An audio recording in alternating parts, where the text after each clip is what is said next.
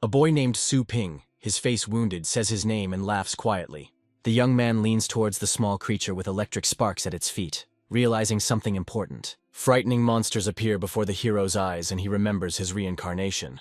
The guy notices an ominous horn on the ground, considering it the most terrifying moment. The hero, with wounds on his face, clutches a trophy, a bloody horn, and next to him a white beast grins menacingly. The creature suddenly rushes at the giant monsters, entering into a fight. A few days ago, the boy woke up in the dark, not yet realizing the changes that had taken place. Waking up, the young man looks in the mirror and realizes that he has become a different person. An electronic ID with his new data appears in front of the guy. The hero reflects on life with a new personality, like everyone who finds themselves in the world after reincarnation. The world the young man found himself in is very similar to Earth. Here, the level of technological development has made great strides. However, technologies are of an auxiliary nature, and the basis of life becomes the heavenly beasts. Various types of celestial beasts are closely related to human life, performing simple work. These creatures are also actively used for military purposes. Some heavenly beasts are specially trained to destroy enemies. Even the global influence of states depends on the power of such creatures. The social status of countries is determined by the power of the heavenly beasts, because everything here is subject to their power. The boy realizes that in this world only the strong are respected, and if he wants to survive, he needs to become stronger. The hero decides to carefully plan his actions, and first figure out where he ended up, accepting the new identity of Su Ping. The guy is pondering the origin of this body when a girl suddenly enters the room. The young lady is surprised to recognize the hero and jokingly calls him lazy, wondering why he woke up so early. The young man looks at the photograph and assumes that this girl is his avatar's sister, noting her attractiveness. The guy notices a badge on the girl's chest and wonders what it means. The girl angrily asks him not to stare at her breasts and accuses the hero of perverted intentions, attacking him. The boy runs away from the attack in panic and is amazed by the unexpected strength of his relative. The girl proudly declares that she is a master of fighting beasts and a university student, trying to present herself in a favorable light. The hero is surprised that his sister dislikes him so much and assumes that his avatar was a terrible brother. The sister angrily recalls all the boy's pranks and antics, and he is amazed at what a harmful person he was in the past. The girl claims that she came to kick her brother out of the house at the request of a pet store customer, and demands that he go to work. The guy is thrown out of the house with the threat of regret if he doesn't leave.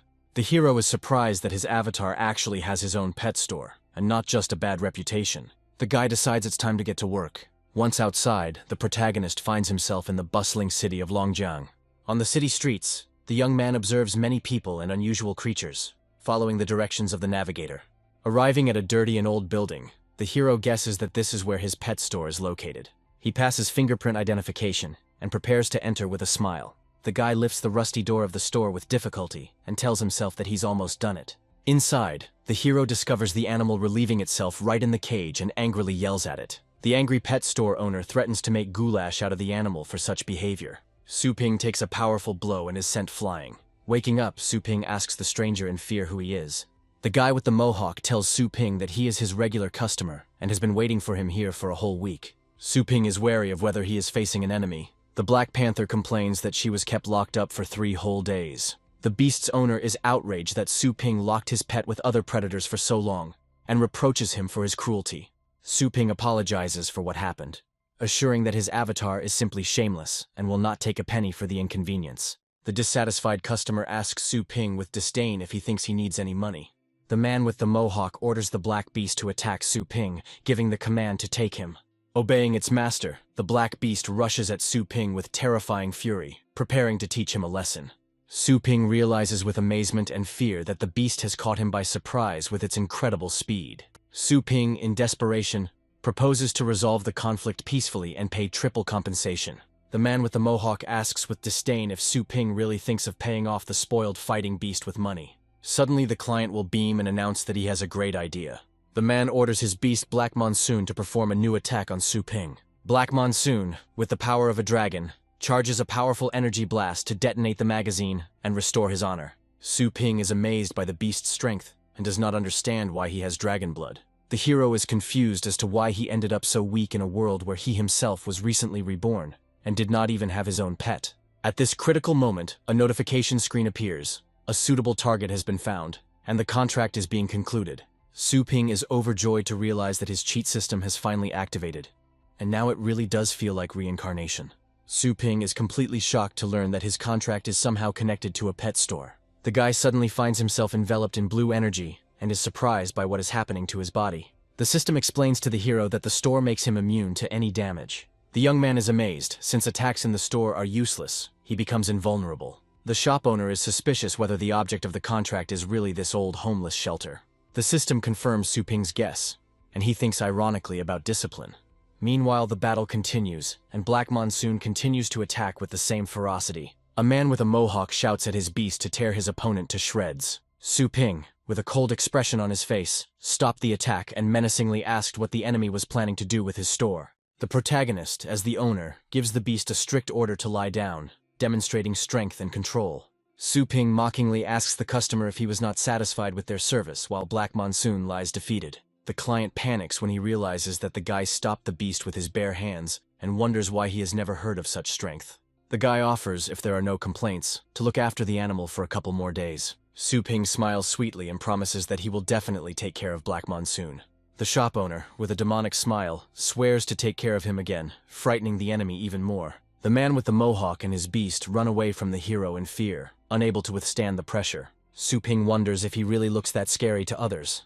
The system notifies the hero that the problem in the store has been resolved, and offers to update the store status. Su Ping notes with interest that this system has proven to be very well thought out, and agrees to the update. A powerful stream of blue energy envelops the owner's shop, announcing the start of the upgrade. Su Ping looks around his shop in amazement after the renovation. The premises sparkle with cleanliness and newness. The hero approaches the reflection and admires how the system has changed everything around him, calling the update cool. The guy notices a mysterious room and decides to see what's inside. The young man discovers cages with small animals and is surprised by their size. Su Ping suspects that the pets will damage the cages, but the system reports that the animals are in a state of cultivation and do not need food or a toilet. The guy asks the system what to do to prevent the new owners from causing trouble, and who should take these two pets. The system congratulates the owner on starting the main quest, and offers to choose between the Thunder Mouse and the Moondog. The hero chooses a mouse, explaining that he has a bad relationship with dogs. Information about Thunder Mouse is described. Its main skill is to be cute, which Su Ping is very surprised about. The system explains that the pet will learn new skills depending on the owner's training style, and suddenly the boy and the mouse find themselves in the center of an energy vortex. Su Ping is stunned and realizes that he has entered the cultivation dimension. The hero and the mouse are delighted by the huge tree and strange crystals, marveling at the local inhabitants. Su Ping notes that the place is scary and jokes about meeting meter-long beasts. The guy encounters a giant creature, the king of beasts, which terrifies him. The main character comes to his senses covered in blood and doesn't understand anything, wondering why he's still alive. The system informs Su Ping that he was killed by the Beast King, but is now in the resurrection space. The guy is puzzled why the system did not warn him about such a danger, and is interested in his points. The system informs the young man that there is no limit to the number of free resurrections, but points are deducted for failing a mission, and there is no permission to evaluate yet due to a lack of points. The hero sarcastically notes that the system is in no hurry to help and expresses its dissatisfaction. Su Ping and his pet enter into a temporary contract, filled with energy. The system informs Su Ping that his mental state has successfully merged with the Thunder Mouse, and wishes him a successful search. The young man notices the peaceful herbivorous animals, and decides that this is a chance for victory while the enemy is not dangerous. After signing a temporary contract, Su Ping begins to sense the pet's fear, and senses approaching danger. A 10-meter giant sandworm appears in front of the hero, inspiring horror. Su Ping instantly recognizes the threat and prepares to act along with the mouse. The guy decides that the kids are less than 100 meters away, and orders his pet to attack. The protagonist strategically aims the mouse to attack the worm in the neck. Su Ping understands that the Thunder Mouse's strength is clearly not enough, but he is happy with the possibility of endless resurrections and gradual progress. The mouse is successfully resurrected after being defeated. The hero has an infinite number of attempts. Su Ping commands the pet to constantly move closer to the beast and use agility to dodge and circle around the enemy. The young man commands to attack the gap in the enemy's shell and use the dash right now. The hero happily notes that they managed to inflict damage. Su Ping activates Resurrection, supporting Thunder Mouse in battle. The guy reactivates Resurrection to avoid giving up in the fight. Thunder Mouse is resurrected again and ready to attack. The system informs that due to the high concentration of thunder in the environment, the mouse has mastered a new ability. Now the dash has become thunderous. A delighted Su Ping notices that the mouse skill has become stronger and can now break through the enemy's defense. The protagonist commands the pet to use this new skill to win the battle. Su Ping is delighted that his little animal has beautifully defeated the enemy, but decides to give the mouse a rest before the next hunt. Suddenly, the guy is confused by an earthquake that has begun, and he encounters swarms of giant sandworms, of which there are too many. Su Ping, badly wounded and with broken ribs, reflects on the futility of fighting the adults. Thundermouse is also exhausted and has not yet recovered from the last battle. The guy decides that it would be wiser not to resist and choose the tactics of resurrections with further level growth. The hero consciously makes a sacrifice and finds himself face to face with a giant monster. Su Ping turns to her pet with hope even in a critical situation. Thundermouse performs a miracle and deals a sudden lightning attack on the enemy. The guy is amazed that the pet was able to use Thunder Dash again and of its own free will. A fighting spirit awakens in the young man's eyes. He feels a surge of strength and intends to consolidate the experience he has gained. The hero takes the trophy, thinking that even the beast did not give up completely. Su Ping resolutely declares that he too is not going to give up and will fight to the end. Despite the slim odds, Su Ping and his pet rush into battle against the enemies. The young man with the Thundermouse shouts resolutely that he will fight to the death. After a fierce battle, Su Ping wearily exclaims that even after death and resurrection, a feeling of fatigue remains. The hero realizes that his body is still weak and decides that serious training will be required to improve his physical fitness. Near the numerous craters, Su Ping senses impending danger and warns the mouse of enemies nearby. The boy notices that the terrain is different from the previous battlefield and explores the hard surface of the crater. Suddenly, a 10-meter stone cockroach, smaller in size than the previous opponents, appears from underground. The monster attacks and spews a stream of acid, threatening the heroes with violence. The boy and the Thundermouse narrowly escape the acid, realizing the new danger. Su Ping orders the beast to be fully prepared and show the enemies all the progress it has made. Su Ping, covered in scratches and fatigue, is depicted among the remains of the monsters. Next to the owner is a Thundermouse. The system records 68 resurrections for Su Ping and 847 for the pet. The hero and the animal lie among mountains of corpses, and the system reports 472 destroyed enemies. Su Ping is surprised that the mouse has mastered thunder, residual perception, and as many as 10 secret techniques. The progress of combat skills of not only the mouse, but also other animals is shown, from elementary to ancient secret skills. The exhausted young man thanks the system and asks to return them home as soon as possible. The scene switches to the annual competition of Longjiang Fengshan University, which is being actively broadcast. On the final day of the qualifiers, spectators gathered and discussed whose heavenly beast would win this year. A girl with red hair appears among the contestants, and the audience speculates about the possible favorites, Yahello, Zhang Shuihan, or Zhan Xiao. Introducing Su Yanyan, a third-year university student and master of martial beasts, who is reflecting on the seriousness of the competition at the regional selections. Su Yanyin recalls how Zhang Shuihan won a convincing victory in the previous competition. The girl admits that she often came across talented opponents, and once Yahello won. The heroine realizes that she has already lost twice in a row, and now she faces a battle with Zhang Xiao, having only a 100-toothed tiger. She is determined to take the Thundermouse from Su Ping, knowing that her own strength is still not enough. According to the rules of the competition, 2 fighting animals are required, so the heroine hurries to get her second pet. Su Yanyin walks into an empty pet store and calls out to one of the workers. The girl notes that she managed to arrive on time, although she is surprised that the store is almost empty. The heroine, looking for the store owner, raises her voice, saying that she has come to pick up her pet. Su Ping comes out to greet the guest. The girl confirms that she left the Thundermouse about half a month ago and wants to take it back. And Su Ping realizes that this is the pet's real owner. Su Ping confidently replies that everything is fine with the Thundermouse, but reminds the owner not to forget to pay for the services. The girl thinks that the store owner is behaving strangely and is worried about the payment. The owner of the Thundermouse smiles and promises that, despite the early visit, she will pay everything in full. The girl is genuinely surprised, not understanding what could have alarmed her owner so much. The guy says goodbye to his pet with a little sadness, saying that it's time for him to go home. Before parting, Su Ping asks the mouse not to forget him when she returns to her owner. Money is credited to the store account and is automatically converted into energy points. The system sets the following task. The young man needs to acquire his own heavenly beast to become a master of combat beasts in 7 days. Su Ping is surprised to realize that he can now become a master of fighting beasts. Having opened a shop in his mind, the hero wants to buy an awakening potion, but discovers a lack of energy points. Although the system allows him to convert money into energy, Su Ping checks his balance in surprise and can't believe he has so little energy. The hero is outraged, because thanks to his training, the mouse mastered several secret skills, and the reward turned out to be modest. In the arena, the commentator is delighted by the spectacle. Zhang Xiao's demonic dragon dog wins with the first attack. The beast's powerful blow seriously injures Su Yanying's 100-toothed tiger, ruining her chances of winning. Zhang Xiao's demonic beast, called the Chosen Terminator, displays its colossal strength, causing admiration.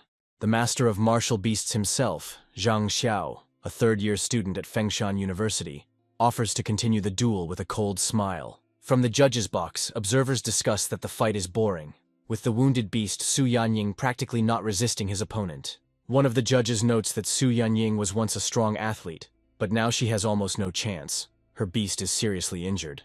The woman with red hair says that the heroine is still young and talks about injustice. Either give up or fight without a chance of winning. Two other experts explain that despite the minimal odds, the result of this fight affects Su Yanying's chances of reaching the main competition, and that is why she is not giving up. The commentator calls on us to see how Su Yanying will handle the choice between admitting defeat or fighting to the death.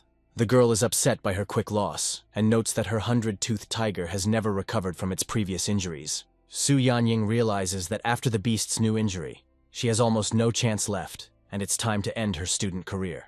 Zhang Xiao disdainfully allows his demon dog to finish the fight and talks about giving his opponent a dignified death. Zhang Xiao's dog performs the fire dragon move, launching a deadly attack straight towards the opponent. At the moment of a strong blow, Su Yanying loudly announces surrender, ending the fight. The spectators in the hall are frightened. One of them is in a panic, but he is reassured that the judges have the situation under control. The girl realizes that among the students, few are capable of destroying the star shield, and defeat is worthy of respect. The referee intervenes, signaling Su Yanying's surrender, and helping to protect her and the beast from danger. Zhang Xiao is declared the winner of the first round, but tells his opponent not to hope for luck next time. Su Yanying is worried that all she has left is a thunder mouse, which seems to have been eating everything since returning from the store. The girl understands that she cannot throw a mouse into a senselessly dangerous fight, because even a tiger lost with one attack. The announcer announces that Su Yanying only has the thunder mouse left for the next round, and the hostess wonders if the hidden strength enhancement skill will be enough. The audience mockingly discusses how Su Yanying's pet has no chance against Zhang Xiao's third-stage demon dog. The crowd and the inner voice push Su Yanying to give up, and the thunder mouse takes a fighting stance. Seeing the huge gap in strength, the heroine decides not to risk her pet's life and is going to give up. Suddenly a comment appears that the thunder mouse has already come out and the countdown to the fight begins. Zhang Xiao happily comments that this little thing came out on its own, and the countdown begins and the fighting spirit flares up. The demonic dragon hound is given the command to attack and begin combat, unleashing a torrent of fiery attacks. One of the judges notices the unusual state of the thunder mouse, and wonders with surprise if something unexpected has happened. Sunyan commands Thunder Mouse to use lightning speed to dodge the attack. The owner's pet confidently avoids the fiery attack of the demonic dog, which causes a wave of surprise. The girl with red hair notes to herself that everything is too strange, and begins to suspect unusual changes. The commentator reports that the mouse was knocked down by the attacks, and Zhang Xiao happily orders his beast to finish off the enemy. The demon dog prepares for close combat, and Zhang Xiao plans not to end the round quickly, but to teach the mouse a lesson. Su Yanying urgently activated the third-stage strength enhancement secret skill to save the situation. The animal dodges with incredible lightning speed, which takes the enemy by surprise. The judges and spectators are surprised by the mouse's impressive speed and watch the progress of the fight with interest. The commentator notes that the Thunder Mouse was indeed able to avoid the blow, and Su Yanying decides to immediately go on the attack.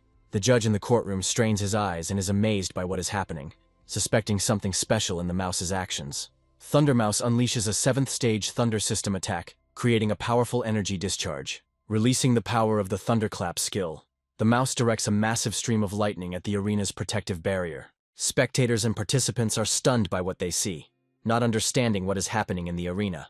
The judges are shocked that a first-stage beast was able to activate a 7th-stage ability, and call the youth terrifying. Zhang Xiao is horrified to realize that he cannot believe his opponent's strength. The commentator excitedly announces that the Thunder Mouse has indeed mastered the 7th-stage technique, and congratulates the winner of the fight. There are enthusiastic and shocked cries among the audience. No one believes that a mouse could master such a strong skill from the first step. Su Yanying is puzzled as to how her Thunder Mouse was able to master the most powerful skill so quickly, and is now thinking about the reasons for such progress. The girl begins to suspect that the pet's incredible strength is somehow connected to that very store. She looks at the mouse with surprise, and wonders inwardly if the whole transformation is explained by that same unusual store. Su Yanyin speculates that the owner of the mysterious shop may be the legendary master, although he doesn't look like him at all. Meanwhile, Su Ping is in the store, sneezing and grumbling at the pet, who is not allowing himself to be served properly. He guesses that someone is thinking about him at this moment, and the pet is clearly pleased with his pranks. The announcer announces that this fight will go down in the history of the university, because a first-level pet used a 7th-level skill. Zhang Xiao realizes with annoyance that he underestimated his opponent and blames himself for it. The arena announces that the score is still tied and the final round will be decisive, and Zhang Xiao is going to call for a countermeasure to win. He summons his new beast and admits that Su Yanyin has proven to be a good opponent. In the next moment, Zhang Xiao vows that the final fight will decide everything, and now he is ready to fight to the end. A stone rhinoceros appears on the field, becoming a new serious threat to Su Yanyin. Su Ping, watching the battle, quickly realizes that Thunderclap will no longer help, because the new opponent is an Earth-type beast, which shocks Su Yanyin, noticing that the opponent is using a hidden ace. The commentator notes that the 4th-stage stone rhinoceros is enormous in size and extremely dangerous for the Thunder Mouse. The round begins, and it is clear that both sides are determined, but the audience is unsure about the outcome for the mouse. One of the judges is sure that the animal would have been defeated if it had only had the 1st level, but its fighting spirit and strength are clearly higher. The referee suggests that the Thunder Mouse has not yet reached his full potential, and the round officially begins. Zhang Xiao commands his beast to increase its power and momentum to the 2nd stage, raising the level of combat. The stone rhino receives an additional Tier 3 armor boost, making it an unstoppable foe. The commentator states that after applying numerous enhancements, the rhinoceros's power is now no lower than the 5th stage, and Su Yanyin feels enormous pressure. Su Yanyin tries to close the distance to use the enhancement skill, but the distance is too great. As a result, the Thunder Mouse ends up next to the rhino without the necessary buff, which surprises the commentator with the participant's mistake. Zhang Xiao triumphantly orders the stone rhinoceros to crush the mouse, threatening it with instant death. The Thunder Mouse suddenly splits into two and jumps out from under the paws of the stone rhinoceros, escaping mortal danger. The judges are stunned and discuss the impossibility of residual separation in a real fight. The commentator confirms that this residual separation is another incredible Stage 7 skill, causing unprecedented interest among team leaders. Thunder Mouse decides not to engage the rhinoceros in combat, and instead charges towards Zhang Xiao, surprising everyone. Su Ping is glad that the Thunder Mouse caught his opponent off guard and took advantage of his mistake. Zhang Xiao panics and tries to defend himself by activating the 3rd stage star shield as the mouse approaches him. Thunder Mouse and her residual clone simultaneously use Thunderclap to break the opponent's defense. The commentator explains that Zhang Xiao's shield was almost immediately destroyed by the double attack, and it is now unknown whether he will survive such a blow. The Divine Phoenix Judge intervenes to save Zhang Xiao, who is knocked unconscious by a powerful attack. The judge solemnly announces that Zhang Xiao has lost in the 3rd round, deciding the outcome of the fight. The commentator announces Su Yanyin's victory, congratulating her on successfully passing the selection. Su Yanyin is shocked by what is happening, and is happy and realizes that the Thunder Mouse has mastered not only Thunderclap, but also residual cloning. She is sure that the hidden talents of the pet store owner are the cause of everything, and is impressed by his abilities and nondescript appearance. Su Ping thinks about making money and realizes that he can't just rely on the store's operations. The system tells him that the store currently only provides 3 services: shelter, rental, and food sales. The rental costs 10 yuan per hour. To rent the celestial beasts, the owner must breed them, and to produce feed, he must personally collect the ingredients. Realizing that he has neither money nor qualifications yet, Su Ping chooses the 3rd option: selling feed. He asks the system where he can collect ingredients, inquiring about the possibility of obtaining them outside of special zones. Looking back on the past few days, Su Ping regretfully realized that he had missed a great opportunity to prepare food in the high-ranking zone. Deciding that this cannot continue, he demands a list of all cultivation zones from the system in order to catch up and become a master of war beasts. Su Ping chooses a suitable cultivation zone and decides not to miss any more opportunities to level up his pet. He enters a dimension called Extraterrestrial Meteorite 10,021, finding himself in a beautiful and unusual world. The system gives him a set of beginner's items, including a tool for evaluating ancient flowers and herbs. Using the power of thought, he activates the function of receiving items from the reward cube. He manages to successfully retrieve the item, and the first successes in collecting resources begin. Su Ping studies the properties of the plants he finds. Some restore stamina, others heal, or are used for the needs of animals. The hero realizes that the food that can be collected safely is too cheap to sell and tries to find the best. In the grass, he suddenly discovers a dangerous beast, a stone snake of the 8th stage, and hides in shock. Realizing that the best raw materials are only found in the most dangerous places, Su Ping rushes to obtain expensive ingredients, despite the danger and limited storage. At the last moment, he deftly dodges the attack of the stone snake, continuing to collect the most valuable and expensive herbs. Su Ping hurriedly puts the rare plant into storage, but is injured by a stone snake attack. Despite the danger, he continues to collect expensive ingredients, considering their value worthy of any effort, but falls into the mouth of a monster. Exhausted after battles and numerous deaths, the hero admits that even 30 resurrections a day tire him out greatly. However, Su Ping is confident that there will be no further problems, since he already has the necessary resources. Returning home, he decides to sort everything he managed to collect into the store's storage area. The scene shifts to the old man, concerned about his pet's health, reporting that he hasn't eaten anything for a week. A young man offers to try the latest expensive food for skybirds, assuring them of its effectiveness. The girl happily agrees to give the pet food and immediately invites him to try it. After eating the food, the bird of heaven starts to bleed black blood, and a dead centipede appears, causing shock and alarm in those around it. The girl panics and explains that Xiaohui would never eat even the world's rarest dark centipede, while the man urges her to urgently go to the Celestial Beast Clinic, suspecting a dangerous heart infection.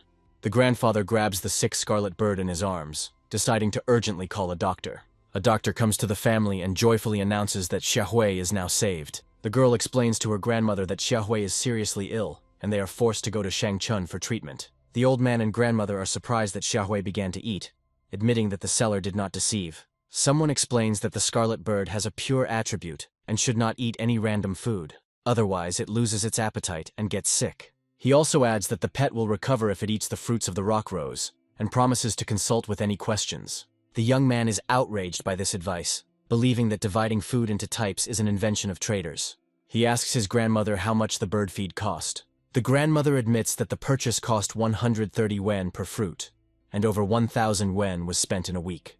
The girl shares a rumor that many illegal stores add chemicals to food. Pets become dependent, and if you take such food away from them, they literally go crazy. The family is in a panic when they learn that if the pet continues to eat the food, it will die, and the grandfather exclaims in horror, not believing what he has heard. The young man decides to find the suspicious store where the food was bought and demands to know its name. Grandma recalls with excitement that it was the Azornik pet store. Family members come to the store and demand to speak with the owner. The man aggressively asks Su Ping what he adds to the feed for the heavenly beasts. Su Ping is surprised by the accusations, but insists his food is all natural, and asks if the scarlet bird had any side effects. The man does not believe the explanations and demands honesty, angry that the bird could not tear itself away from his food. People on the street are discussing how the store has already had problems with sanitation, and they recall revelations about food with dangerous additives in illegal stores.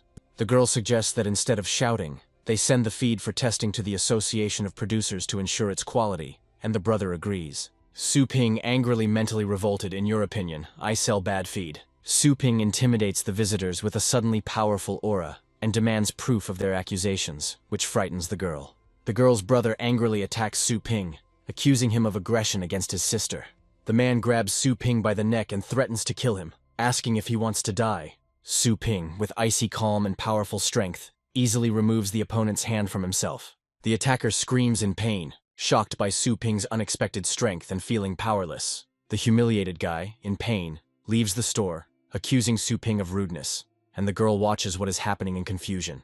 Su Ping understands that if he doesn't explain himself to his clients, he risks losing not only his points, but his entire clientele. He claims that his food has no problems and is ready to prove it to everyone present. Angry customers don't believe Su Ping's words and demand that the store be closed immediately. Before starting the demonstration, Su Ping asks the crowd if anyone has a low-ranking water-type heavenly beast with them.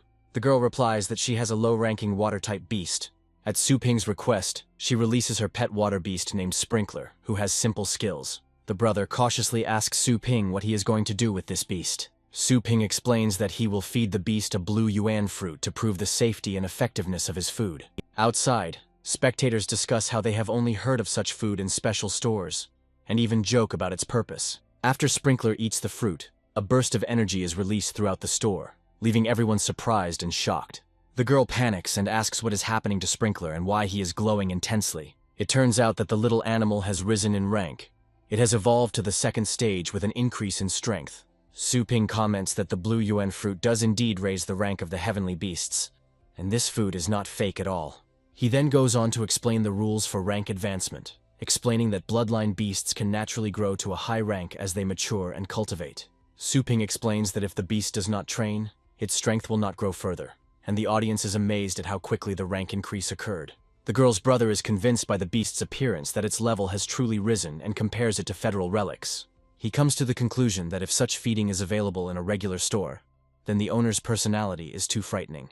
The girl is surprised and asks Su Ping if he was replaced, because the result is truly stunning. The brother apologizes for his rudeness and admits that he and his sister went too far. Su Ping coldly accepts their apology, and his brother says that they were blind and ask for forgiveness. He comically declares that 8,700 per fruit is a great price, and he is an honest businessman, and everyone is amazed. The brother happily agrees to pay, believing that it is incredibly profitable for such a result, despite the fact that the sister is sorry for the money.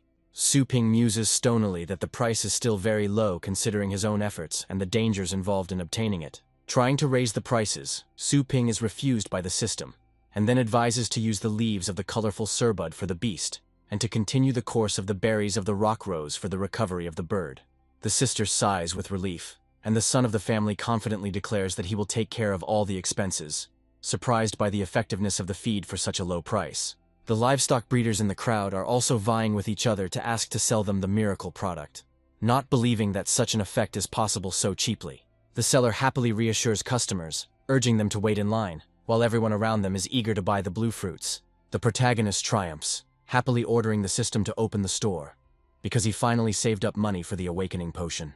The young man looks at the bottle of green liquid, knowing that he can now become a master of fighting beasts, and excitedly swallows his saliva. The guy decisively drinks the potion he bought, mentally urging himself not to doubt. With the essence of awakening within, Su Ping feels a powerful surge of energy, accompanied by a bright golden light. The hero's eyes fill with a new radiance, and he realizes that his moment has finally arrived. Su Ping proudly exclaims his success as he stands in the golden light, confirming that he is now a true master of the fighting beasts. Meanwhile, one of the clients is amazed to notice that even his reaction speed has increased, being able to easily catch an ordinary fly. The protagonist studies the requirements for using the Chaos Spirit Pool, and realizes that the chance of getting a valuable pet is very small. The guy decides to upgrade his pool to level 2, hoping to increase his chances. Having made sure that there is enough energy, the young man calmly starts the process of the appearance of a new beast. A powerful pillar of light shines through the hall, radiating magical energy as the ritual continues. The system reports the successful use of the second-level pool, and the hero anxiously awaits the result. A strange figure appears in a thick cloud, and the guy is surprised to realize that a small skeleton has come to him. The young man is indignant that he spent 100 points for a funny skeleton, and the pet only laughs embarrassedly in response. Su Ping reasons that even with all the bonuses in the cultivation zone, it will be difficult for the skeleton to survive, but by investing in killing skills, one can gain benefits.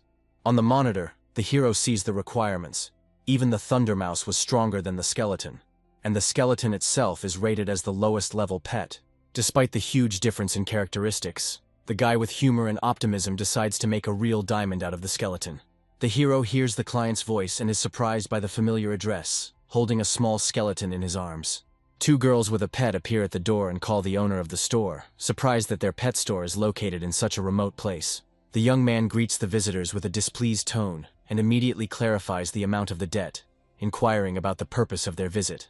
The red-haired heroine angrily corrects the guy's name, introducing herself as Su Yanyin, and asks him what he did with the Thunder Mouse. The protagonist, confused, notes to himself that the same scene with complaints and attempts to justify himself is being repeated again. Against the backdrop of a crimson mirage, he replies that he was just walking and playing with his pet, trying to look innocent. The guy turns to the animal and confirms with a smile that everything was exactly like that, and the mouse gets scared and confirms the owner's words. The girl is mentally amazed that for the hero the word walk means severe hardening, and the mouse, who was not afraid even of the 4th rank, now trembles in front of the owner. The heroine's imagination conjures up a terrifying image of a store owner who organizes walks comparable to animal abuse. The second girl with blue hair notes with horror that the main character's pressure even exceeds the 6th level, amazed by his hidden abilities. The blue-haired girl whispers to Su Yanyin that the owner looks completely ordinary, and the shop is small, wondering if her friend is mistaken. The red-haired heroine explains to her friend that she cannot explain everything now, but she considers the young man a master of the 7th stage and fears for their safety. The protagonist, thinking about the situation, realizes that the system does not require a limited task, so it is not about the pets, and asks if his prices are too high. In Su Yanying's wild imagination, he suddenly appears as a terrifying merchant testing a customer's honesty with a high price for his services. The heroine, remembering how her Thundermouse became strong for only 108 yuan, frantically counts. Indeed, the prices are not that high. Su Yanyin decides to show her gratitude and transfers 1,000 yuan to the hero to thank him for his care, and Su Ping is surprised by such an act. The system reports that the transfer failed, the other party rejected the payment, and the girl is shocked and does not understand what is happening.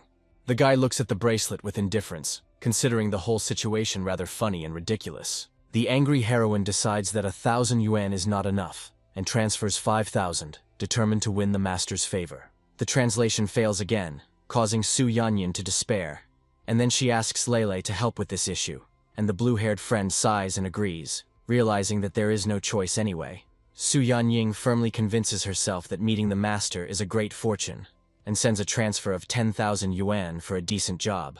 However, the girl again encounters a system failure, and the guy looks more and more irritated each time. Not wanting to give up, the red-haired heroine furiously tries to make another payment. Finally, Su Yanyin decides to take extreme measures. She transfers 100,000 yuan, and hopefully asks the hero to accept the money quickly. The girl is shocked to discover that this impressive transfer is not going through again, and desperately asks for the real price. Su Ping, pretending to be serious, tells him to get to the point, because if he wants to move forward, he will have to get used to the new rules. The heroine is amazed in tears. Is it really true that the owner of the magic shop does not demand any payment at all? The girl admits that they will soon have a competition. All her other animals are wounded, and all hope now is only on the Thundermouse, and begs to strengthen the animal in 3 days. The main character accepts the order with interest, rejoicing at the return of a familiar beast, and planning to upgrade the new creature at the same time. Su Ping wonders how profitable the service has been, but notes that the store currently only accepts applications below the 3rd level.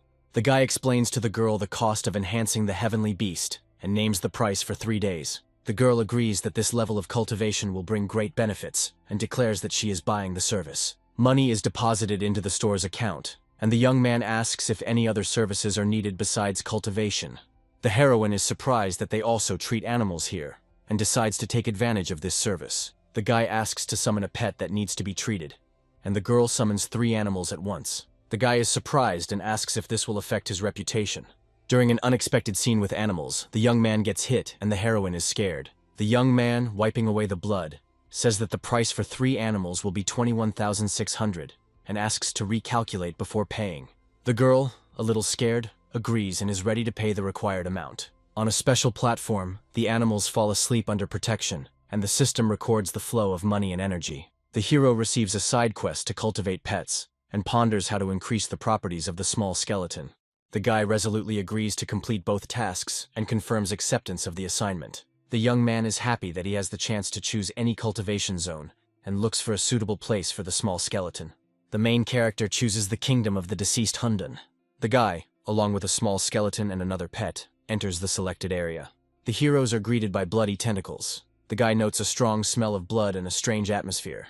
The young man complains about the heavy smell of corpses, and at that moment, a small skeleton comes forward and calls the hero. Suddenly, a huge paw crushes the small skeleton, which dies from the impact. The guy discovers the enemy's appearance and realizes that it is the revived skeleton of Thundermouse. A furious attack begins from a terrifying enemy who suddenly appears in front of the heroes. The boy and his companions notice something strange among the skeletal remains, and the little skeleton is scared.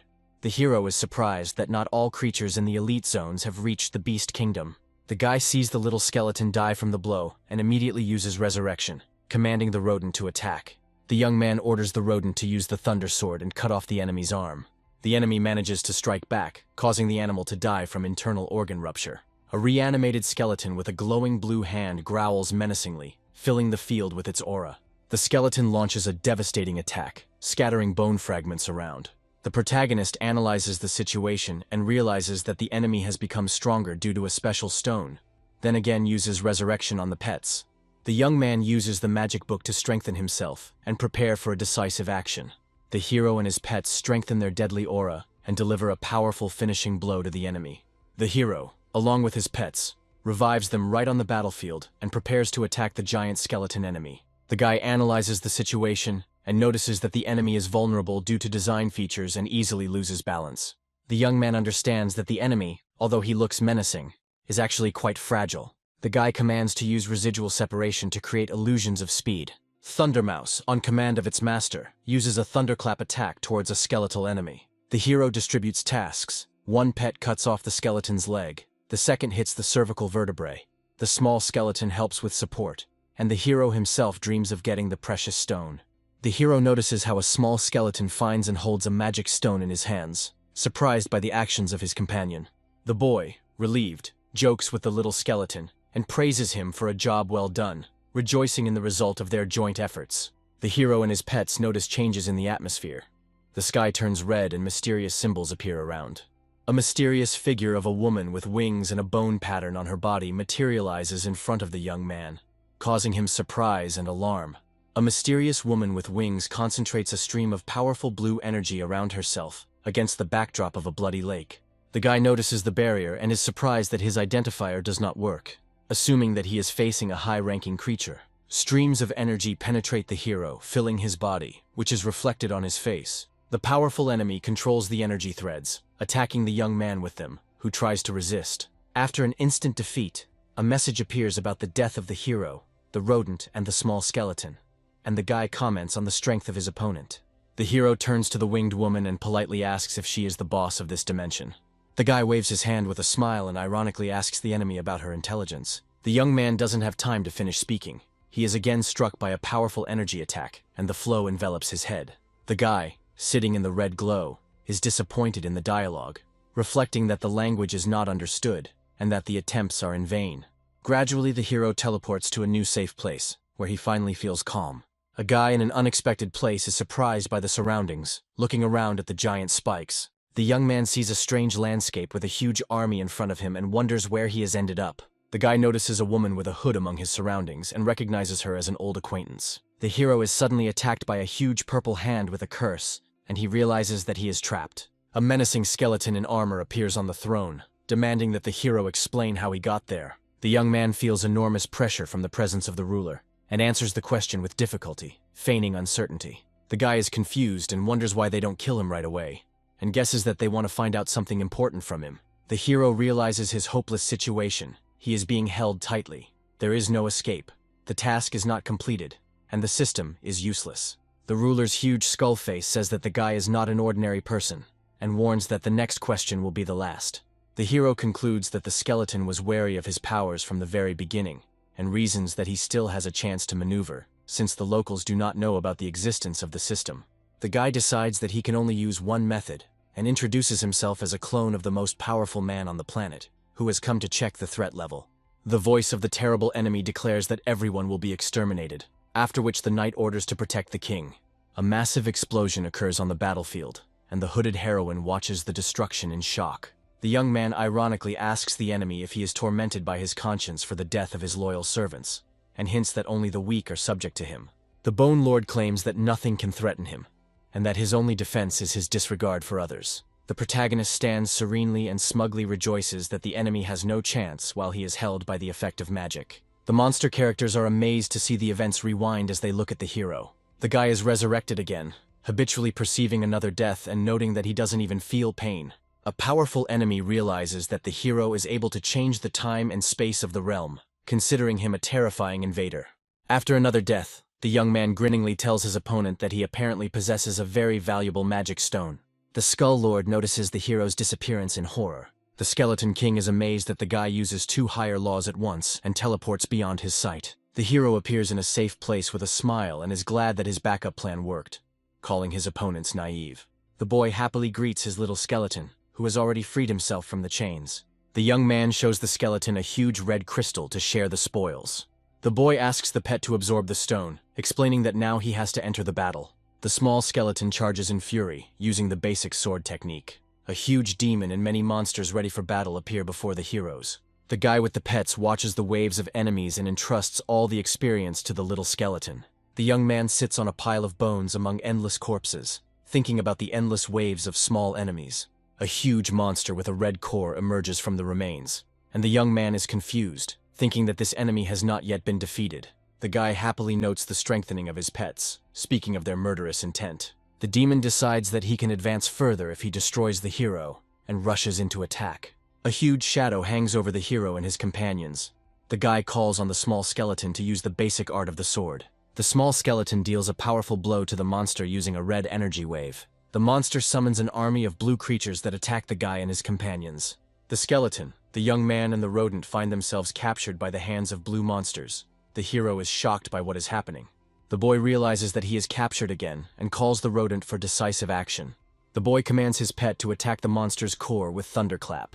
The monster blocks the attack with electricity, and the guy is surprised that the enemy was able to defend himself. The hero analyzes the situation, realizes that he cannot determine the identity of the enemy, but finds out two important weaknesses. Damage to the hands does not work, and the core is really vulnerable. The boy, grabbed by many hands, orders the rodent to use thunderclap and cover his body with electrical energy. Thundermouse activates its electrical defense, releasing a powerful charge despite its grip. The hero is surprised to notice that the pet unexpectedly uses some skill. Multiple hands are engulfed in an electric discharge. The pet breaks free from the grip. The guy finally gets free and immediately gives the command to the little skeleton to attack. A small skeleton with glowing eyes makes a furious attack on the enemy. The hero happily notes that the small skeleton, having absorbed part of the Bloodstone's powers, has significantly increased its power thanks to the absorption skill. The guy returns to the store and prepares to look at the characteristics of his pets. The young man is surprised by the results of the test. The pet's strength is already at the 7th level, but the rank is only the 2nd, and he doubts whether the system made a mistake. The hero watches with interest the visionary image of the Bone Lord and reflects on the beginning of endless chaos. The boy is surprised that rattle-type beasts can master undead skills, and ponders the reaction of the spectators in the arena. The rodent and the skeleton are restored and sleep in a protective field, and the young man wants to see the result of their development. The guy asks the system if he really has a map of the star Hundun in his hands. The illustration explains the essence of the map, which allows you to correlate acupuncture points, powers, and bones with energy stars. The guy is delighted. He succeeds, and he realizes that he can engage in a new method of cultivation. The hero meditates in the star universe, saturating himself with the star power of Hundun.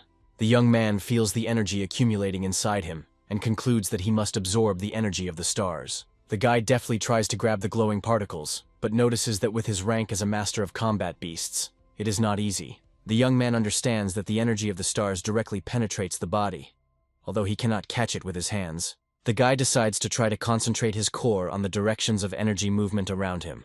The hero sees how his core begins to effectively absorb the energy of the stars, and rejoices in his success. The young man understands that in order to absorb the star power, he must use it himself, and remembers the 3 great pansies. After using one of the armors, the boy notices how the star clusters in his body increase, and the energy radiates as a bright light. The hero checks his characteristics, and is surprised that his strength is only at the 3rd level, and the system asks to increase it further. After taking 3 potions, the young man notes that his level is now at the middle 3rd level, and is very happy with his rapid progress. The boy learns that this universe is created by the Hundun star map, and can imitate the real universe, and also receives a warning about larger stars. The hero wonders what inhalation means, and suggests that it might be an interruption to training. The guy comes to the conclusion that we are talking about a food chain, where risks and opportunities coexist. The young man decides to avoid giant stars and absorb only those smaller than him, complaining about the difficulties that arise. The boy recalls how a 3rd-stage martial beastmaster, a determined girl, once rushed in and attacked him. He doubts whether he can withstand her blow now, looking at the night city and hearing the call not to remain hungry. At dinner, the hero politely thanks his mother for her incredible cooking and returns to his room. Mom, clearing away the dishes, tells him that his sister is training for a competition and promises to bake his favorite corn pie in the morning. The young man smiles and responds as he climbs the stairs. He thinks that even though the woman is the mother of the body's previous owner, she still exudes the comfort of domestic kindness. Stretching, the boy decides to continue training, thinking about Su Lingyu's preparation and the possibility of talking to her.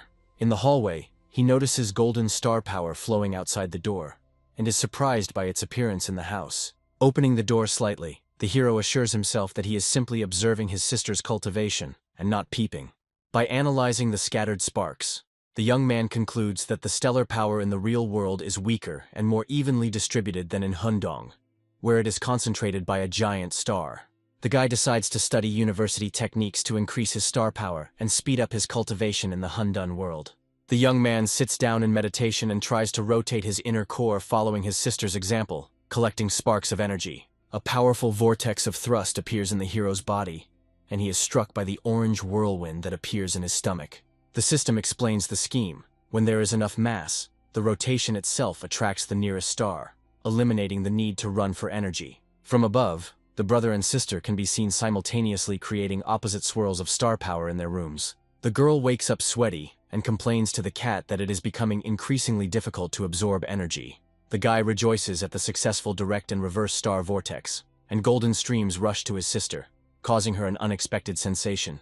The sister, surrounded by frozen sparks, wonders why the star power has suddenly become disordered and motionless. The frightened girl assumes that there is a powerful master hiding nearby, since the energy has changed so much. The mother, hearing her anxiety from the living room, worriedly asks her daughter if everything is okay. The sister, blushing, assures herself that she felt a strange and abnormal stellar energy. The girl concludes that the flash of power came straight from her loser older brother's room. The guy outside his door is almost taking over the vortex of stellar energy shining in his core. The young man projects himself in front of the huge planet of Hundun and twists the currents, forming his own mini-universe. The joyful hero notices that he now automatically absorbs the star's power if he keeps a safe distance. In the kitchen, the guy is content with what he can cultivate even in his sleep, thinking over new plans. Two glowing figures of female customers in an aura of star power come to the store owner for pets, surprising him. A red-haired girl and her partner materialize in front of the hero, reacting embarrassedly to his words.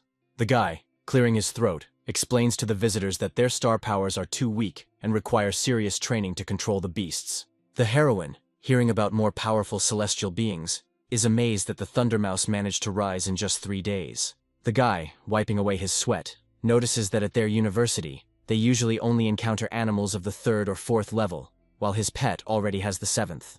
The young man places the blue Thundermouse on the floor, reminding the girl that the payment had already been made last time.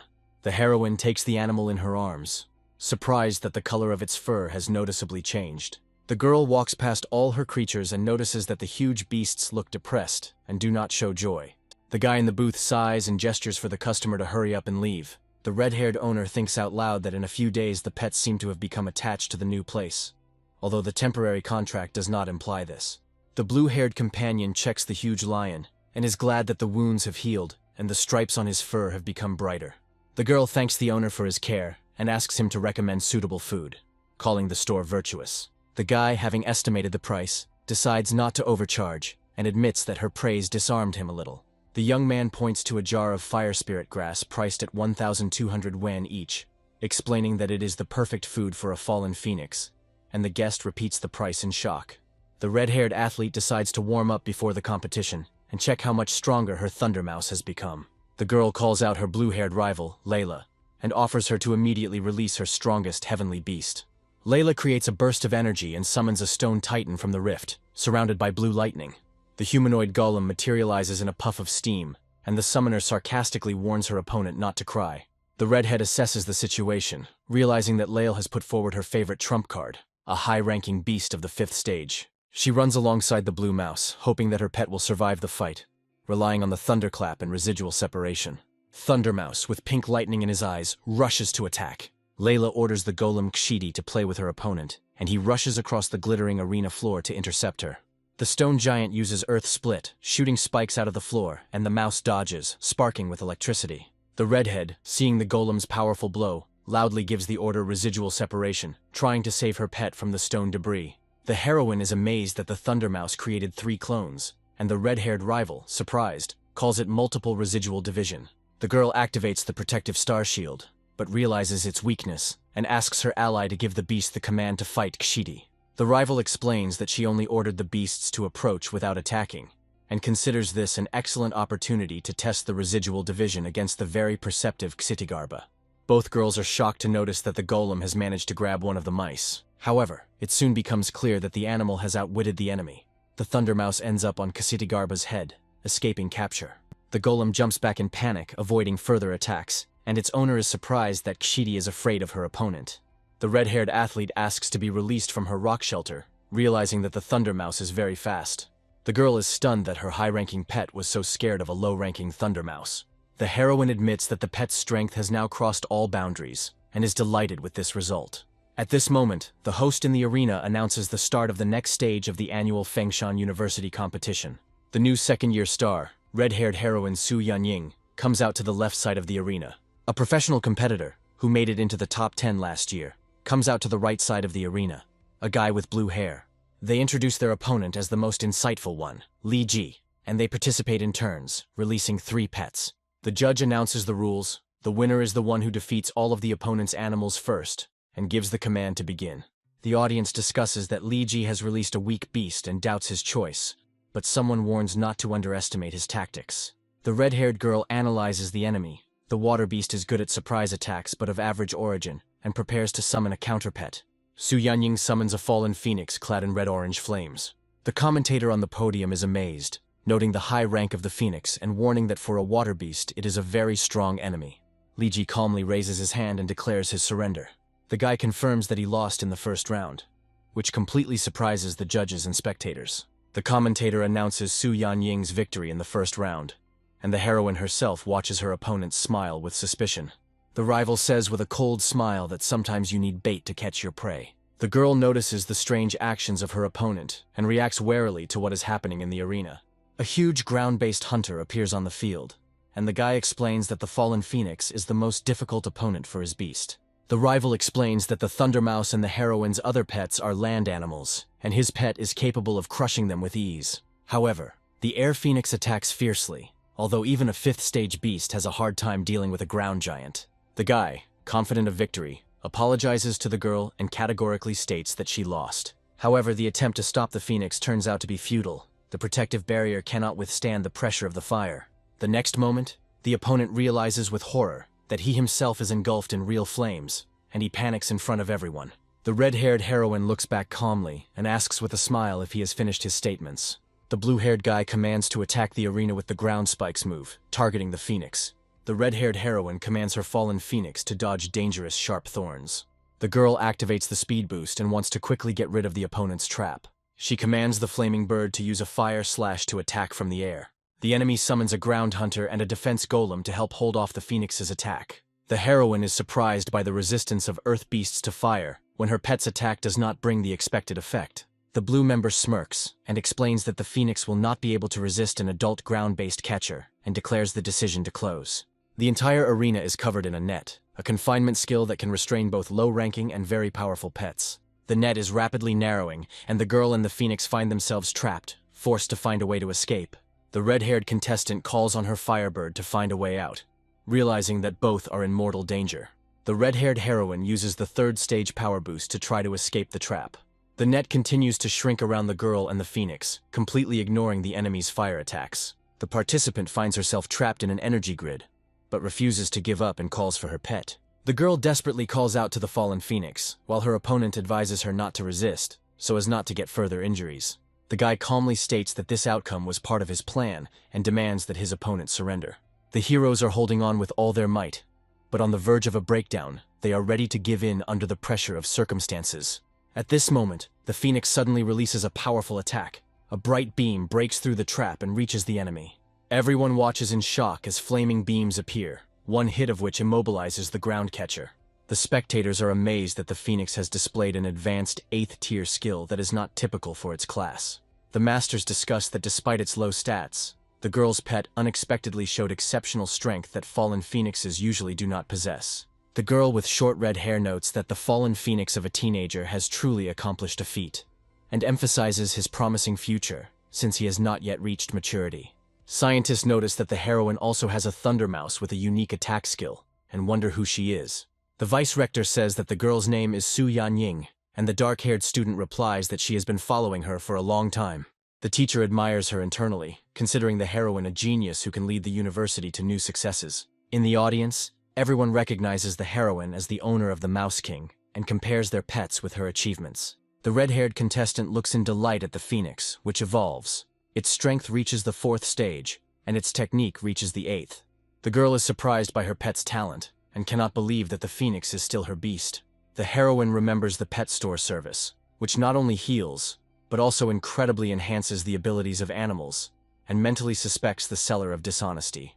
The referee announces Su Yanying's victory in the second round, and the opponent is furious, believing that he was simply unlucky. The guy recognizes the beauty's phoenix power, but is determined to face the final battle, foreshadowing a difficult test for the heroine. A four-winged wind demon appears in the arena, causing everyone to feel a sense of real terror with its enormous appearance. The hall discusses that the beast has the power of the highest 5th level, and the teacher is outraged by the violation of the rules for students. There is some debate with the masters about the danger. Some consider it a challenge for the competition. Others ask not to worry. The director explains that the university is rich in high-ranking teachers and judges, so there will be no serious problems. The curator thinks to himself that the beast got into the arena in an unusual way, and promises to sort it out after the fight. The opponent prepares the beast for an attack, ordering the wind demon to use Nature Slash. The boy, in despair, realizes that the difference in ranks is great, and admits that he was barely able to summon this dangerous pet. Su Yanying activates several enhancements at once: strength, impulse, perception, and durability. The girl commands the fallen phoenix to attack with flaming beams directly at the enemy's master to end the fight. The phoenix's charge is so fast and powerful that the heroine is shocked and admires the speed of the attack. The judge announces that contestant Su's pet was destroyed by the wind demon in just 1 second, and the girl herself does not understand what is happening. The teacher notices that despite Su Yanying's defeat in the round, the wind demon continues to attack and does not stop. The guy with blue glasses falls to his knees, losing consciousness in front of everyone due to losing control of the beast. The heroine, in a state of shock, tries to stop the monster, and the host and judges shout to immediately stop the fight, because the beast is out of control. At this moment, a mysterious figure in a black cloak appears and summons a divine phoenix to confront. The masters are shocked by the speed of the new phoenix, suggesting that it is even faster than their own divine beast. A thunder mouse suddenly appears on the field, surprising the commentators with its unprecedented agility and stealth. The teacher explains to the audience that Su Yanying could have hidden her pet in the arena all this time, which means that this little animal knows how to hide its aura. The host announces the start of the third round, where the heroine and the thunder mouse once again face the wind demon face to face. The girl with her pet finds herself in the center of a furious attack. The number of attacking streams grows, and she gets lost in attempts to dodge. A group of characters with shocked expressions discuss Thunder Mouse's ability to use demon-type skills. The observer in the hat comments on Thunder Mouse's spectacular use of a demonic skill, successfully blocking a natural attack. The girl behind the shield, surrounded by blue electrical discharges, shouts the name of Thunder Mouse, who quickly collides with the wind demon. A blue electric mouse, surrounded by lightning, rushes forward towards the final battle. A dark demonic figure with glowing red eyes is riddled with electrical charges after Thunder Mouse kills the out-of-control wind demon. A winged creature surrounded by blue electrical energy confronts the small mouse, dealing an unexpectedly deep wound to the wind demon.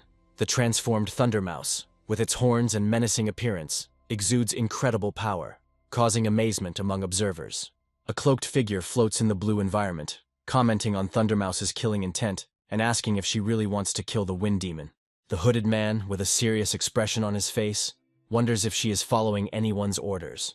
The red-haired woman in light clothing looks surprised, asking about the real victory and suggesting that Thunder Mouse might have also gone out of control. The cloaked man comments on the blossoming newcomers while looking at the majestic bird called the Divine Phoenix, and warns of disqualification for killing heavenly beasts in competitions. Divine Phoenix approaches Thunder Mouse, who stands ready to fight, while someone expresses concern about the future of the promising new star. A powerful burst of energy occurs between Thunder Mouse and Divine Phoenix as someone yells at Phoenix to retreat. The Divine Phoenix lets out a cry of pain, and the observer notes with surprise that the creature managed to wound the powerful bird. The shocked hooded man couldn't believe what had happened, thinking that even some 7th-stage heavenly beasts couldn't keep up with the speed of the Phoenix, let alone the Thunder Mouse. A group of spectators react in amazement to the use of 10 thunder curves, discussing the incredible power of the skill, capable of producing 10,000 lightning bolts in an instant. The smartly dressed man with the mustache thoughtfully notes that the little mouse has not only mastered the 7th-stage thunderclap, but is now demonstrating 10 thunder bends. The white-haired man mused with a sly smile that she must have specially learned the superior heavenly skills, which greatly increased her value compared to other mid-rank pets. The red-haired girl admires Thunder Mouse's fearlessness in front of Divine Phoenix, admitting that this bravery makes her admire the girl even more. The Divine Phoenix is surrounded by a vortex of blue energy in the midst of battle, with a cloaked figure watching from above as someone anxiously calls out the name of the powerful being. The man, with a worried expression, tries to calm the divine phoenix using glowing green energy, and curses the possibility of fighting the out-of-control Thundermouse. The red-haired girl stands in a stupor, surrounded by blue electrical discharges. The girl turns to Thundermouse with a happy smile, surprised by her ability to master a high-ranking skill again. The red-haired girl gently picks up the little blue mouse, calling it her little one and calling it to her. The black cloaked figure reacts in surprise to the enraged divine phoenix surrounded by blue energy, relieved that Thundermouse has not lost control. At the stadium, the winner of the competition, Su Yanying, is announced, while a red-haired girl stands below holding a blue mouse. A dark-haired young man in a blue jacket exclaims emotionally, interested in the event that is taking place. A young man studies a holographic screen with an image of a girl and a black cat, reading information about injecting stellar power into the meridians of the front paws. The holographic screen continues to display information about the need to know the structure of the body of the celestial beast, so that the introduced stellar power does not harm the body. The girl on the holographic display measures the black cat, noting that its size is 12 centimeters, and its front paws have grown by a whole 2 centimeters. On the holographic screen, the girl enthusiastically shows off the black cat, reporting that the attack power of its front paws has increased by 1/5, and noting that this cultivation took only 3 months. A young man with black hair looks at the holographic screen, pondering the difficulty of raising pets in this world, which explains Su Yanyin's surprise and considers starting a blog to attract viewers. A muscular man with silver blue hair and a fur collar greets his interlocutor cheerfully, noting that they haven't seen each other for a long time. The same man, holding a hologram, is interested in the news, while a black-haired youth is seen in the background.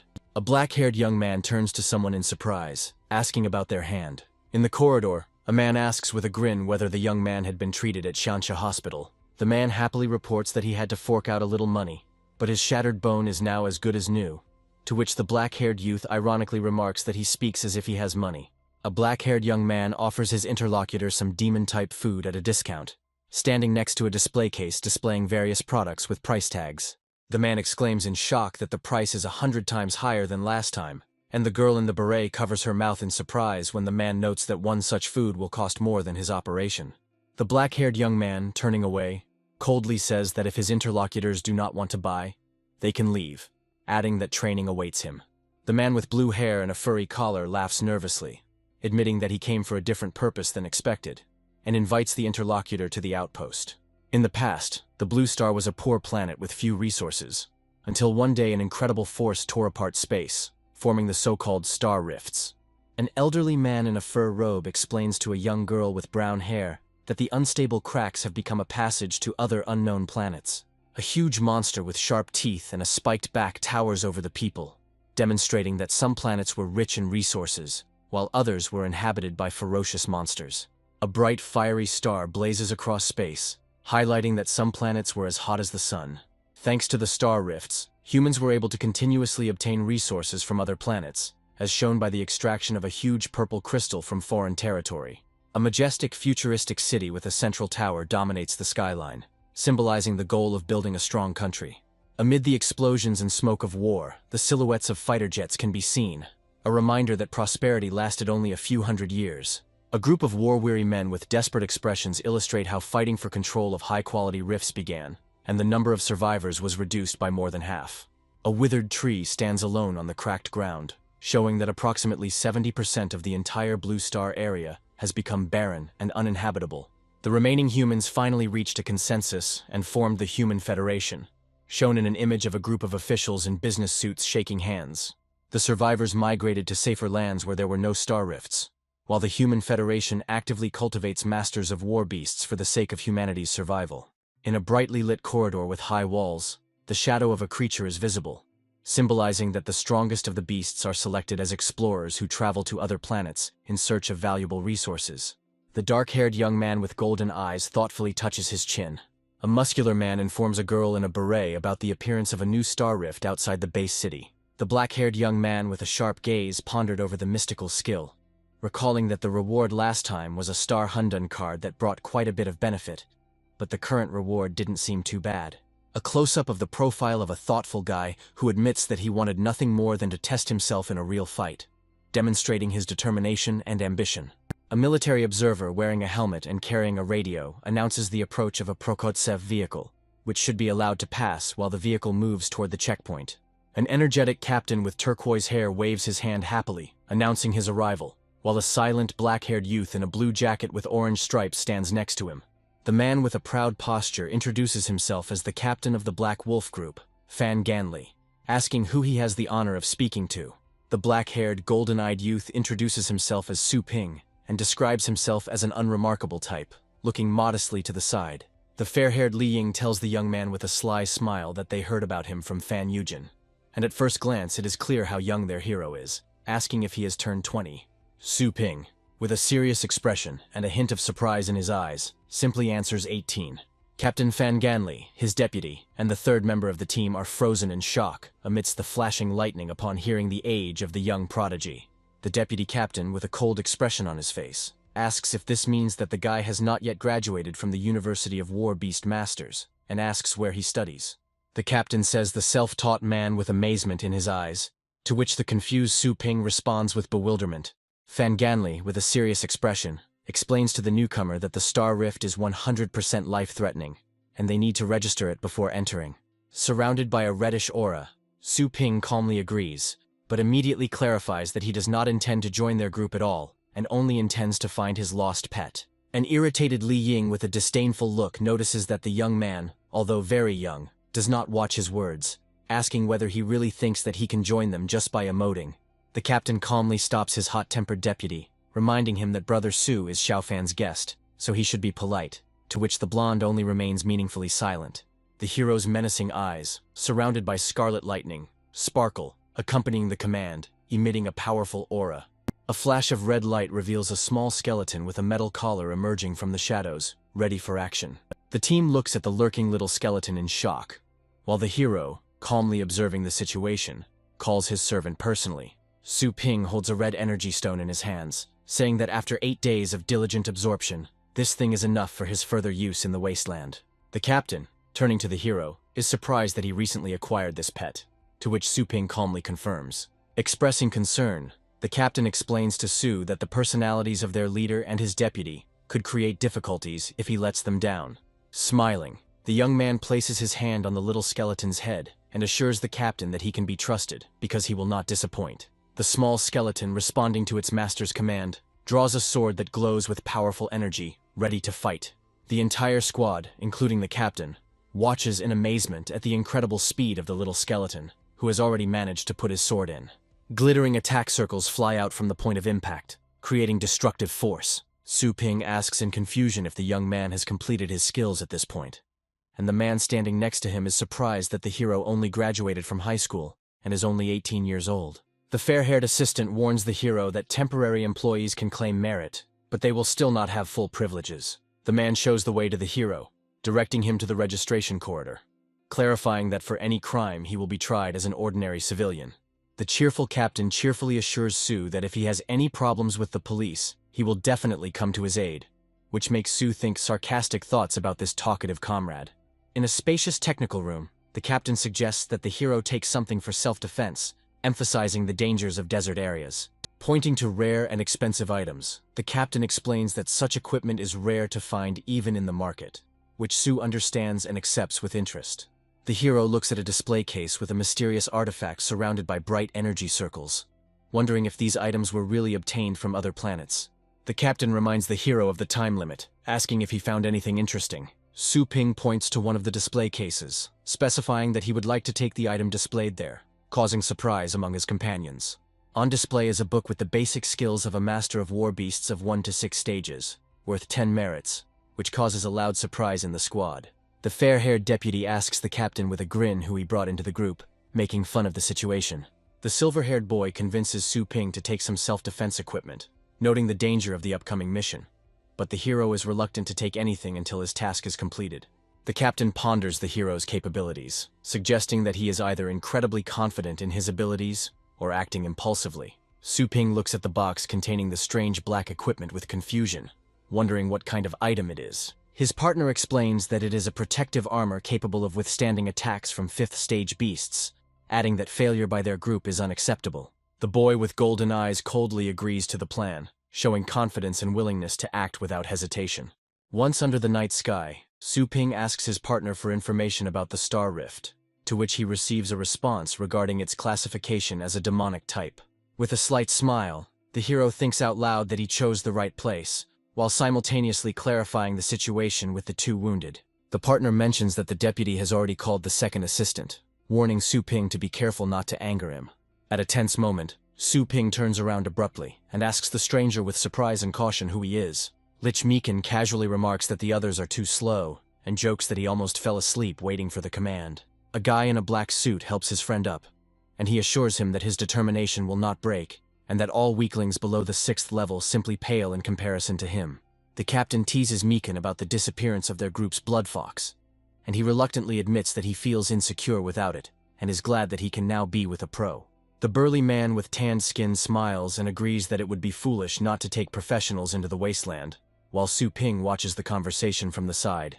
Someone looks at him suspiciously and wonders who this guy is, noting that he is not in the database. The blue-haired captain explains that Su Ping is an acquaintance of Xiaofan's and asks him to explain what happened.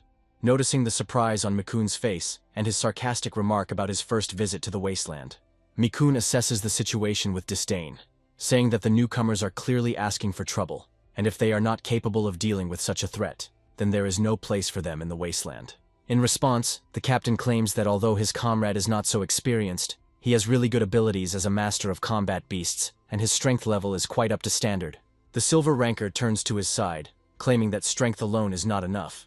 You also need to be a true member of the team, and warns that after entering, everyone acts according to his rules. Su Ping says with a cold look that he brought the people here himself, and will be responsible for them himself, demonstrating confidence in front of the team.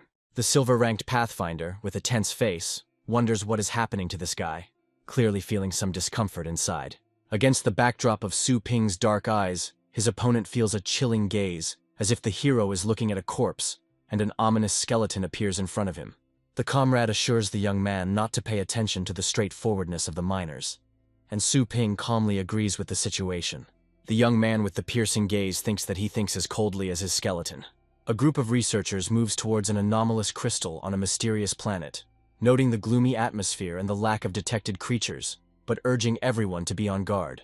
Their route takes them through a dark, twisted forest under the light of a huge moon, and the captain gives the command to find a way through the fog. The team spots a small, unknown beast near the lake, and the deputy uses night vision technology to clarify that it is impossible to bypass this place due to other dangerous creatures on alternative routes.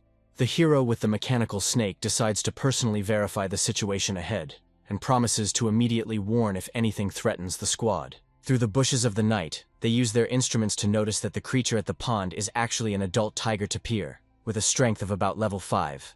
A silver-ranked adventurer takes on the task of eliminating the threat, and is instructed to do everything without making too much noise, while Su Ping asks for night vision goggles for a while to see the details for himself. A man in a high-tech suit demands an explanation and asks if the others doubt his decision.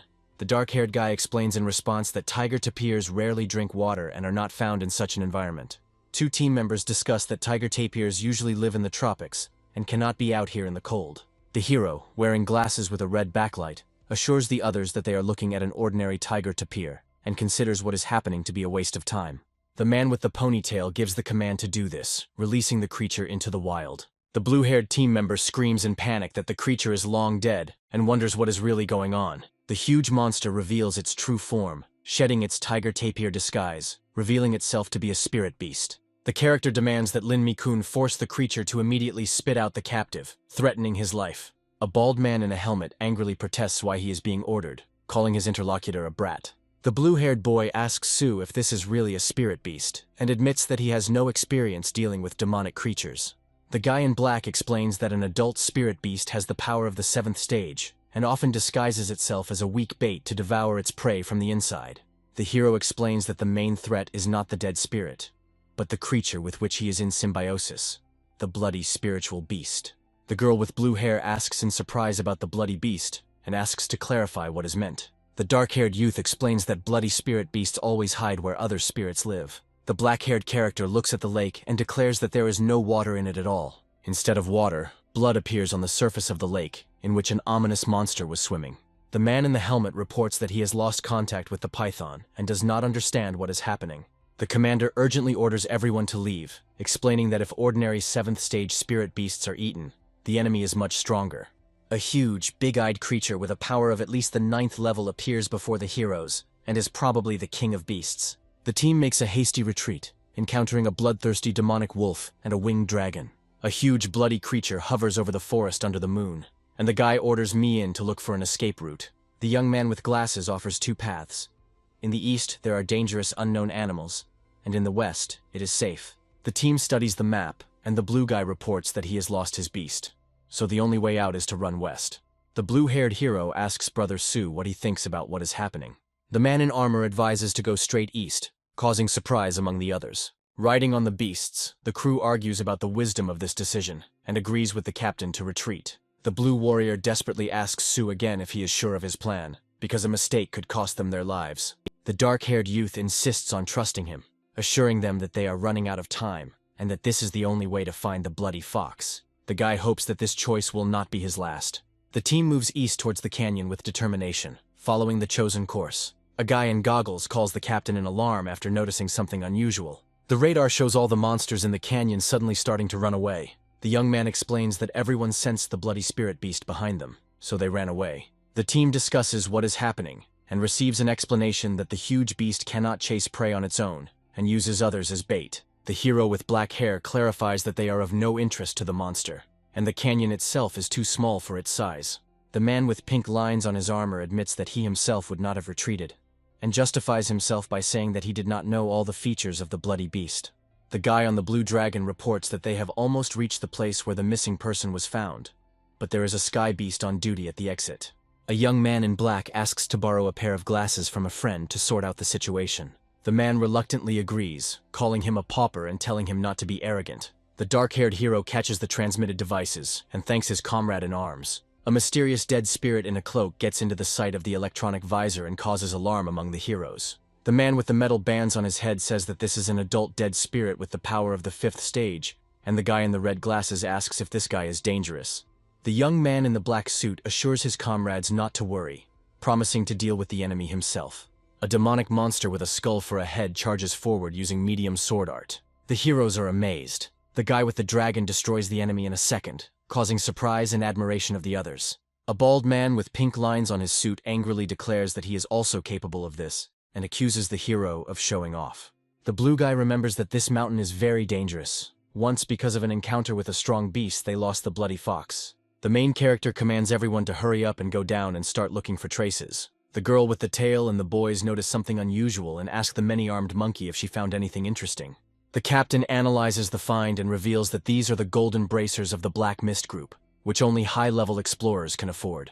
The silver-haired girl reasons that if the captain of a strong group died, then an incredibly powerful and unusual beast lives here. The black-haired young man asks that if no one notices anything, then let them give him the find. The man with the mechanized arms reluctantly agrees, and asks what the boy even knows about special equipment. The hero arrogantly hands over the golden item, emphasizing his importance and rank as a silver miner, adding that he does not recognize the young man. The man drops the armor on the ground, telling him to pick it up himself. The boys watch this, wondering what is going on between the heroes. The guy in black examines the find, noticing that the blood has dried and the body died several days ago. But a dark aura is still emanating from the wound, deducing that a high-ranking demonic beast is approaching. The blue-haired man asks Sue if his concern is related to the blood fox. The young man explains that if the body part has been there for several days, then the target is still nearby, and categorically denies that it has left. The man with stripes on his head starts laughing and ridiculing the hero, deciding that he was just making faces and had not expressed any useful thoughts. A black boot hits the ground with a crunching sound, causing some of the group to look surprised and laugh. The dark-haired hero makes a swift move and punches the scarred man in the face. A man with metal stripes on his head furiously vows to kill his rival for insulting him.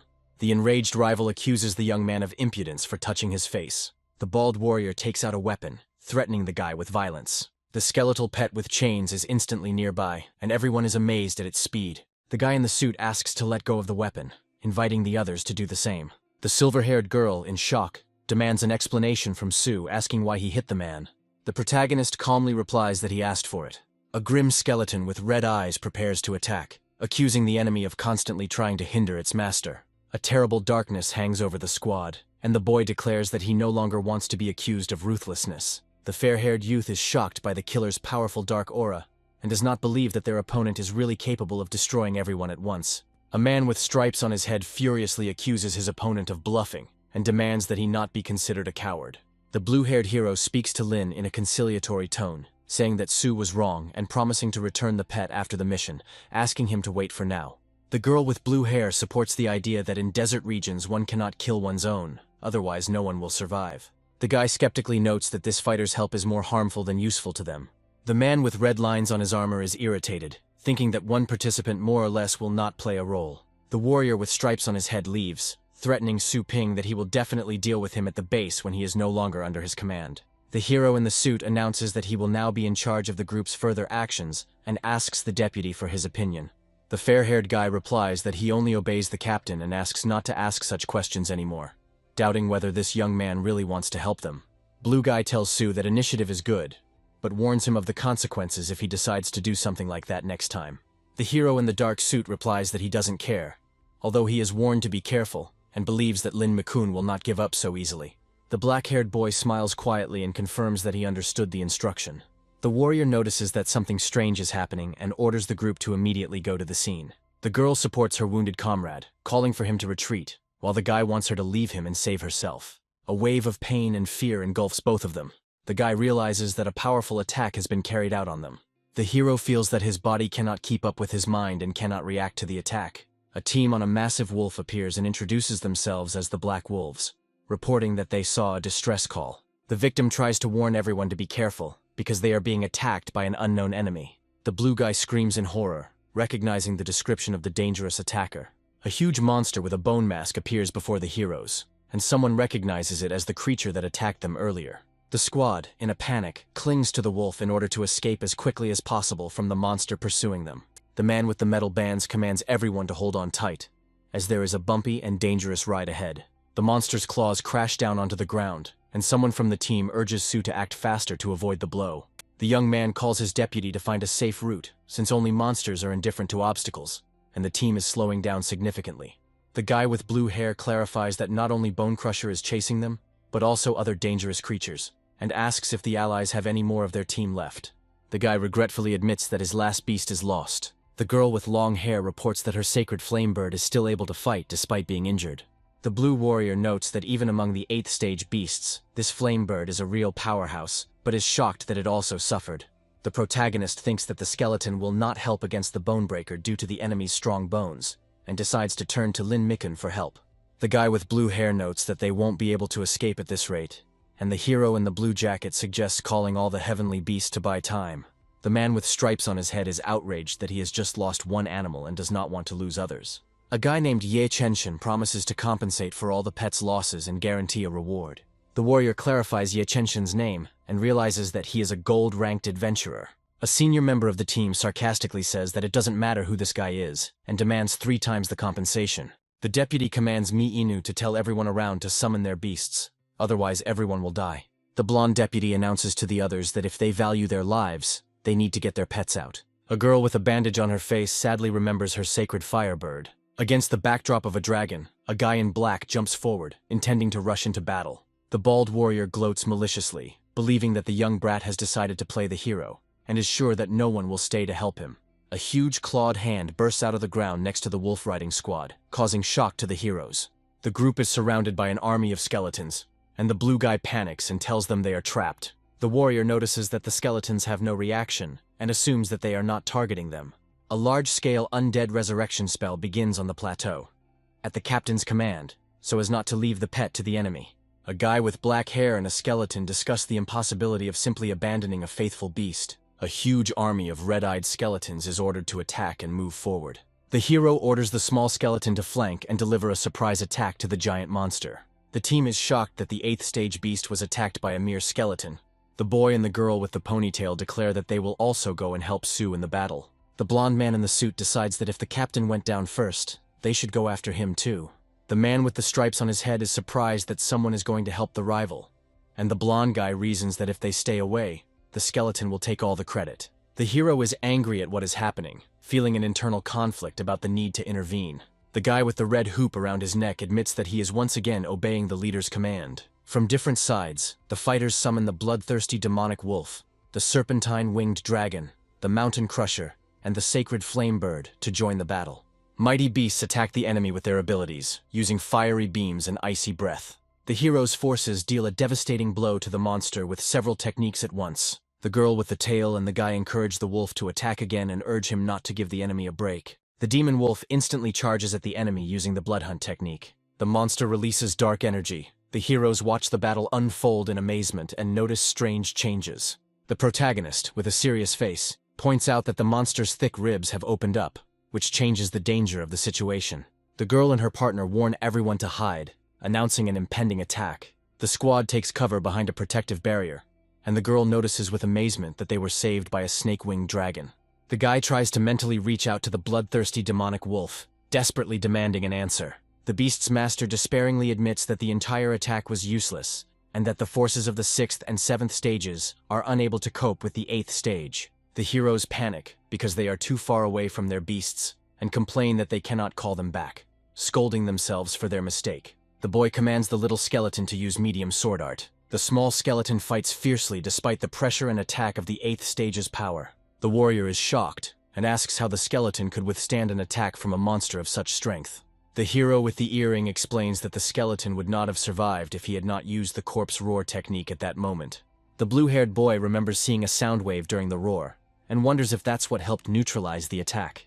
The blue-haired boy is amazed that using the corpse roar to repel an attack is only possible after endless training. The hero with a neon pattern on his back raises questions from those around him about what experiences and suffering he might have gone through. The team is shocked that a 9th-level skill was just used.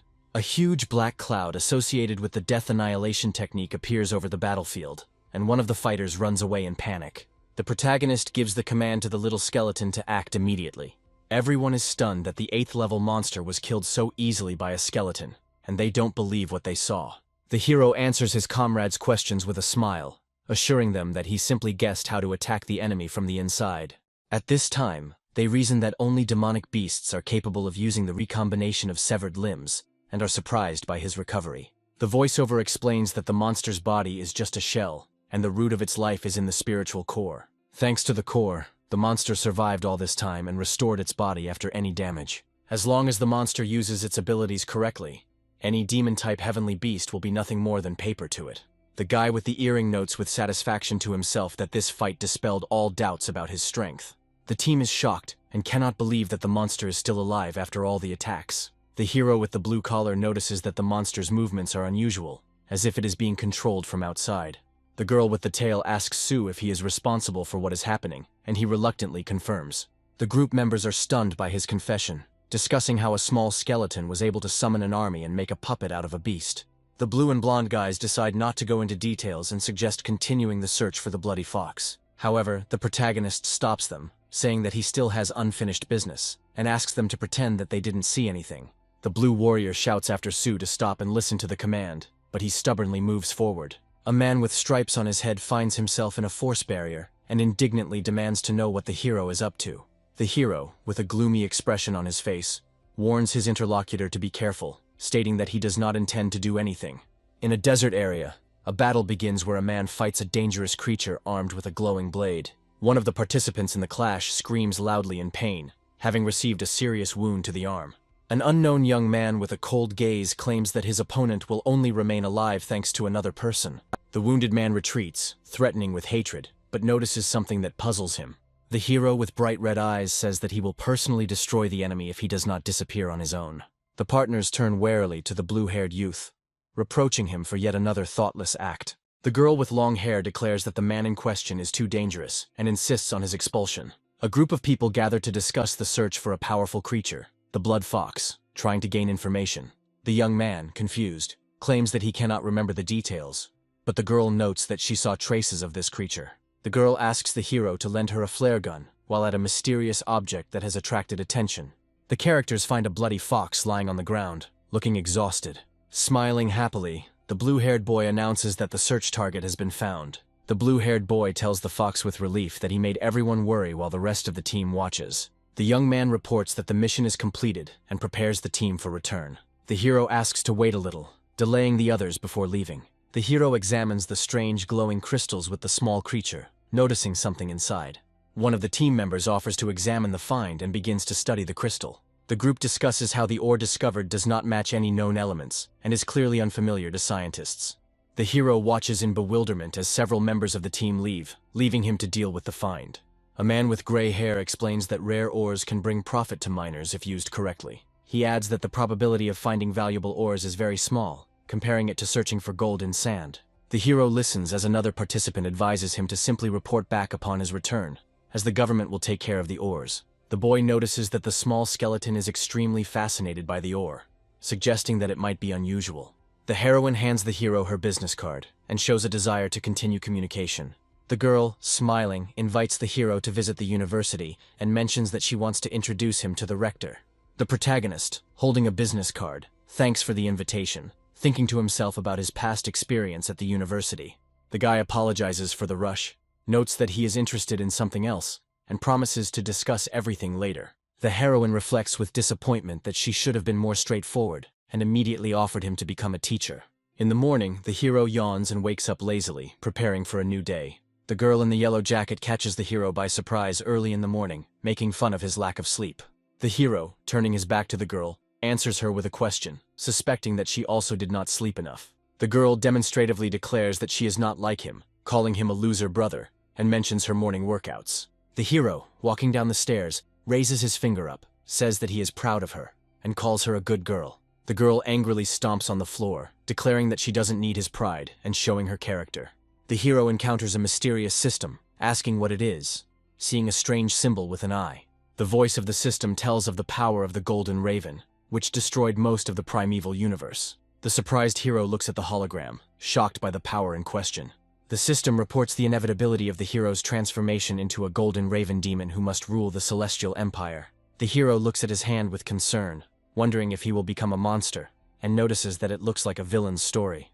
The hero asks a rhetorical question about the possibility of a normal life, realizing the surrounding realities. The fight scene conveys the idea that weak people in this world live without respect and can only survive by changing.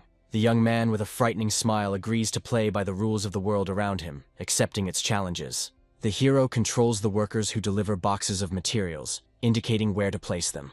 He notes the convenience of delivery from the federal storage facility for tunnelers and successfully scans the cargo. The young man tells how he earned merit along the way and activates the water armor of the new defense system. The materials for the first level of the Golden Crow demonic body have already been collected, which the hero finds effective. He speculates that creating a demonic body will give him access to dangerous territories and new opportunities. The young man takes the ore with a thoughtful look, thinking about its meaning and what to do next. The hero asks the system if it is possible to put the found crystal into the inventory, continuing to study the received resources. The hero examines the crystal and learns from the system that upgrading the slot requires payment in the form of energy points. The young man offers the system to transform the ore into sections for the celestial animals, promising to provide the materials. He confidently notes that all these efforts are aimed at cultivating the heavenly beasts. The hero ponders the possibility of an upgrade, enjoying the freedom of action despite the side effects. On the hologram, the system shows a list of necessary materials that the hero can get from the storage. The young man notes the lack of energy points and decides to temporarily close the shop to focus on cultivation. A girl with long red hair receives a message from the hero and is surprised that he called her. An image of the heroine appears on the hologram, and the young man asks if she is satisfied with the power of the Thunder Mouse. The girl enthusiastically replies that she is very pleased, but does not know how to express her gratitude. The heroine happily agrees to help the hero, considering this an opportunity to become closer to him. The guy tells the girl that he wants to record a short video with her, which makes her feel embarrassed. The girl, blushing, begins to wonder why he intends to film this video, imagining different scenes. The hero explains that if the girl agrees, she will be able to become famous, but otherwise he will find someone else. Having realized the proposal, the girl agrees and says that she understands his intentions. The girl comes to the hero's store, dressed in an elegant dress, and says that she has arrived. The guy is confused when he notices that she is dressed especially nicely today, while the girl reminds him about the video. The hero, without changing the plan, asks the girl to summon the Thunder Mouse, saying that it will not interfere with the filming. The girl is surprised to hear about the quest to summon a Thunder Mouse, asking the question with bewilderment. Together with the summoned Thunder Mouse, the heroine begins to resent that this must end in trouble for the hero. The guy, remaining calm, explains that he plans to make a video where the mouse produces the effect of a thunderstorm and a clap of thunder. The girl asks with disbelief and surprise if her efforts are really required only for such a simple task. The hero explains that he wants to record a video showing the fruits of his efforts, and asks if she forgot anything important. The girl happily replies that she took everything with her and shows the thunder mouse. Turning enthusiastically to the young man, she informs him that, despite the end of the competition, there is still a final test ahead. The heroine tells him that she is about to fight the champion Yahello, inviting the young man to go on stage with her for advertising. The young man asks in surprise who champion Yahello is, not understanding why he was chosen for the fight. She explains that Yahello possesses a 9th-level beast and that she never expected to get this far in the competition. The hero, intrigued by the power of the 9th-level beast, thinks that there is a worthy opponent for the Thunder Mouse at the university. The panorama of Fengshan University highlights the importance of the site for the upcoming events. The young man and the heroine are walking down the street, discussing the popularity of thunder mice among the locals. The girl mentions that the thunder mouse has become the star of the competition and asks the hero if they will start distributing leaflets. The hero rejects the idea of distributing leaflets, believing that many students only follow trends without developing their true capabilities. He confidently states that they will be scared off by the high prices, to which the girl points out that he did not even accept the money he had lent her earlier. The pair find themselves among a group of students discussing which of them will be a passer or make it onto the top teams. A student nicknamed God Ye, who possessed obvious strength, earned the admiration of those around him, earning a place in the top teams almost effortlessly. God E addresses the girl, saying that he was looking for her, which makes her surprised, assuming that something happened. He thanks the heroine for the upcoming match, mentioning that his beast, the Silver Dragon, has reached stage 7. The girl congratulates him on his success, and the hero thinks to himself that this guy is the one who can challenge the Thunder Mouse. God E warns the heroine that he suggests she not use Thunder Mouse in their match, which leaves her confused. He explains that his beast has recently advanced to stage 7, but has not yet fully mastered its powers, making the match unfair. The heroine reflects that it would be a shame if the Thunder Mouse lost, choking on its own blood. The guy notes that watching the phoenix fall in the finale will be much more interesting. The blonde man says goodbye to the audience with a self-confident smile, declaring that he will see his opponents at the decisive match. The young man warns the blonde, reminding him that even the king of beasts will not scare a thunder mouse, much less an immature silver dragon. The champion turns to the source of the bold voice in bewilderment, asking who dared to do so. The heroine introduces the hero as a person who is half owner of the thunder mouse and helped her in training. The girl explains to her partner that the blonde Yahello is the annual champion of the university and the main sponsor of his pets. The hero shakes his opponent's hand with a smile and jokingly says that it is a great honor for him to meet him. Yahello believes that a new master has appeared behind the scenes and offers the hero a job, promising any amount for raising the beasts. The guy cheerfully replies that he is too busy with a successful store, but for such a sincere request, he will make an exception. The young man confidently voices his services, setting the price at 500,000, and with a sly smile clarifies that this is the minimum cost. The blonde is confused, seriously wondering how justified such high prices are. The hero sarcastically expresses surprise, hinting that a true lover of his heavenly beasts should not skimp on their development. The blonde eventually gathers his courage and declares that money is not a problem if the hero really has the strength to fulfill his promise. The guy takes on the challenge with a confident look, thinking that he has encountered the right audience for his skills. In the battle arena, the blue beast fights with a show of power, but suddenly encounters a strong counterattack. In another fight, viewers watch as dark green energy engulfs a girl and her pet, empowering them before attacking.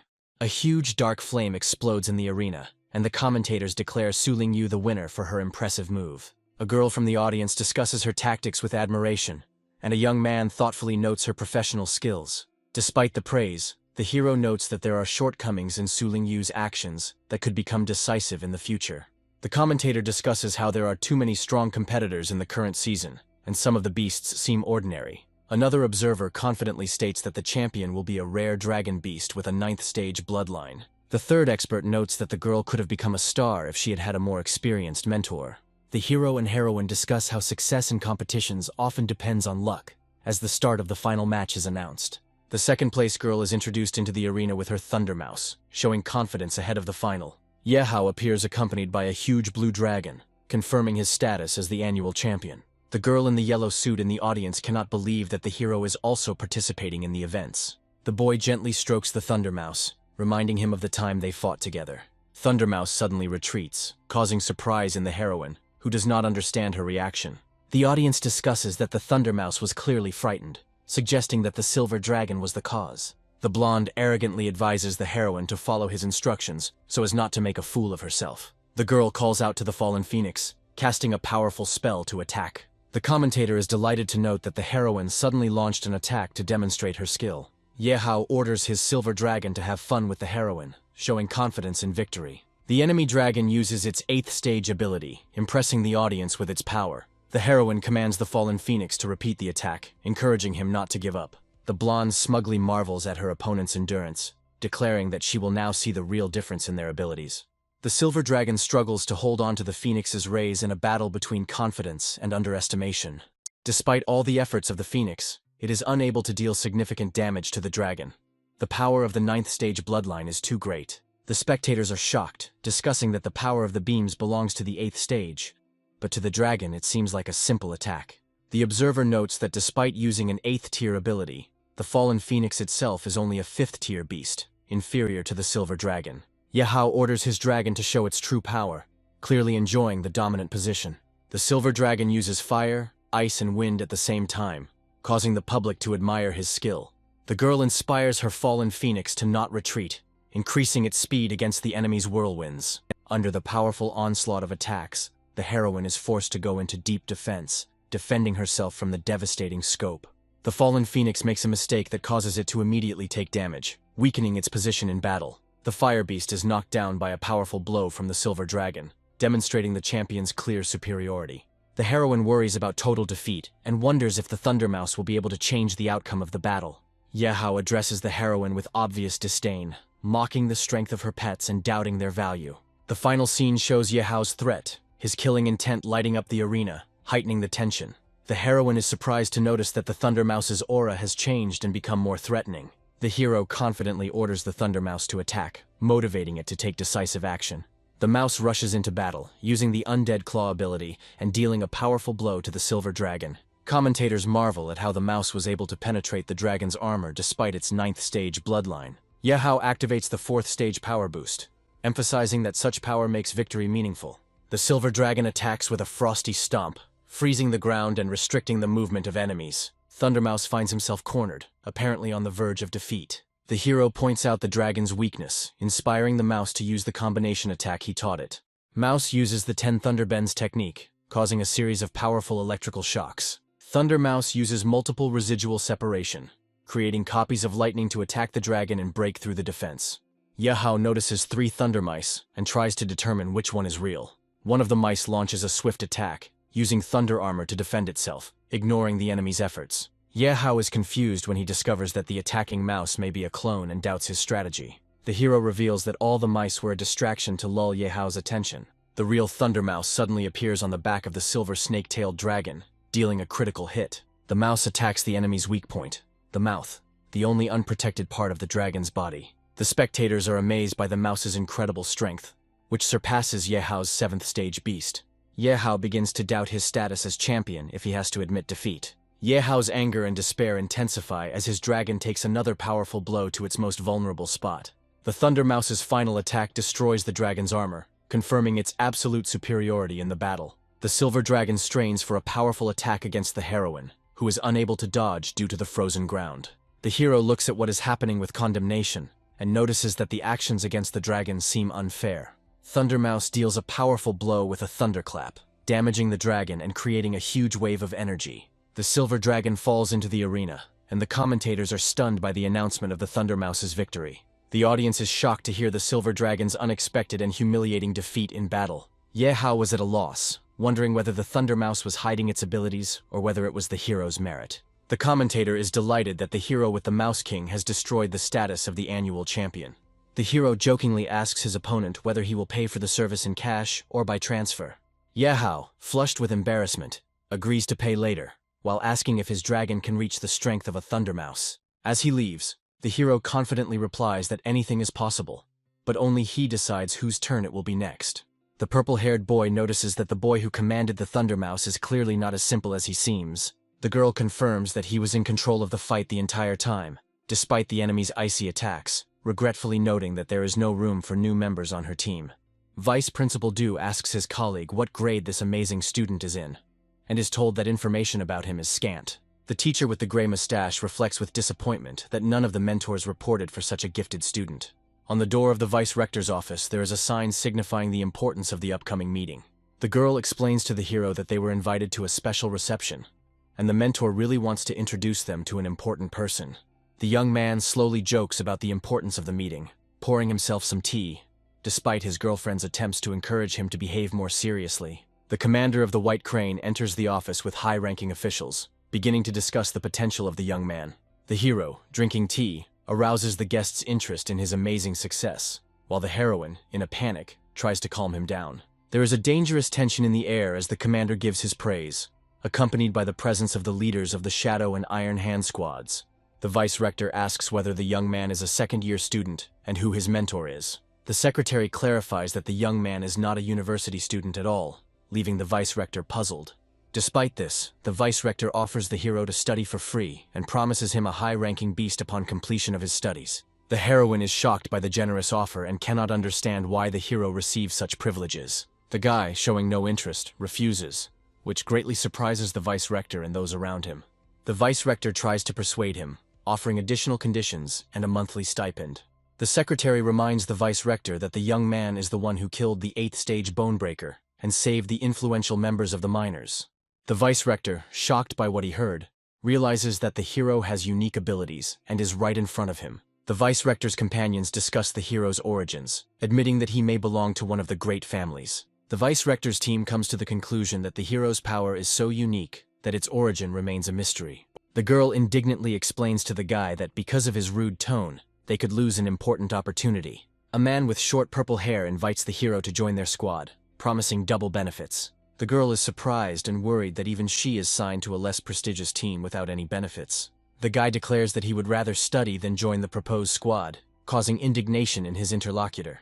An unknown young man invites the hero to join their organization, promising impressive bonuses and special opportunities. The girl enthusiastically agrees to the proposal, but the guy reminds her of real responsibilities and life outside of these promises. A woman in a formal business suit approaches the hero with an offer to become a university teacher. The boy and girl are stunned by the unexpected proposal, not understanding why their candidacy might be suitable. The girl explains the conditions for obtaining the position, focusing on the difficulties and high competition. The woman in the suit convinces the hero that the obligations will be minimal, and the benefits of the job will provide comfort and resources. The guy asks with surprise whether they will be able to provide him with all the necessary resources for training. The hero agrees to the offer, realizing that a teacher's license will give him significant advantages. The young man is surprised to find mountains of books and materials in front of him. The woman explains to the young man that in order to obtain a teaching position, he must pass a series of difficult tests.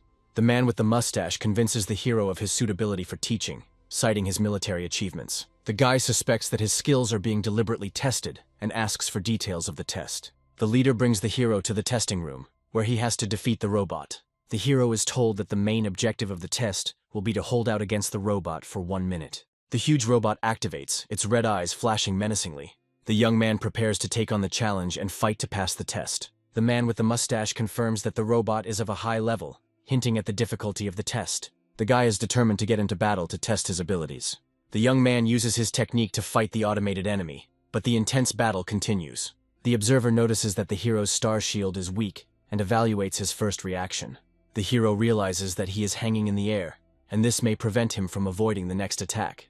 The man notes that the test ended faster than expected, noting that the outcome was not the most successful. The girl anxiously shouts at the hero to be careful when she sees an impending threat. She demands that the man with the mustache stop the test immediately, but he believes that the hero has not yet shown his full strength. The observer explains that the attacks are gradually intensifying, and promises to intervene if the hero begins to suffer greatly. The young man holds back the blows with the last of his strength. The water armor begins to crack, and the living vines wrap around his body more and more tightly. The woman, looking worried, shouts that more than 4 seconds have passed and demands that the test be stopped. She is indignant that 10 seconds have already passed and the dangerous storm has not yet been stopped, pointing out its high complexity. The boy is held by green vines and appears motionless, surrounded by fire, causing concern among observers. Viewers assume that the hero has lost consciousness, but the situation remains tense. There is a flash of incredible power, and his body begins to glow as if new energy is being born. The young man shows unprecedented strength as he fights his way through destructive vines and waves of fire. The teachers are amazed to realize that the young man not only survived the attack, but responded with a furious counterattack. The hero stands before the defeated robot, apparently proving that he has surpassed even the most cruel expectations. The guy's eyes are burning with fire, and he is surprised to think about the new feeling that is filling his body. The hero looks at his hand with sparks of energy, surprised that this is only the beginning of his awakening power. The guy stands in front of a fallen robot, who used all his power in the fight with the last of his strength. The robot announces the end of the test by analyzing the hero's abilities and recording their levels. A young man surrounded by broken equipment asks the examiners if this is enough proof. The man with the mustache praises the young man, claiming that he is more than suitable for the role of senior mentor. The hero reflects that if it weren't for his special body, he wouldn't have been able to withstand Baze's power. The examiner, noticing the displeased expression on the young man's face, assumes that he was upset by his torn clothes. The hero, having finished the conversation, calmly leaves, noting to himself the successful result of the tests. The examiners discuss the test results, marveling at the difference between the hero's fighting prowess and his star power. One observer suggests that the young man is using secret training, having only recently begun to train. The man with the mustache instructs his assistant to find out more about the hero's past, claiming that there is a real master behind him. The guy is outraged that he is being held up by unnecessary matters and asks to find rich students instead. Returning home, the young man is faced with the surprised gaze of the girl, who is perplexed as to why he is naked. His family notices the changes in his body with interest, discussing his new physical form. The boy angrily runs away from his family's comments, and his mother reminds him of the past. The young man stands in front of the door, thinking that his water armor is damaged and needs to be repaired. The girl bursts into the room, surprised by his unusual strength, and asking a direct question about his star power. The hero calmly confirms that he has star power, shocking the guest. The girl shyly accuses the young man of indecency, demanding that he get dressed. The guy teases the girl, suggesting that she get to know him better for the future. The young man makes a mocking gesture, scaring the girl, exacerbating her embarrassment and forcing her to react with a scream. The girl independently declares her own achievement of the 4th stage of development and drives the guy away. The young man confidently provokes her to strike again, assuring her that he is now completely different. After the unexpected attack, the guy comes to his senses, wondering why his defense at the 8th stage did not work. During dinner, the hero is asked questions about his awakened stellar power and celestial animal, and he replies that the result is not enough yet. The girl reproachfully suggests replacing the low-ranking pet with a more suitable one, but the guy explains that his choice is justified. The heroine is outraged by the high cost of caring for pets, pointing out the difficulties of maintaining them in their current state. Her companion asks if the guy has enough money to pay for utilities and advises him not to take out small loans. The guy shows off his wallet, showing that he earned $500,000, which shocks those present. His relatives ask suspiciously where he got such a sum of money, hinting at the possibility of illegal activities. The young man explains that he made money thanks to the popularity of the store and cannot tell all the details so as not to reveal the secret of his success. The woman notices that her older brother has finally achieved success and advises the girl to learn from him.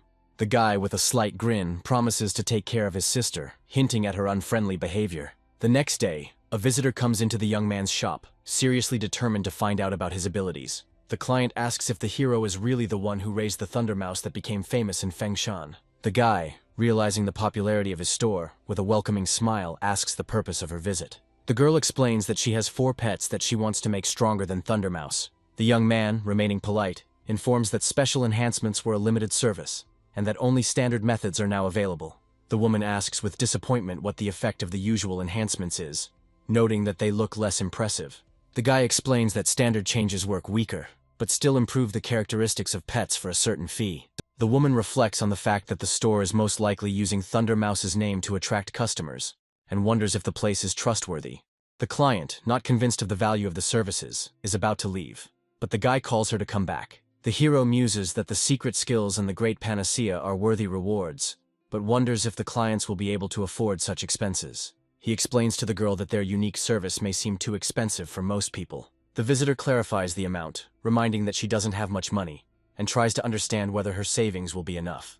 The guy announces the cost of the service with a smile, 1 million, causing her obvious embarrassment. The client is outraged by this amount and suspects that the store may be a scam, but wants to make sure. The young man confidently states that they are not running away from responsibility, offering to check his reputation on the Fengshan University website.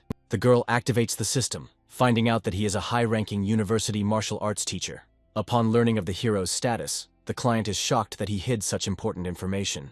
The guy with a sly smile hints at who will now be the loser, calling the client a senior student. The girl, embarrassed, apologizes to teacher Su for her rudeness and underestimation of his status. The hero confidently says that in the store he should be called the owner or boss, pointing out his advantage thanks to his teacher's license. The visitor agrees to the terms but admits that she has a limited amount of money. She introduces her pet, a pig, hoping for help in strengthening it. The hero is shocked that the girl transferred $1 million so easily, because earlier she complained about a lack of money. The puzzled customer notes the shop owner's displeased expression, apologizes, and promises a generous gift once the process is complete. The young man thinks about such a rich sheep with a sarcastic smile, deciding that it is too late to demonstrate his politeness. The hero reassures the client that he treats everyone equally and will begin the cultivation process immediately. The girl is amazed by his generosity and the speed of completing complex cultivation, considering him a true teacher. The grateful client humbly expresses her gratitude to teacher Su for the work done and the attention to her request. Su Ping ponders whether he should spend 10,000 energy points on upgrading the store or the Chaos Spirit Pool. The boy evaluates the difficulty of using the cultivation zone by comparing it to the Thunder Realm, and realizes that he will need a lot of energy to make significant progress. The young man discovers that the second level of his shop has the ability to unlock the Shadow Clone skill. The hero is delighted with the Shadow Clone skill, imagining how it can be used to continuously cultivate pets and quickly recoup the costs. A group of new customers discuss that Su's shop is located here, and decide to go inside. Su notices a noise outside the store, and notices a crowd of people gathered in front of the entrance. Realizing that all these people came to him, the guy feels genuine joy from such an influx of clients. Customers enthusiastically ask the boss if he can strengthen their celestial beasts and improve their stats. Su confidently declares that he will accept all clients, guaranteeing that their requests will be successfully fulfilled. Using the Shadow Clone skill, the young man creates his first clone, spending 200 energy points. Su Ping looks at his Shadow Clone with doubt, which looks strange and raises suspicions of being a mistake. The hero reflects on the place of confluence of elements, where strong environmental attributes contribute to the more successful development of fire beasts. The group of pets, along with Su, come out to a lava landscape where the fire element reaches a temperature of 2,000 degrees. The guy calls his pets to follow him, confidently directing them to a new training location. Su is surprised that even in the hot environment, his defense works flawlessly, just like during the battle with Baze. Remembering the previous battle, the young man realizes that activating the Golden Crow form protected him from the deadly heat. He begins to analyze the connection between his appearance and the nature of fire, thinking about potential and new possibilities. The hero decides to test the fire element, confident in his ability to return to life after failure. The fire streams begin to obediently obey Su, which confirms the unique talent of the Golden Crow. However, his imperfect clone continues to be a nuisance, despite all attempts to get results from him. Su decides not to waste time and starts cultivating his pets, preparing for difficult training. He encounters a system that offers to immediately resurrect the pets, questioning their fire qualities. The guy, grinning slightly, notes that his pets lasted longer than he expected, and decides to continue. The store's customers rejoice in their success, praising Su for helping them master complex skills in a short time. Inspired, new visitors demand product from the boss, ordering food and sections for their pets. Su explains to the crowd that he will serve everyone in turn, maintaining calm and discipline. Looking around the occupied sections, the young man understands that the energy will pay off faster than he initially expected. The hero wonders if it's worth investing in a high-level cultivation zone for his pet. The young man makes a decision by asking the system to improve the Chaos Spirit Pool. With a strong determination, Su activates the enhancement process, anticipating new opportunities for his pets to grow. Su notes that using the Chaos Pool cost thousands of dollars, wondering if the investment would be worth it. The guy makes a request in the system, hoping to get a level 6 pet, indicating that he does not expect anything more. Visitors on the street begin to notice strange changes in the weather, wondering what is going on. A bright burst of energy illuminates the shop, calling the Shadow Serpent to cultivation. Su is shocked to discover that the summoned beast is the Light Serpent of Purgatory, a wielder of powerful abilities. The hero is delighted to realize that the case was a success, since the pet of the 9th stage was worth all the costs. Su notes the greatness of the new serpent, emphasizing its strength and the severity characteristic of dragons. The man copes with a pet with a difficult character, noting his determination and readiness to go all the way. While talking to the snake, Sue offers to make a contract while remaining calm and confident. A reminder of an upcoming lecture leads the hero to the idea of returning to his teaching duties. Fengshan University prepares for a lecture, and the director of the combat department notes a lack of discipline and time. A woman in a formal suit explains that Su Ping might be lost as he is new to the place. The director expresses his dissatisfaction with the lack of order, reminding that the decision to recommend Su was controversial. The woman is worried about Su's tardiness and offers to take responsibility if he fails. At this moment, Su Ping appears, and the director looks at the newcomer with interest, introducing him as a stranger. Su jokes with a slight smile about his arrival on a dragon, hinting at his successful entry into the university environment. The students are heatedly discussing the appearance of a new master in the combat department, making assumptions about his origins. The blue-haired girl notices that his profile on the site looks empty, suggesting that Su got the job through connections. A student interrupts the gossip, condemning them and urging them to focus on training. A group of students laugh at the naivety of the dream of becoming a high-ranking teacher, considering such aspirations absurd. A large lecture hall is silenced before the start of class, in preparation for a presentation to the students. A woman with long dark hair introduces the topic of the lesson and mentions that Su Ping will be assisting in teaching it. The students are surprised to learn that Su Ping, their peer, is taking over the teaching position. A discussion ensues about his skills and strength, with speculation about whether he is truly worthy of the position. A girl among the students is shocked by Su's appearance, not believing in his participation as a teacher in the class. Her classmates, with a slight chuckle, remind her that she recently urged them to focus on training and not on rumors. One of the students asks Su a question regarding rumors that he defeated a dangerous beast called Bone Crusher. Other students discuss the scary legends about Bone Crusher, trying to figure out how true they are. Su Ping confirms with a smile that he will reveal the details later, switching to the main topics of the lesson. The director, observing the lesson, jokes that Su has only been a teacher for a day, but he already acts confidently and importantly. The students begin to cheer for Su Ping, demanding that he demonstrate his skills to prove his qualifications.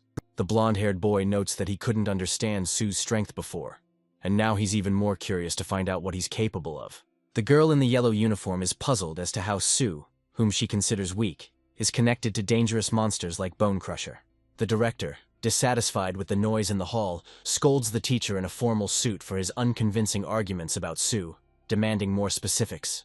Having recovered from the remark, she apologizes to the director for her rudeness. The director accuses Su of needing to prove his strength to avoid rumors of possible patronage. The guy activates his abilities, demonstrating a flow of energy, and hints that he personally paid a high price for these powers. The students are surprised to see the little skeleton in action and find him cute but not impressive enough. The director reassures Su by ensuring that he takes responsibility for the experimental demonstrations. Su instructs his skeletal pet to do no harm, beginning his demonstration on a calm but confident note. The blue-haired girl, covering her face with her hands, wonders why Su decided to demonstrate the weakest demon-type beast. The little skeleton suddenly unleashes a powerful attack, shocking the students and earning a new nickname, the Skeleton King. The blonde-haired student, amazed by the demonstration, realizes that his own pet is nowhere near as strong. The yellow jacket student is stunned that a first-stage skeleton has such power, and Su has just awakened. Su asks the audience with a slight smile if they were impressed, and suggests another demonstration. The director notes that the classroom is made of super-strong materials capable of withstanding the 8th stage, but the skeleton pierced it with one blow. Su invites those who don't believe in his abilities to come forward, adding that they can sign a contract with him. The hero notices that the students have lowered their heads and are silent, and suggests moving on to the lesson. The lecture continues in complete silence, and Su asks the students to turn to page 45 of their textbook to study the material. After the class, students remark that it was the quietest lesson in their lives, where even the sound of hair falling could be heard. One of the students sitting at his desk looks tense because no one took notes on the class materials. The student's attention is completely focused on the deep crack left in the lecture hall by the little skeleton. Su Ping notes with displeasure that he was given a ride by the vice-rector in a car, jokingly calling it an honor. The vice-rector happily comments on rumors that Su has instilled discipline in students, who now dare not break the rules. Su ponders thoughtfully what the vice-principal means by his friendly attitude, and watches him with distrust. Suddenly, a man in a white lab coat appears and tells Su with a smile that he hasn't seen him for a long time. Inside the store, Su, the vice-principal, and the new man discuss the lack of customers, creating a mysterious atmosphere. It was revealed that the man asked people to leave the street to discuss something important in secret with Su, promising to compensate for the losses. Su, smiling, provokes the vice-principal, who, in turn, declares that he has his own business with the teacher. A man in a white coat seriously announces that the global elite tournament will soon take place, hinting at something important. The audience learns that the elite tournament is held once every 3 years, and participants can receive not only generous prizes, but also the guidance of a legendary master of war beasts.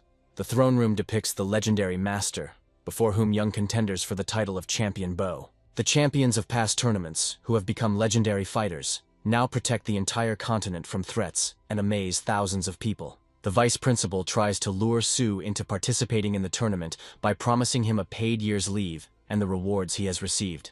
Su Ping categorically refuses, explaining that he has too much to do running the store. Thinking about the offer, Su suspects that participating in the tournament could result in unwanted fame and additional problems.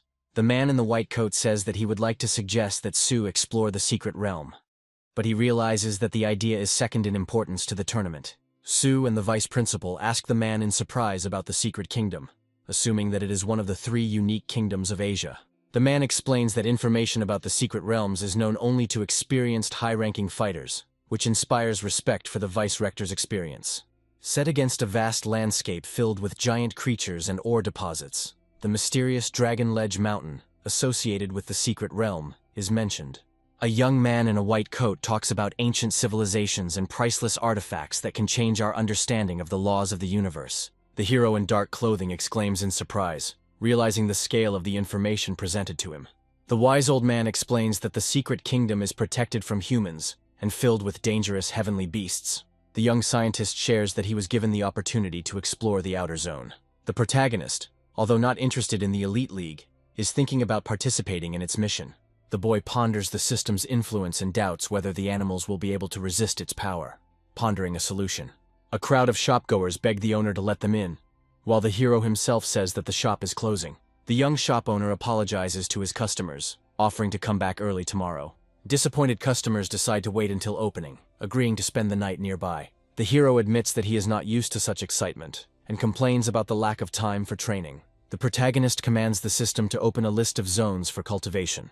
The system activates the holographic panels, and the young man asks to find an area called the Dragon Ledge. The system reports that no results were found for the request, and the hero adjusts the search. The hero discovers the remains, concludes that it is a coincidence, and orders the system to describe the features of the zone. The young man analyzes the cost of access, and asks himself about its high level. Near the mysterious door, he expresses dissatisfaction that the find may not be significant enough. The hero notices a dog whose cultivation period has long expired and thinks about its owner. The guy suggests that the pet's owner may have already died. The hero agrees to cooperate with the dog, establishing a magical connection. A powerful voice asks the hero if he is ready to face the test of his legacy, revealing a group of creatures nearby. The hero resolutely accepts the challenge and agrees to test his legacy. According to legend, the 9 floors of the dragon column symbolize the 9 poles of the universe. The guy wonders how to pass the preliminary test, and what awaits him next. I remember the moment when the dragon's flesh and blood was transformed into the basis for the creation of the continent. Due to the pollution of the earth, monsters appeared, which led to chaos. The young man understands that in order to restore the king's spirit, he must get rid of all the monsters. On the 9th floor, the heroes face a final test with extremely high requirements. The boy understands that the complexity of the tasks testifies to the importance and value of the legacy. The group reaches the Golden Gate, but the hero notices that there is another obstacle ahead of them. Having penetrated the doors, the company is faced with darkness and is perplexed why there is no light inside. The hero is stunned by the intense pressure that suddenly falls upon him in the darkness. Hearing the roar, the boy anxiously recognizes the sounds made by the moondog. He wonders how this is possible if the animal was standing behind him earlier. The young man becomes alert, hearing sounds from everywhere, and begins to suspect the presence of ghosts. The guy remembers that in the dark he collided with a wall, trying to figure out what was happening. The special structure of the wall, according to the hero, causes sound distortion, confusing him. On the ground floor, he is greeted by an imposing statue that demands he learn to show reverence. A giant knight appears from the darkness with a glittering sword, ready to attack. The hero realizes that the statue guarding the gate has come to life and reveals its deadly intentions. The knight's sudden blow wounds the boy, forcing him to curse the situation. The hero blames himself for his slowness and realizes that a concentration of star power could have saved him from the blow. He orders his little skeleton not to interfere, believing that he can handle it on his own. The young man concludes that showing reverence means avoiding eye contact with the dragon. After quickly completing the test, he heads forward with his group of creatures. The hero notices that his feelings, as a master of fighting beasts, are much sharper than those of ordinary people. The inner perception is subject to pressure from the being that creates threats around. Understanding the rules of the first floor, the guy focuses on controlling perception against pressure. He considers passing the first level an easy task and continues moving. Suddenly, a deadly aura appears in front of him, causing anxiety. The hero notices a flaw in this aura, realizing that it does not come from a living being. The hero successfully completes the first floor test and is instructed to proceed to the second level. He notes with a smile that he reached the 8th floor without much effort. But for others, this might be a problem. The boy reflects on the fact that even after mastering powerful abilities, his skeleton is too weak in front of the 9th floor guard. The girl, watching from the side, decides to expose the hero, considering him a weakling, incapable of being an influential master. During the journey, the main character raises questions among his acquaintances, arriving at the place earlier than usual. A group of customers greet the shop owner with glee and approach him with requests. A girl standing aside is surprised at how much those around him trust the hero, seeing him as a savior. The guy orders everyone to line up, emphasizing the importance of maintaining order. The new character easily tries to cut in line, causing outrage among those waiting. Everyone suddenly receives the newcomer with respect, realizing that he is an influential person. The crowd is astonished to see Yahello's arrival, causing a loud response from those present. The girl in the hat looks at the situation with suspicion, wondering why such an influential person is here. The protagonist asks Yahello in bewilderment about the reason for his unexpected visit. Yahello, by summoning the silver dragon, reminds of its strength and majesty. The appearance of the dragon causes panic in the crowd, and people retreat in terror under the strong wind. The giant dragon looms menacingly, causing those around him to fear its destructive power. The girl was worried, thinking that Yahello had decided to put on an illustration of ruthless force. Yahello, with a smug smile, discusses the majestic nature of the dragon and its capabilities. The protagonist stood to the side with restraint, wondering why Yahello had arrived now. The guy is discussing with the system the possibility of unlocking the function to improve rare celestial beasts. The hero is amazed by the scale of the territory, noticing that instead of an ordinary store, there is a real factory. People are amazed when they see a 9th-level highborn beast and discuss its development possibilities. The crowd expresses doubts about the hero's abilities, suggesting that he has never raised dragon-type beasts. Yahello provocatively asks the hero if he can handle beasts of such a high pedigree. The protagonist defiantly calls upon his pet, explaining that there was little time to improve it. The crowd is terrified by the powerful aura of the pet, who suddenly unleashes his power on them. The girl is surprised by the smell of power emanating from the pet, and is perplexed as to how the hero tamed such a formidable creature. The hero's pet, the light-bringing serpent of purgatory, appears before the public for the first time, striking them with its grandeur. Yahello struggles to cope with the pressure, recognizing this as a manifestation of the dragon's true power. The majesty of the Lightbringer serpent is so overwhelming that even the silver dragon bows before it. Even the silver dragon, which was larger than the others, felt the superiority of the light-bringing serpent of purgatory. The hero tells Yahello that the main reason for subjugating dragons is not greatness, but bloodline. Yahello was stunned to hear that at the highest levels, it was the bloodline that played the key role. The protagonist explains that 9th-level beasts have a huge margin of safety, which puts them in a special category. He emphasizes that the dragon race has the strictest hierarchy among the heavenly beasts. The young man offers to make sure that the light-bearing serpent of purgatory is a visual proof of the highest level from birth. Yahello suddenly recognizes the hero's professionalism and feels uneasy about his unfounded confidence. With a slight mockery, the hero reassures Yahello, promising that his time will definitely come. The hero internally scoffs, thinking that Yahello is too naive for the current situation. The girl, pondering what she saw, is amazed by the list of rare high-level beasts and the hero's abilities. The girl is surprised to realize that her older brother is actually incredibly competent and deserves admiration. Clients with pets line up and ask Master Su to help them cultivate their pets once more. The main character jokingly addresses the already familiar animals, reminding them of payment for their services, while they look at him in amazement. In the evening, the hero checks his account, seeing that all funds received were automatically converted into energy points. He begins to think about the need to expand the store to 3,000 square meters, realizing the high cost of the project. The hero analyzes the pros and cons of upgrading the store, realizing that it will increase profitability, but will be an expensive investment. He thinks with horror about how to earn the necessary 150 million to implement his plans. The young man considers alternative ideas, including using his pet as collateral, but dismisses the option due to the risks. Having decided to use his status as a high-ranking teacher, he comes to the conclusion that this is the most reliable method.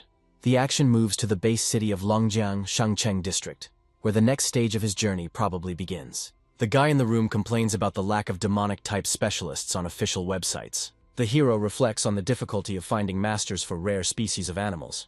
The young man finds himself in the upper part of the city and is surprised by the high prices. The security guard at the entrance tells the guy that outsiders are not allowed to enter. The young man is surprised at his situation, looking at something on his wrist. The guy introduces himself as Xu Kuang's guest and asks the guard for permission to enter.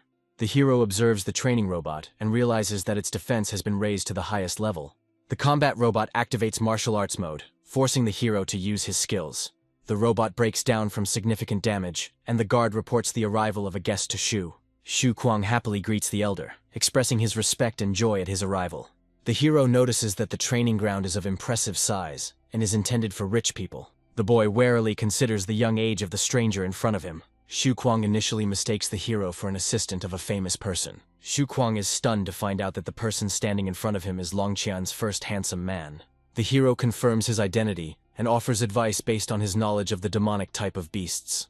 Xu Kuang wonders if anyone with a weaker aura can give him any decent advice. Xu Kuang feels embarrassed, considering it humiliating to call the hero an elder. The hero directly asks Xu Kuang if he has tested his star power. Xu Kuang is amazed that the hero figured out that he was analyzing him. The hero confidently explains that he understood this from the expression on his interlocutor's face. The hero suggests that Xu Kuang use his star power to try and hit him. Xu Kuang decides to put maximum force into the strike to show off his full power. Xu Kuang confidently prepares for the attack, claiming that no one will regret it. Xu Kuang begins to have problems concentrating his star power, which causes him anxiety. The guy notices that the star power seems to have frozen and he cannot use it. The hero calmly repels the attack and demonstrates his strength with a loud cry. Xu Kuang is shocked to see how the hero is able to control a large star power. Xu Kuang notices that the hero's strength is on a level no lower than his own, and attributes this to a unique phenomenon. The hero reveals his true power, surrounded by a fiery aura and impressing those around him. Xu Kuang thinks about the hero's high rank and wants to know what level he is. The hero says that the enemy does not need to know his rank, but offers him to try 2 more attacks. The opponent, ready to continue, calls on the elder to give him instructions. A guy analyzes a threat while facing a swamp robot and a 6th stage soul eater. The miasma emanating from the enemy creates difficulties in the hero's vision. The hero explains that natural conditions and sand reduce the actual combat power of the swamp robot to the 5th level. The young man uses the golden crow form he previously upgraded to enhance his attacks. The hero demonstrates combat, increasing his power to the middle 6th stage and successfully defeating the swamp robot. The opponent expresses dissatisfaction with the defeat and explains that he had expected to use the swamp robot's abilities. The guy sarcastically remarks that the opponent's idea sounds good if the side effect can be avoided.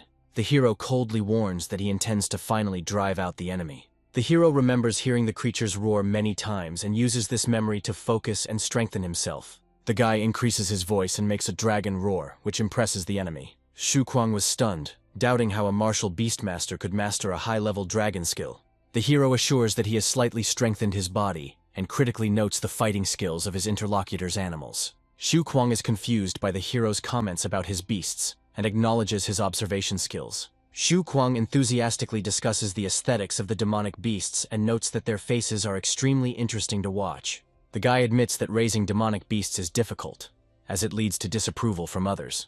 The hero points out the flaws in Xu Kuang's tactics and explains how he relies too much on the power of rare beasts. Xu Kuang sincerely asks the hero to teach him how to act in such situations. The hero hands Xu Kuang the Hellbone Lotus, explaining that it will improve the demonic beast's intelligence and expand their tactical arsenal. Xu Kuang is amazed by the hero's generosity and gratefully confirms his desire to accept the valuable gift.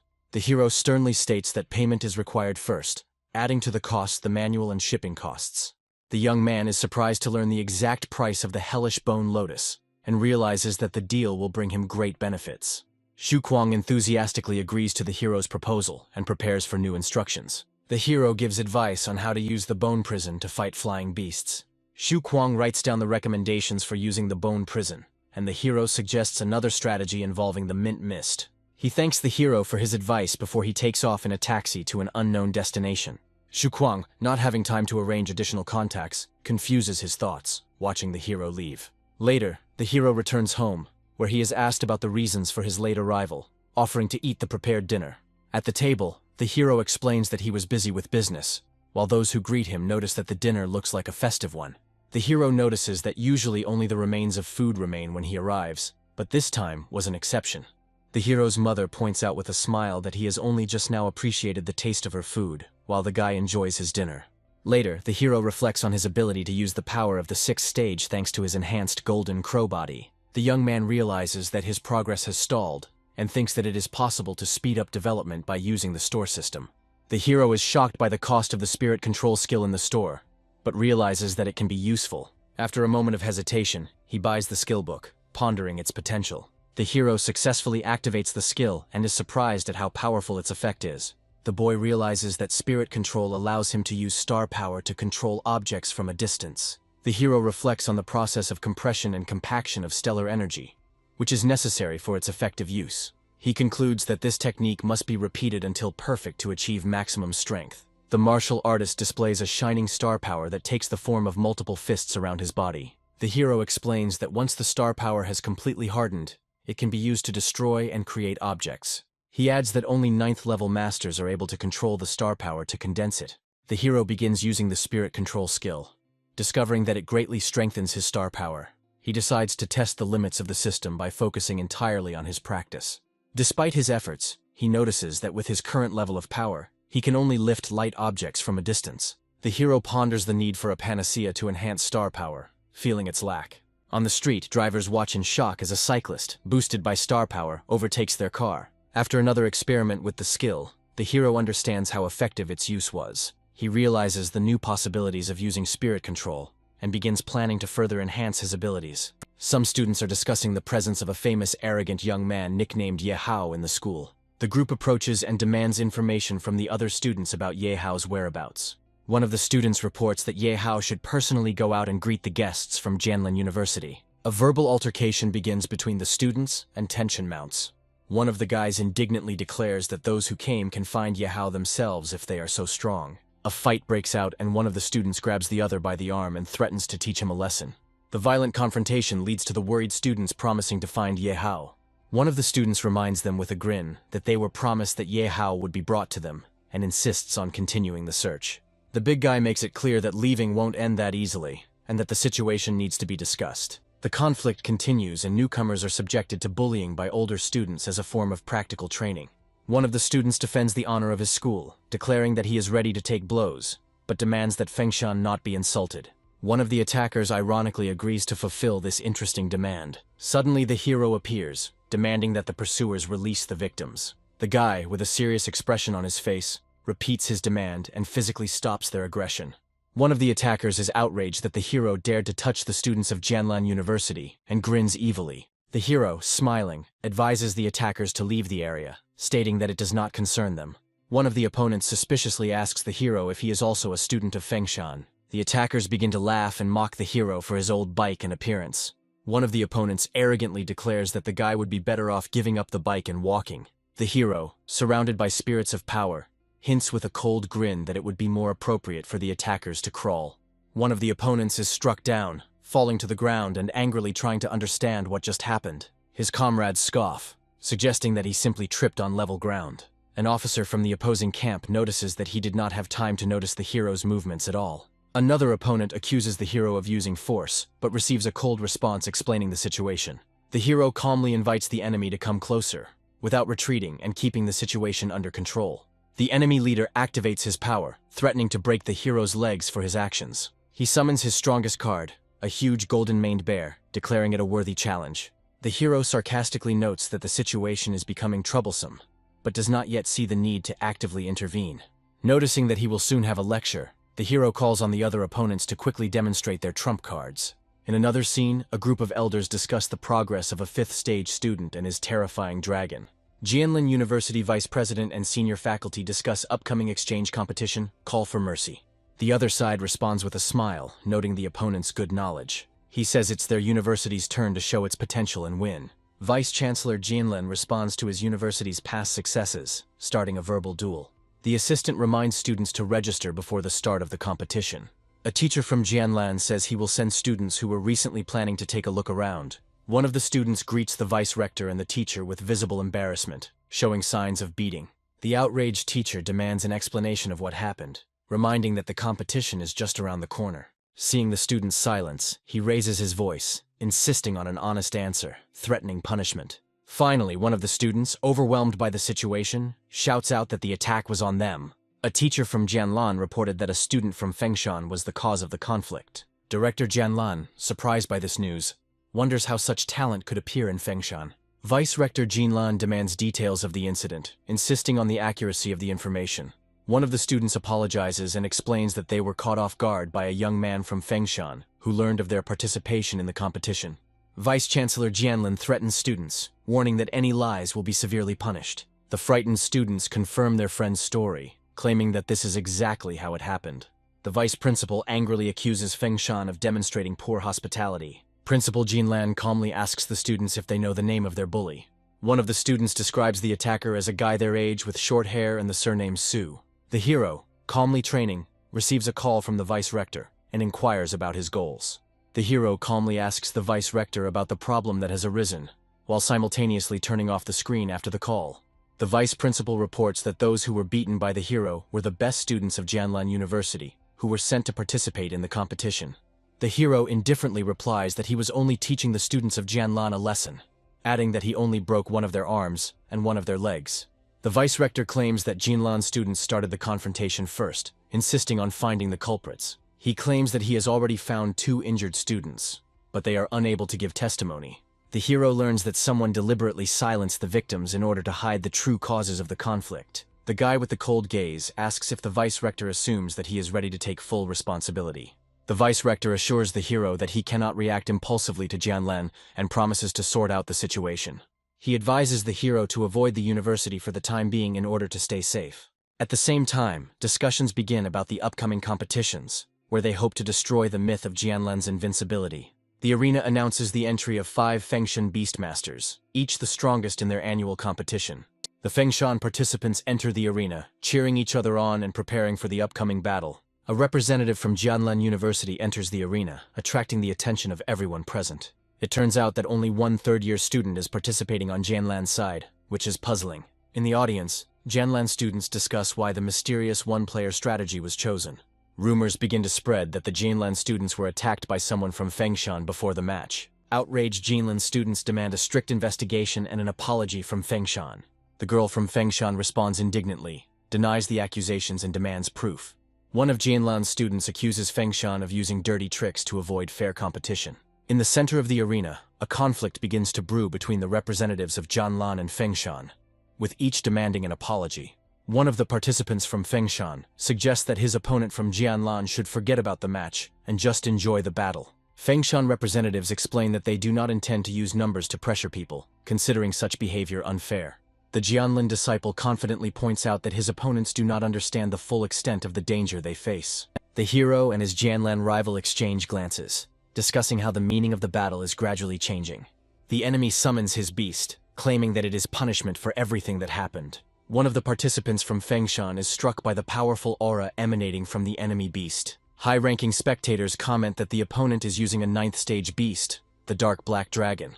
Fengshan representatives are called to seriousness and summon their strongest beasts. The enemy mocks Fengshan's strength, claiming that even the combined efforts of the 5 of them cannot defeat him. In the final moment, Fengshan is defeated in just 1 instant, highlighting the incredible difference in strength. The spectators from Fengshan are perplexed by the huge difference in strength and are surprised that even Yahello couldn't defeat his opponent. Jinlan's disciples gloat after Fengshan's sudden defeat, calling for more attacks. The scene shows bloodshed in the arena, where a rival from Jianlan defeats one of Fengshan's strongest participants. One of the observers from the stands demands that the match be stopped immediately, but receives the answer that the referee is on the opponent's side. Another observer reports that the key truth will be revealed once the witnesses wake up. Jinlan's teachers remind that the witnesses are still unconscious and demand that their recovery be speeded up. A Fengshan spokesman claims that opponents are simply stalling for time to avoid exposure of their actions. One of Fengshan's students holds his ground despite pressure from a rival who mocks his attempts to resist. The girl from Fengshan is surprised that her team still refuses to give up and tries to contact her brother. The hero responds to the contact, assuring his sister that he is ready to intervene in the situation. The hero watches the arena and notices that the situation has gotten out of control, assessing it as terrible. Vice Principal Jianlin notices the hero's appearance and wonders why he is here. While the Vice Principal states that it is necessary to investigate, the hero, with a self-confident smile, explains that he came simply because he happened to be nearby and wanted to take a look. The Vice Rector, irritated by his appearance, mentions that he asked the hero not to interfere. The hero calmly replies that his sister insisted that he come, so he could not refuse. Jianlan's High Master accuses the hero of arrogance and urges him to surrender without resistance, but he calmly ignores the threats. An argument arises between the Vice Rector and the Mentor, and the Vice Rector of Fengshan defends the hero and forbids touching him without evidence. Mentor Jianlan threatens to hand over the hero to him, but the Vice Rector responds with a firm refusal. The hero directly admits the fact that he beat up Jianlan's disciples, calling them insignificant forces, which angers the Mentor even more. The Vice Rector, warning the hero about the enemy's strength, declares that he will do everything possible to resolve the conflict peacefully. Vice-Chancellor Jianlan proudly declares that Dai Yang and his comrades are among the strongest students in the university. An unexpected revelation is made. The hero, who was initially mistaken for a student, turns out to be a high-ranking teacher. One of Fengshan's senior mentors regards the hero as an exceptional possessor of the unique power of fourth-stage stellar energy. The hero notices that his strength has already been tested without him noticing, and then offers to explain. Teacher Jianlan contemptuously refuses to explain, calling the hero a second-rate teacher. The hero offers a bet with a grin, claiming that he can even make his opponent bow his head and ask for forgiveness. The mentor, angry at the insolence, challenges the hero to the arena for a fight to show who is stronger. Vice Rector Fengshan tries to prevent the duel, warning the hero about the responsibility for a possible loss. The hero calmly admits that Fengshan's loss will call into question their strength and lead to the resignation of the teachers. The Vice Rector insists that the hero should not accept the challenge, since not only his honor, but also the reputation of the entire university depends on this duel. The hero sarcastically wonders what will happen after his loss and rejects honor, calling it long lost. The Jianlan mentor mockingly questions Su Ping's intelligence and suggests that they fight elsewhere. The hero confidently replies that he accepts the challenge right now, refusing to postpone the battle. The commentator announces an urgent change in the rules of the competition. Now it is a match between teachers. The teacher from Jianlan mocks the participant from Fengshan, promising to show the difference between him and the student. The Jianlan students, led by Fei Yanbo, gloat in anticipation of an easy victory over Fengshan.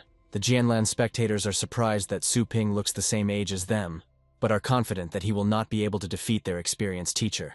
The girl from Fengshan is shocked that her brother dared to challenge such a strong opponent. Medics carry previously defeated participants out of the arena, making room for the upcoming battle. The announcer announces the entrance of high-ranking teachers Su Ping of Fengshan and Fei Yanbo of Jianlan, calling for the opponents to come down to the arena. The hero takes a powerful step forward with a determined expression on his face, confidently declaring that he will be the first. A majestic figure in a formal suit displays destructive power, surrounded by a vortex of magical energy. There are two people in the room, one of whom is perplexed when he notices the absence of a third, presumably Su Ping. Suddenly, a teacher appears in the arena, hovering in the air, causing everyone to be surprised. The young man soars above the arena, surprising the observers with his unusual ability and reaching a new level. The spectators, including the elderly teacher and his companion, are amazed to learn that the young man has achieved the title rank. The man in the suit is confused, as he realizes that this guy couldn't possibly have such enormous strength. Another participant watches the young man, wondering why he failed and reflecting on his perfection in controlling his power. The girl is alarmed to realize that her older brother has reached the title rank, while she is confusedly holding her cheek. A boy with traces of beatings begs a teacher named Su, being in a state of deep helplessness. A group of observers scream in horror about the impossibility of what is happening, discussing the unknown creature from Fengshan. The young man confidently says that he is ready to begin, demonstrating calm composure. The judge solemnly announces that both participants must call upon their fighting pets to begin the fight. The man with the mustache reflects on how the young man could have raised a heavenly beast using all his strength. The enemy attacks with a huge energy blast in disdain, intending to demonstrate his fighting skills. A giant purple shadow fox emerges from behind one of the contestants, causing shock among the spectators. A disciple in the crowd points to the 8th level of the bloodline beast's power with fear, amazed at its might. The audience begins to discuss the superiority of the shadow fox, calling him the most ferocious beast in the element of thunder.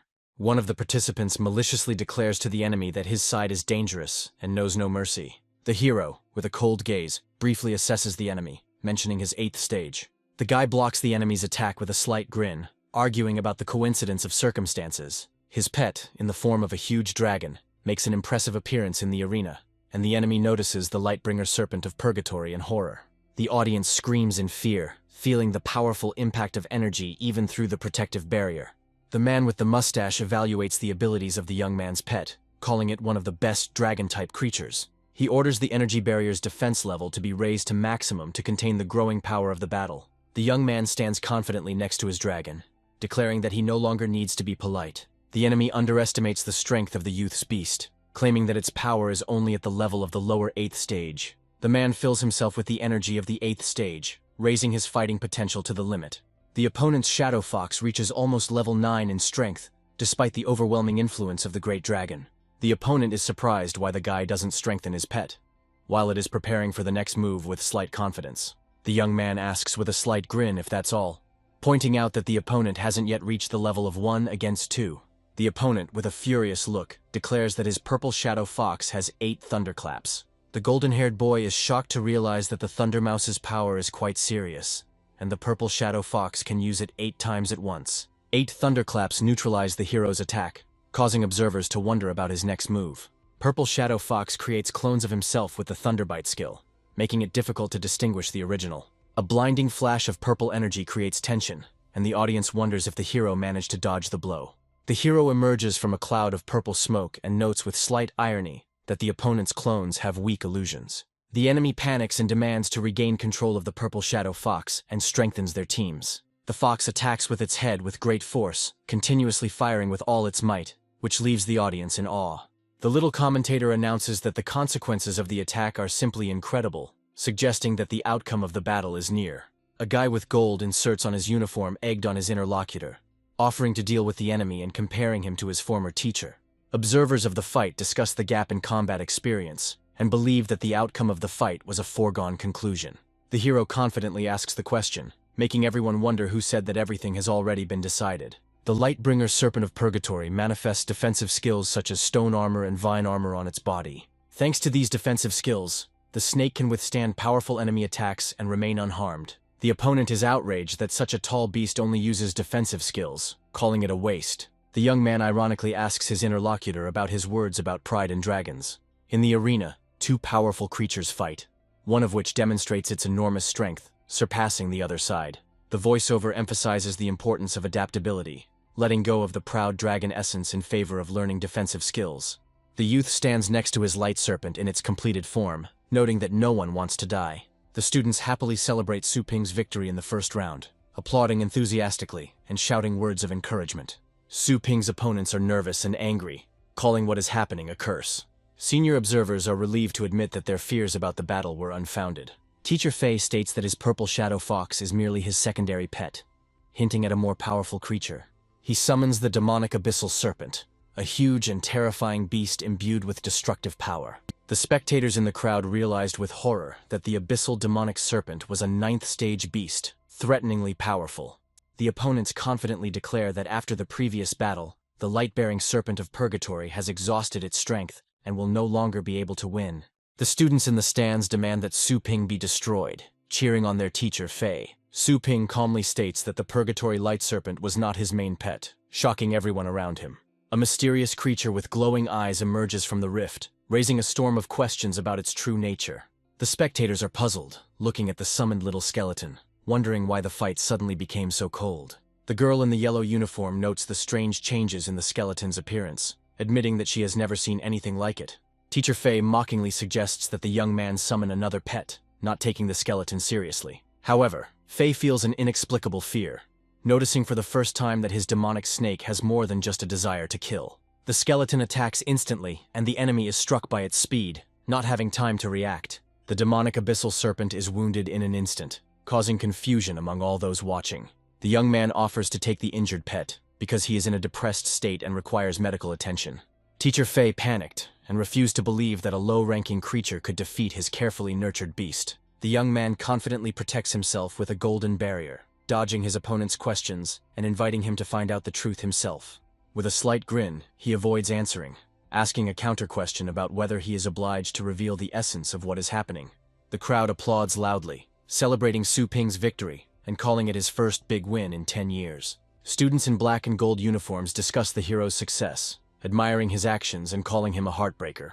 A man with gold inserts on his clothes angrily demands that Su Ping not be released from the arena, accusing him of attacking his pet. A group of students in uniform become aggressive, loudly demanding an explanation and apology from the hero. The young man, with a slight smile, calmly replies that he will give an explanation by activating the connection. Su Ping's little assistant links the device to the screen, offering to show the evidence on the large monitor. Opponents from the other team are perplexed, wondering who will provide evidence and what the hero has planned. Su Ping, reacting with restraint to what is happening, asks to step aside and give an opportunity to show what happened. The man with the gold badge recognizes the two students the hero plans to bring on screen and says that he was expecting this. Taking the whole situation in stride, the enemy remarks with a terrifying grin that the two pose no threat due to their severe injuries. Su Ping shows footage of two injured students who have already recovered with local medicine and confirmed their willingness to talk. The opposing leader becomes furious and confused, not understanding how this is possible. An elderly observer asks with interest who these people are that Su Ping brought onto the screen. Students from the rival school panic and try to leave the scene, accusing the heroes of deception. Su Ping coolly invites the witnesses to recount in detail what happened that day. The injured student explains how a group from the enemy school surrounded them and beat them, trying to get information out of them. A second witness confirms that a hostile group attacked after class, but they were saved by Su Ping. The spectators from the other schools sit in stunned silence, lamenting the loss of their leader and team. The young girl in the yellow uniform confidently declares that it has been proven who launched the attack first, rejecting the accusations of her rivals. The vice-rector intervenes in what is happening, forcing the opposing leader and his team to realize their defeat. The senior mentor with red eyes sternly warns of the consequences if anyone dares to lie. The leader of the opponents realizes in horror that he is in danger of being expelled and deprived of the right to interact with the heavenly beasts. The elderly man humbly takes responsibility for the actions of his students and promises to reimburse all expenses. The mentor reminds Su Ping that he has forgotten something, hinting at what to do next. The man offers Su Ping rare animals or valuable rewards as compensation for the conflict. Su Ping smirks and says that he doesn't need big gifts, but asks him to kneel down and apologize. The opponent responds indignantly to the demands, accusing Su Ping of arrogance. The young man calmly reminds him that victory in their fight shows that the enemy's words no longer matter. One of the senior members of the council tries to persuade Su Ping to give up his demand, but he insists on his own. Su Ping confidently asserts that there is a need for an apology, pointing to the importance of fairness. Su Ping announces to everyone present that any provocation against Fengshan will result in severe consequences. He also stresses that there is no friendly relationship between their schools, adding that the other school's resources are now under their control. The students of the opposing school are forced to kneel in submission, causing indignation among the senior teachers. Su Ping's shop becomes a popular place, with a huge line of people wanting to get pets and food. Passers-by wonder why such an old store attracts so much attention and becomes a center of attraction. There is talk among the customers that the owner of the shop has a title rank, and his methods of raising animals are surprisingly effective. Some students from Fengshan are asked to keep the store's popularity a secret in order to maintain an advantage for themselves. Su Ping realizes that his intervention in the competition not only resolved the conflict, but also strengthened the reputation of his business. A girl from Fengshan school pushes her way through the crowd to reach Su Ping, determined to talk to him. Su Ping sarcastically notes that she didn't even say hello, adding mockingly, "Why would such an important person stand in line?" The girl states that, as Su Ping's sister, she does not want any privileges, striving to achieve success on her own. She gratefully adds that she wants to take advantage of the opportunity to become stronger by showing determination. The young man calmly asks what level her beast is at, in order to understand what he will be working with. The girl reports that her pet, a cat named Snowball, recently reached the 4th level. Su Ping explains that the 4th level is considered average by the standards of heavenly beasts, and his work at this level is quite expensive. The girl is surprised by the cost of his services, realizing that her income does not even cover one time for a year. The young man, jokingly giving his pet a new name, confirms that he is ready to continue working, despite her doubts. She sheepishly admits that she forgot to take the money, but Su Ping confidently agrees to pay the expenses out of his own pocket. The young man reflects on his business and notes that his system and approach are still aimed at raising strong animals. In conclusion, he adds that he has recently mastered the technique of client cultivation, assuring that now they are even. The girl is surprised how Su Ping was able to improve his skills so quickly and reach heights despite her constant training. Su Ping confidently states that his strength has reached the 9th stage, and he aims to use this level to study new knowledge. the hero calls upon his pets to be brave, directing them to attack the blind spots of enemies, executing a well-thought-out battle plan. In the midst of the battle, Little Skeleton delivers the decisive blow, restraining the powerful dragon and causing it to roar uncontrollably. Su Ping comments on the transition to a new level of confrontation with a slight grin, calling it the second stage. The enemy's forces increase, causing the Beast King to appear, making it the perfect time to test the Little Skeleton. Su Ping is amazed by the increased pedigree of his pet dog, who has acquired a new skill, Dragon Armor. A huge black wolf, befitting the status of the new bloodline, inspires fear with its menacing appearance. Using coordinated teamwork, Su Ping dispatches pets such as the Tianjin Pig and Dragon Dog to deliver the finishing blow. He ends the battle by commanding Phantom Fire Beast and Lightbringer Serpent of Purgatory to engulf the battlefield in flames, clearing out the remaining enemy units. Little Skeleton displays incredible abilities due to his absorption of the Bloodstone, making him virtually invincible. Su Ping orders the Light Serpent of Purgatory and the Dragon Dog to unite and destroy the remaining enemies. Su Ping happily realizes the comfort of working with dogs' intelligence skills, planning to use them to determine the quality of food. The guy jokingly wonders why the other pet has more survival skills in its arsenal than offensive abilities. As Su Ping examines the two pets, he lists their strengths and finds ideal roles for them to use in battle. The very next morning, a huge line of people lined up outside Su Ping's shop, wanting to strengthen their pets. The girls are surprised at the speed of improvement of their pets, because, according to rumors, it took a whole month. Passers-by discuss how the pets have gained significant muscle mass, amazed at the effectiveness of Su Ping's methods. Su Ping encourages those who are hesitant to try the store's services to test the effectiveness of its approach. A funny scene unfolds when Su Ping's team angrily throws out the doubting customers, ending the hero's working day. Su Ping looks out at the crowd with confidence, knowing that he no longer has anything to prove. His results speak for themselves. The hero curiously activates the hidden function, expecting to gain a mystical skill. He learns about the demon god's overwhelming fist ability and evaluates its potential. Su Ping finds himself facing giant beasts equal in strength to the Beast King and studies their attack mechanics. The hero's most powerful energy strike demonstrates his abilities and destroys the surrounding space. A vision of the 5 stages of the new skill's impact is projected around the character, detailing its capabilities and risks. Su Ping is asked to make a decision to overcome the power of the demon god's overwhelming fist, as only the Golden Crow can withstand its backlash. With a slight grin, the hero comes to the conclusion that for the Golden Crow's body, this is an ideal skill, filling him with excitement. Su Ping confidently decides to learn the new skill, seeing in it a huge potential for his future victories. As the power is absorbed, a bright golden glow weaves around the hero's figure, heralding his new level of mastery. Su Ping realizes that learning the first style will open the way to the next level of power. As he thinks about the upcoming trials in the Secret Kingdom, he realizes that he must personally become stronger so as not to let Little Skeleton down. The hero decides to temporarily close the store, devoting all his time and effort to training the overwhelming fist. After 2 days of intensive practice, Su Ping completes the main stage of training in the Dragon King's heritage lands. He is surprised at the speed of his progress, noting that his Golden Crow demonic body has grown considerably stronger. At one of the bases, the hero and his group are met by other participants, who wonder why they need the help of newcomers. Senior Masters Mo Lao and Chen Long discuss the possibility of revealing their secrets as they prepare for an important mission. Captain Ni Chenkong, who leads the group, states that he is interested in a valuable ancient find. He warns that this treasure is guarded by a powerful beast that will require at least 6 masters to defeat. The video shows a scene from the previous fight, showing the terrifying power of the protective beast that the hero will have to face. Mo Lao and Chen Long discuss that Nie Chenkong has set his sights on a powerful asset that he has no chance of getting to on his own.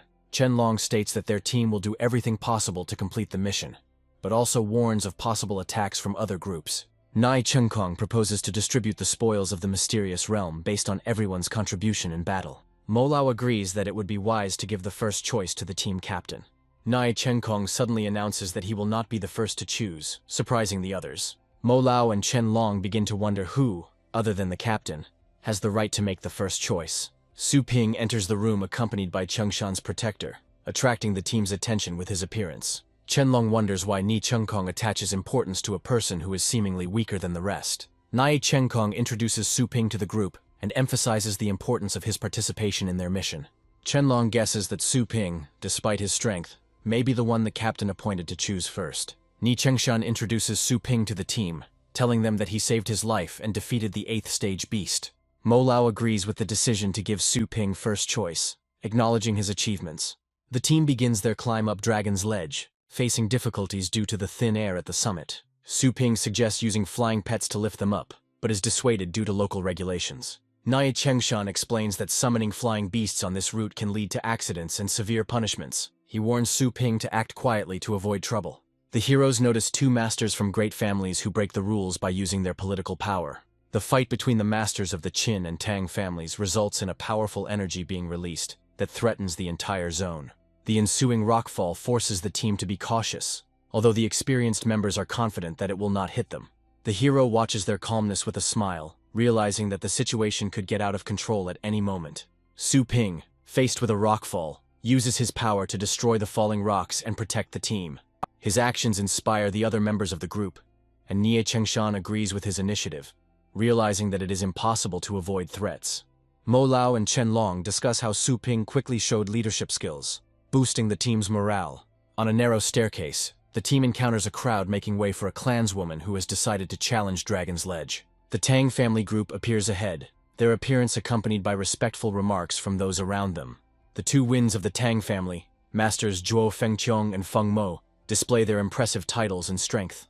The mistress of the Tang family, Tang Ruyan, is preparing for another attempt to conquer the Dragon Ledge, attracting the attention of all participants. She addresses her opponents, warning them to stay out of her way to avoid trouble. At this time, the owner of the Qin family, Qin Shaodian, appears on the scene and decides to also challenge his rival. Tang Ruyan, with arrogant confidence, declares that she has not taken the fight seriously up until now, and asks her opponent if he is ready to continue. A man with blue hair provocatively addresses a woman, wondering if she is taking the situation seriously. A tense duel breaks out between them, where both decide to sort things out by force. At this time, the mysterious realm of Dragon Ledge Mountain opens, attracting the attention of many participants. The legendary master Dao Zun, a man with the highest 9th level, appears on the way, inspiring respect in those around him. Many observers discuss his presence, deciding that his approval is a chance to continue on the path. The Tang family places a strict ban on further advancement, threatening anyone who tries to cross their territory. A man from the crowd dares to condemn the actions of the Tang family, causing their representatives to react in bewilderment. The place is destroyed by a powerful blow from the sword, leaving a huge mark on the ground. Dao Zong intervenes, urging everyone to resolve conflicts privately, rather than on the open stage. Su Ping respectfully thanks the master, admiring his sword technique, which allows him to cope even without the help of heavenly beasts. The man with gray hair says that his actions are aimed only at correcting mistakes, noting that the attack could not harm his interlocutor. The two elderly men rush forward furiously, condemning the disdainful treatment of the Tang family. The crowd watches the scene as a group of people discuss the boy's impulsive behavior and his recklessness towards the Tang family. The people in the darkened room analyze the situation, discussing the pursuit of the man and the possibility of receiving a reward from the Tang family. The young man, with a cheeky smile, reflects on his abilities and expresses his readiness to test them in the current situation. A woman with a purple aura appears on the battlefield, and one of the older men asks why she took so long to respond. The man, with an expression of repentance, asks the woman for forgiveness for not being able to catch the right person, and offers to punish him for his failure. The woman discusses her family's success in the ranking, emphasizing their place as a symbol of strength and respect. The man sets a goal to ensure the teams rise through the 6th floor to take first place in the ranking, and the others agree. A group of people notice that the lights on the 6th floor have come on and conclude that someone has just successfully completed a test. The tower lights up with fire, symbolizing the conquest of the 7th floor and the remaining 2 levels to complete the climb. The heroes are surprised to notice that the 8th floor is on fire, discussing who has the strength to get through it first. The elderly man angrily recalls how their place in the heavenly ranking was stolen, blaming it on other families. The tower amazes everyone by signaling the completion of the 9th stage and inviting the remaining challengers to take up the challenge. The girl is surprised to see the top of the column, discussing what kind of family could possess such enormous power. A crowd gathers at the tower, watching from afar and discussing the events. The young man coolly notes how easily he defeated his enemy, reminding him that these difficulties were once his limit. The hero completes his personal inspection of the system and decides to return to the group to continue the treasure hunt. The group looks out over the top of the tower and shares mixed emotions about how easy it was to get through stage 9. The boy turns to the captain, asking about the group's future plans as the sky envelops their silhouettes. The young man returns to the group, where the man greets him promptly, mentioning that he was expected to begin the treasure hunt. Among the participants, There is surprise that the guy who passed the column first used his abilities even for a small warm-up. The two companions discuss the young man acting on his own, which irritates them, but they promise to teach him a lesson. The man tasks the group with scouting the terrain on foot and in the air, while summoning a huge beast for protection. The young man summons the dark dragon dog, deciding to test its skills in the current situation. A senior member of the group criticizes the boy for summoning a high-level heavenly beast, suggesting a lack of trust. Another team member notices that the summoned beast is too attention-grabbing, asking the boy to bring it back. The dark dragon hound suddenly growls, warning its master of a threat that has appeared nearby. The group notices the beast's behavior, becoming wary and activating abilities to search for nearby enemies. One of the heroes looks around in confusion, wondering where exactly the enemy the beast is warning about is. The team captain is outraged by the lack of signs of the enemy, while the girl reports that her flamebird did not detect anything. One of the group members mockingly comments that the guy is trying to attract attention with his behavior. The flamebird and earth cradle become active in response to an unexpected change in environment. The group encounters high-threat pythons and prepares to fight. Realizing it is too late to escape, a massive magical creature is summoned to protect the team, while the rest of the party prepares celestial beasts to attack the enemies. The hero explains that his dark dragon dog was not protected, but was accompanied by two powerful 9th-stage beasts.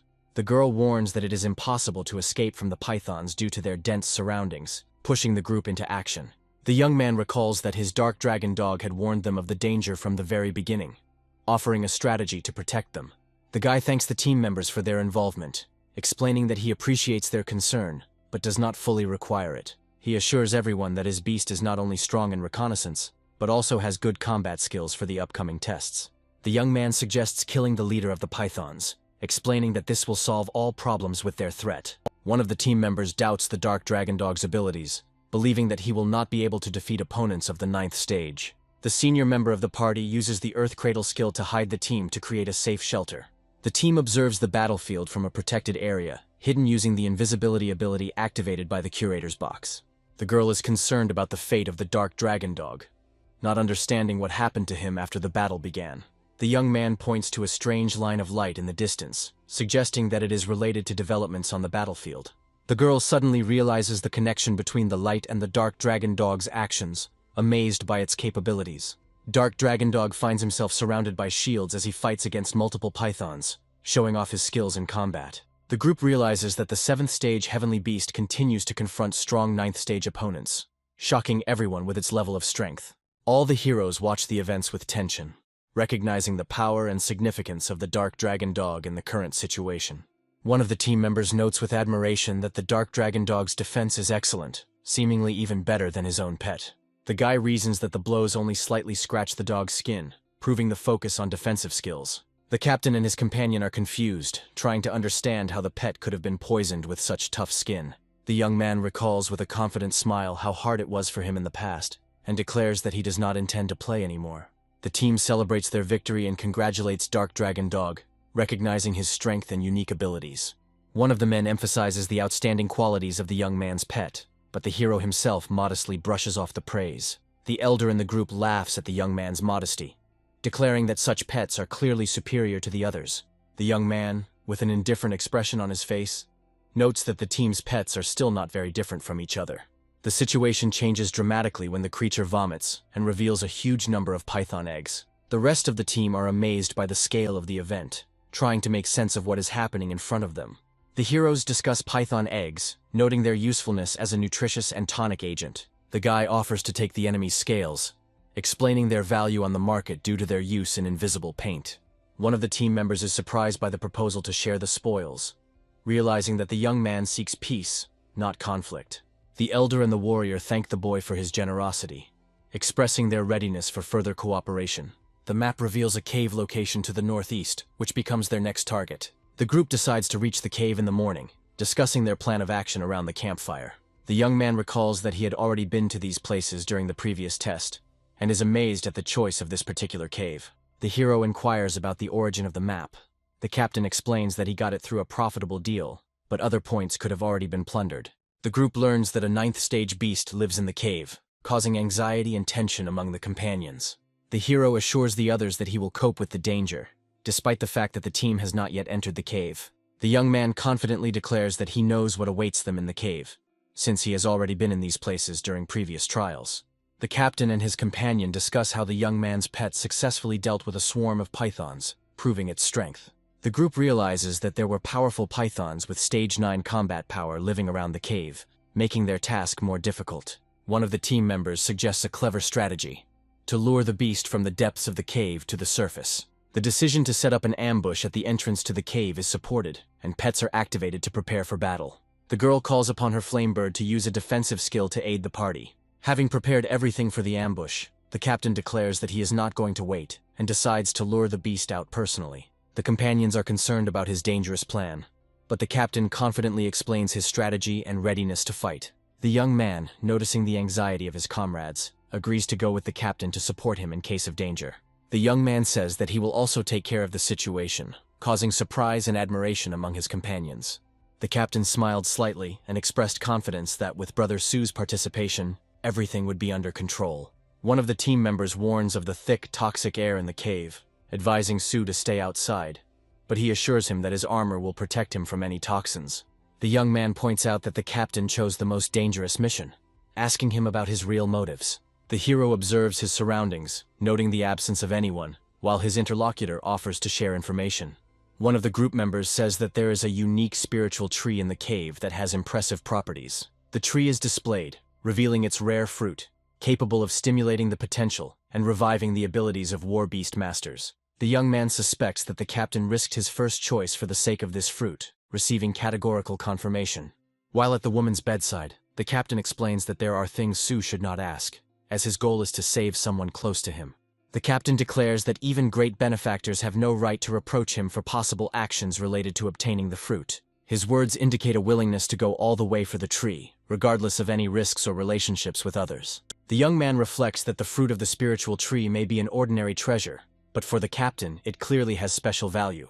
One of the heroes warns that the beast guarding the place is on the highest 9th step and uses powerful psychic attacks. The young man is perplexed by his knowledge of the beast, but suggests simply following him without asking unnecessary questions. The group discovers a spiritual lamp capable of resisting psychic attacks and discusses its properties. The young man says that he had seen this artifact before, but it could not be used outside the Dragon King's testing area. With the lantern raised, the hero confirms that they can continue onto the tree without delay. The group is suddenly hit by an attack, which they barely manage to repel thanks to the active artifact. The youth notices that the attack was not directed at them, but remains wary due to the presence of enemies nearby. The group engages in a brutal fight using pets and rockfall, with the elder heroically summoning his war beast to attack. After a successful victory, the crew rejoices, assuring the captain that all threats have been eliminated, and they are ready to move on. The young man and the captain discover that they are late at their destination, and unexpectedly encounter the enemy. The enemy attacks Flamebird, who desperately defends herself while the team tries to figure out what's going on. A huge 9th stage beast appears, under whose influence the situation becomes increasingly tense. The team realizes they are in an illusion where their allies are at risk of killing each other and attempts to use the spiritual lamp. The young man orders the captain to infuse star power into the lamp to counter the illusion's attack, to which he agrees. The team members suffer from headaches caused by the enemy and try to keep from going beyond the protective zone of the lamp. The young man jumps down, strengthening the protective zone, and calls on everyone to stay within it for safety. The team joins forces and channels stellar energy into the lamp to destroy the illusory field. The lamp begins to show activity, and one of the heroes notices movement as the object's power increases. The enemy attacks from all sides, and the team led by Brother Su begins the battle to protect the spiritual lamp. The hero tries to protect his comrade by using the star shield to block a powerful attack. The guy calls on his enemies to stop hiding in the shadows and come out to resolve the conflict. A huge creature appears, while in the foreground a group of mercenaries are seen watching the battle. The group's leader, Poison Fang, apologizes, explaining that he was acting on orders from his boss. The captain is shocked by the betrayal of the Poison Fang group, believing that there was no feud between them. The enemy leader scoffs, explaining that the map was only a deception to use them as bait. It becomes clear to the captain that they were used to lure out the Blood Flame Dragon from the very beginning. The leader of the Poison Fang threatens violence if the heroes try to attack him.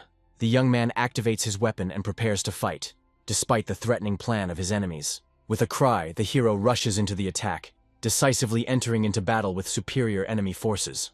The Poison Fang leader realizes that the Supreme 9th Stage Blood Flame Dragon has been temporarily immobilized. The heroine and her partner, having been wounded, discuss with bewilderment what happened and the successful blocking of the dragon.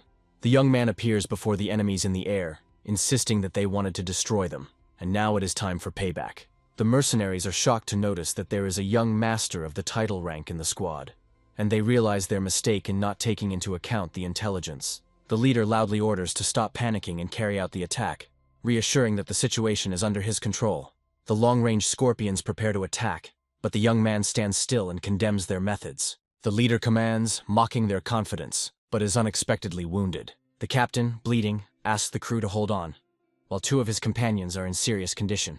One of the squad members reports that two of their comrades, Mo Lao and Chen Long, were unable to complete the task and fell in battle. The young man stands in the center, ready to take control of the situation and continue the fight. He and the captain run towards the tree, despite the bad feeling, trying to reach their goal. The captain asks the young man to guarantee that the fruit of the spiritual tree will be obtained in the event of his death, to which he receives a question about the meaning of such an act. The captain reveals that the fruit is intended for his daughter to save her from an incurable disease. The captain explains that the fruit will be able to stimulate the development and rebirth of war beasts, which is important for healing. A group of enemies reach the tree and discover that it is impossible to take it all, starting to harvest the fruit. The Poison Fang leader gives orders to destroy the tree so that no one else can have it. One of the enemies successfully obtains the fruit and rejoices, not noticing the impending danger. The youth intervenes and begins the attack. The enemies are amazed by his appearance and strength. The group's leader is shocked to realize that their opponent is a 9th-level master and suggests settling the matter through negotiations. The enemy leader offers to divide the find in order to avoid further confrontation, trying to buy time. The enemies are confused and look for the one hiding in the shadows, accusing him of cowardice and provocation. The Poison Fang leader faces a powerful attack, indicating readiness to destroy the enemy. Having lost 2 heavenly beasts, the leader is shocked to realize the catastrophic consequences of what is happening. The terrified leader begs for mercy, offering all the treasures in exchange for his life.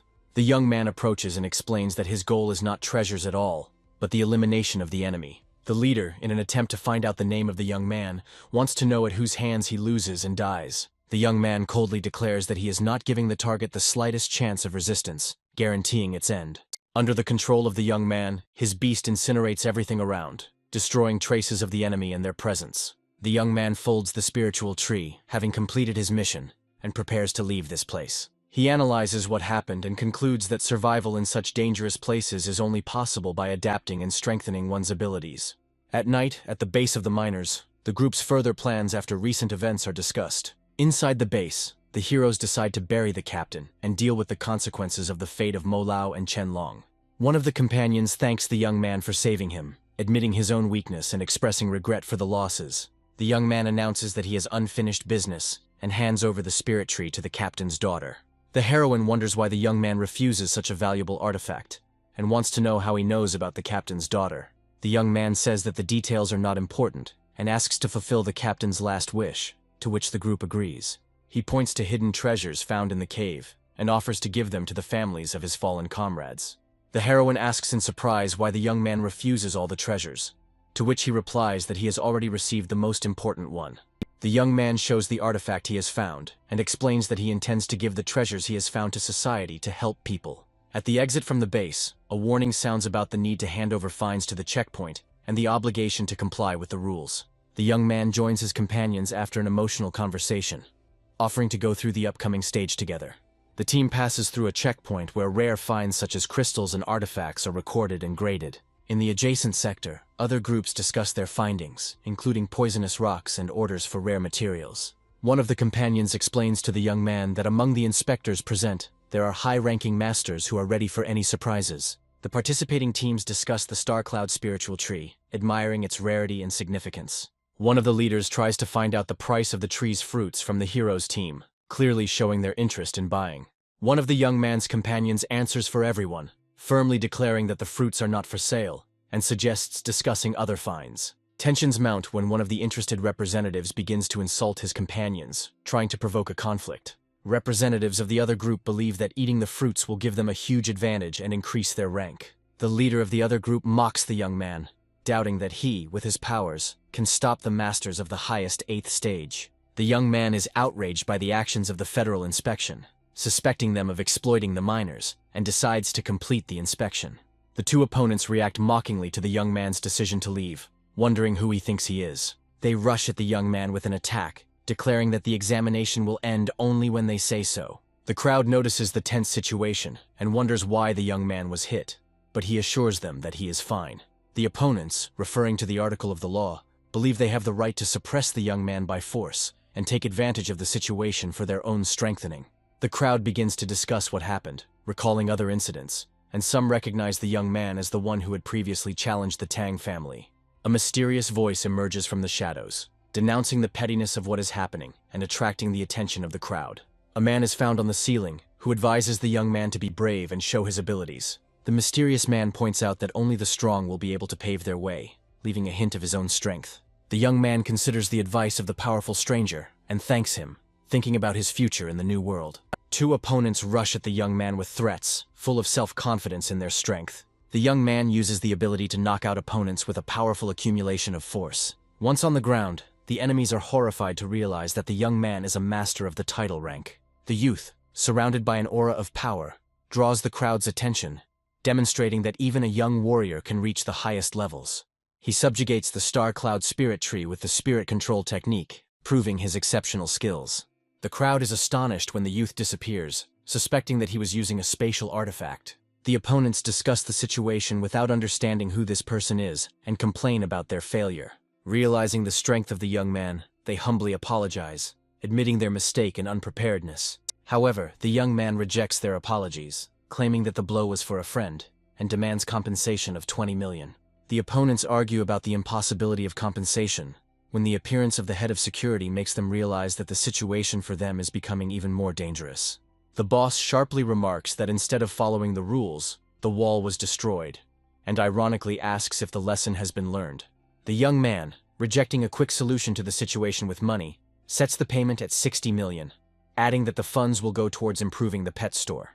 The companions discuss their defeat, expressing regret for their weakness, and the young man undertakes to look after the spiritual tree. The hero decides to replant the tree after using it, and offers the fruits to reach the 9th stage. The companions are surprised by the young man's generosity, and the heroine shyly notices his ability to help others. The young man instructs his war beast to guard the territory, while he himself dives underwater in search of treasure. He finds himself in a mysterious underwater place, remembering that a great treasure must be hidden here.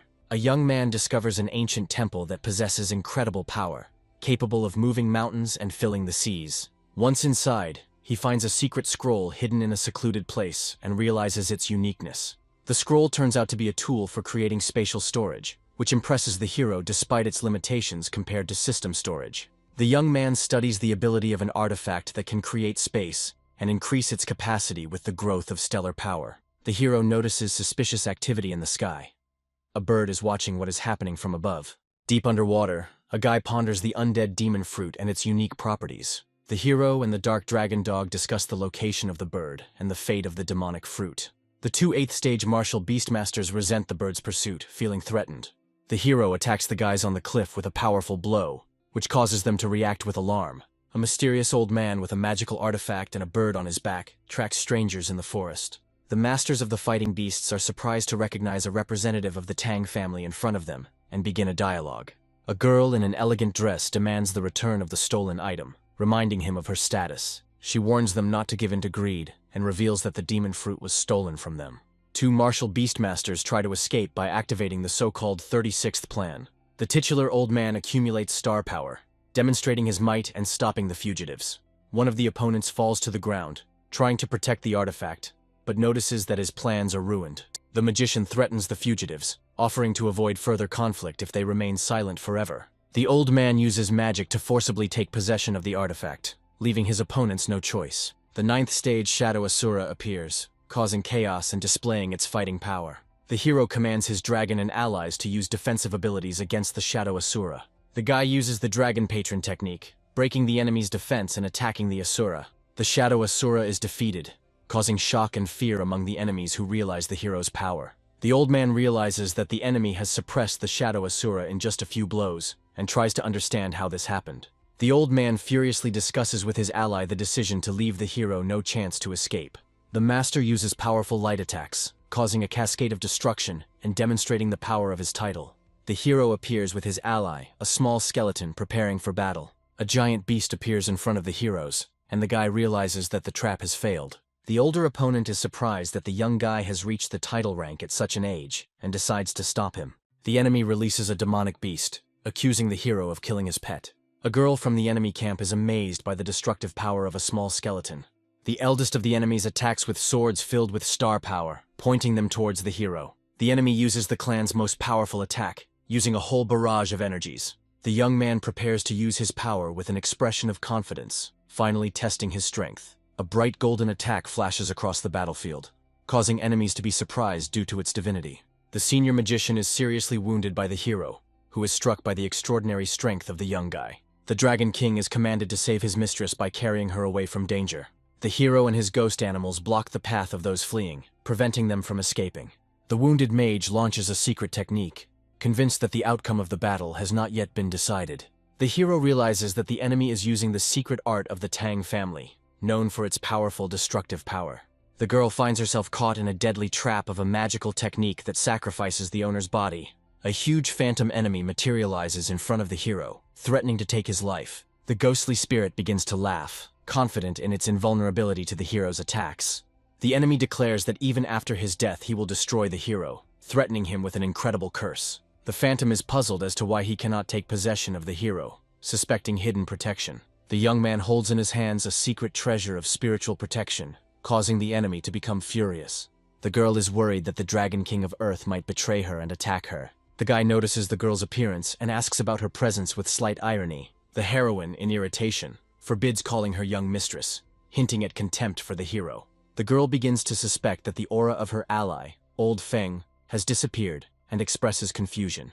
She discovers Old Feng's remains, and is shocked at the defeat of a warrior with the strength of the middle 9th stage. The heroine angrily asks the hero about the reason for his attacks on the members of the Tang family. On the battlefield, the bodies of 2 defeated masters of war beasts, who died in the fight, are visible. The girl states that his actions are dictated by the law of the jungle, despite their status. The young man, with a sly smile, hints at the weakness of his opponents, increasing his psychological pressure. The hero stands surrounded by dark energy, preparing to deliver the finishing blow, while his ally raises his weapon. The heroine realizes that the fallen winged king, who possesses the power of the 9th stage, feels threatened. The guy sets a condition for showing sincerity in exchange for negotiations, showing his superiority. The girl is surprised by the actions of the hero, who releases the magical creature from the contract to gain an advantage. The heroine decides to break the connection with the help of her power in order to maintain control over the situation.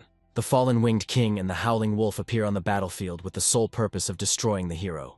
The girl is shocked to realize that her plan is falling apart and, disappointed, utters the word curse. The young man decides to end the dispute by preparing to physically destroy the connection between the opponents. The heroine reacts tensely when she notices that the hero has a spatial treasure that could change the course of the battle. The young man is inside the mysterious space of the scroll, and hears the heroine's question about why he did not kill her. The guy with a mysterious smile declares that the heroine can die, but only after he has extracted all the value from her.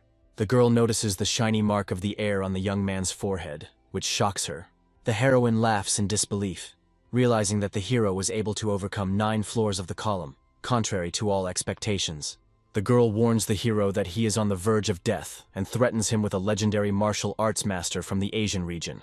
The young man threatens to use tricks if the heroine does not tell the truth, hinting that her photo could fly around the world. The girl admits that the heir to the Dragon's Ledge is a man who is ready to destroy all potential rivals. The guy ironically clarifies how 4 large families fighting for the legacy can resist the real threat of the 9th floor. The youth notes that the entire secret kingdom is ultimately controlled by the legendary Master Yuan, emphasizing his strategic goal. The hero's light-bearing serpent destroys enemies on the battlefield, emphasizing the youth's strength and his superiority over the 4 families. The hero reflects on his success in the battle against the King of Beasts, acknowledging that his victories were achieved through countless mistakes and perseverance.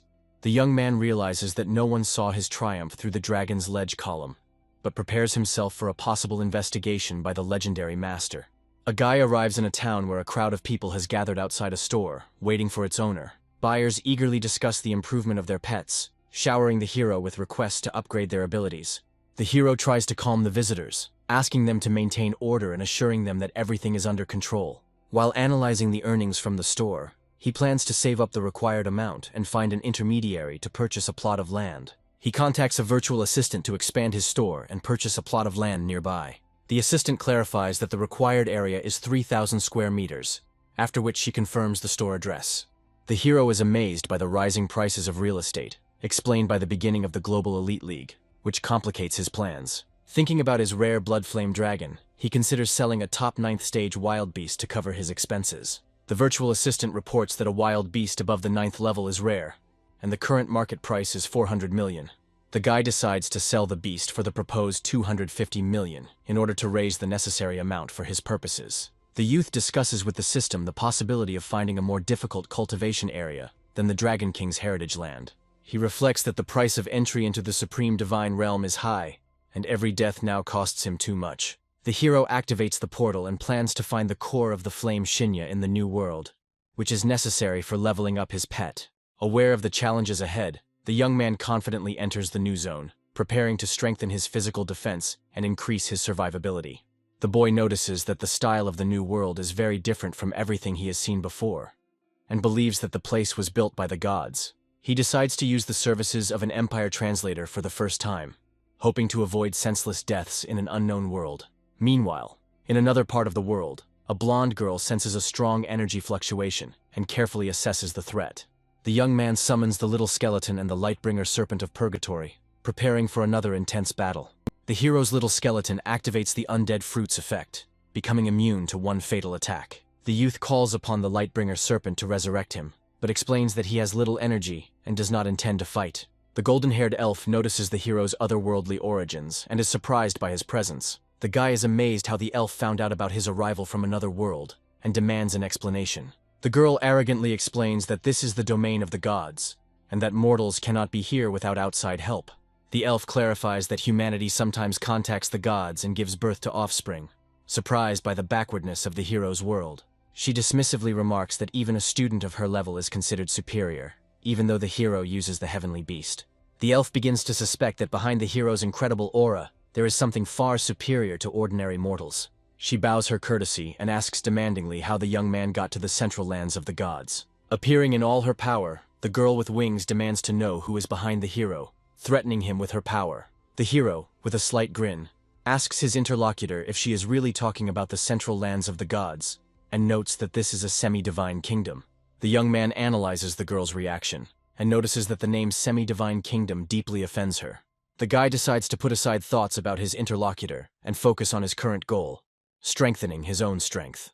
Finding himself in a new area, the hero notices the strangeness of the ground under his feet, indicating the presence of a mysterious force. Suddenly, he is attacked by a huge monster that tries to swallow the hero, but he keeps his cool. The youth uses Divine Fist, attacking the beast and dealing it a crushing blow. The heroic blow leaves the creature battered, and the boy sarcastically remarks on its missing teeth. The hero summons his allies, Little Skeleton, Lightbringer Serpent, and Dark Dragon Dog, relying on their power. The hero's squad joins forces, preparing for a deadly battle with a powerful enemy. Led by the Lightbringer Serpent of Purgatory, the hero uses the legendary Dragon Patron technique for a powerful final attack. The Lightbringer Serpent of Purgatory unleashes a Flame Dragon Strike, attacking the enemy with devastating force. The hero commands the Little Skeleton and Dark Dragon Dog to deliver the next attack to the monster's eye.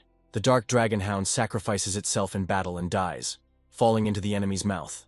The Little Skeleton rushes at the enemy, activating his powers, and the hero calmly watches, analyzing the situation. The young man orders the skeleton to not give the enemy a chance to catch his breath, continuing the intense offensive. The hero attacks the enemy together with the Lightbringer Serpent, using the Flame Dragon technique, delivering a decisive blow. Finding the Divine Crystal, the guy discovers that it enhances physical strength and gives the opportunity to master divine skills.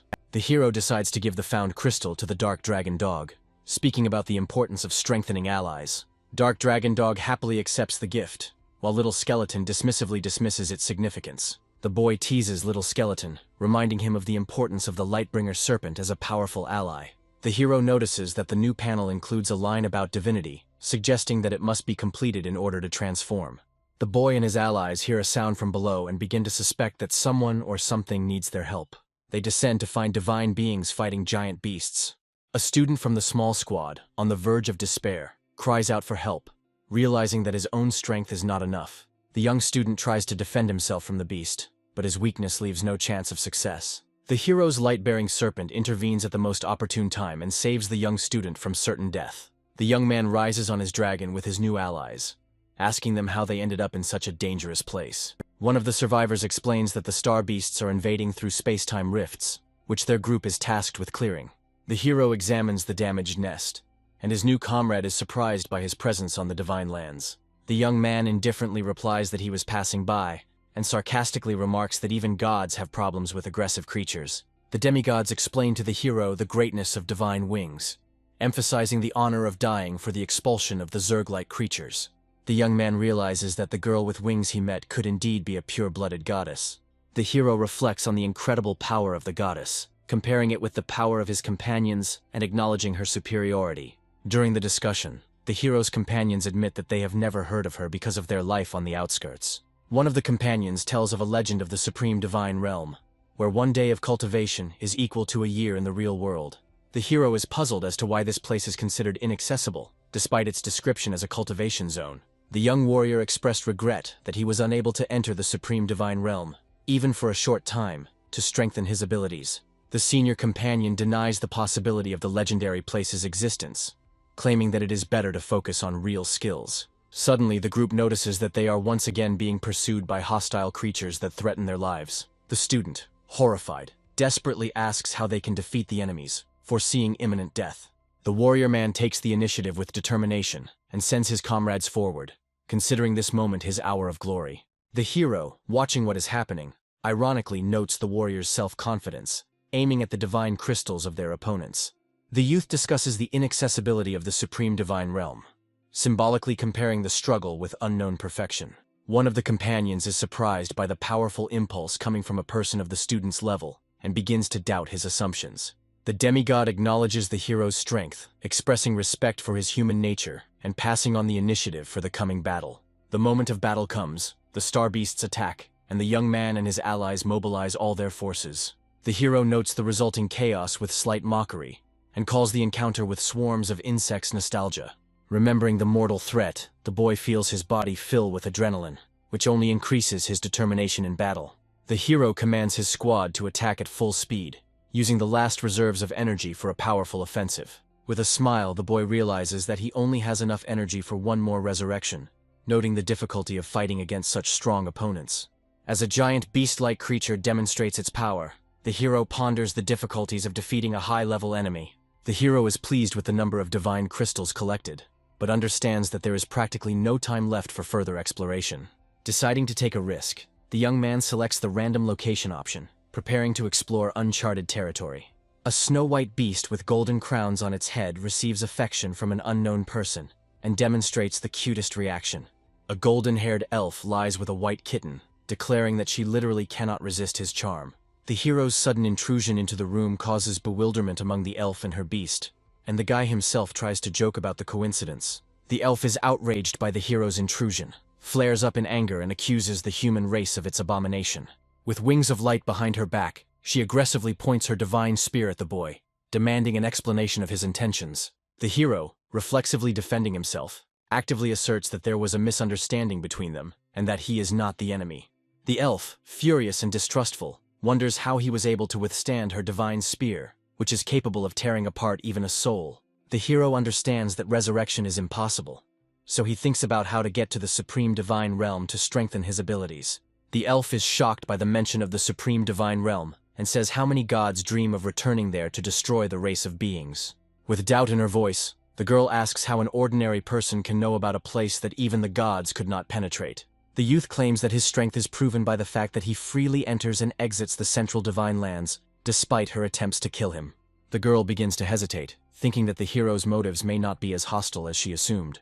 The hero, leaving, ironically declares that now the girl and her comrades will have to figure out the search for the truth themselves. The elf offers the hero a choice between power, gold, or land, and he promises that power will become the basis for his future. She hands him a secret cultivation manual using the divine origin art, which accelerates the learning of skills. The hero, impressed by the manuscript, understands that this is an unexpected turn of his fate and an excellent opportunity to strengthen his abilities.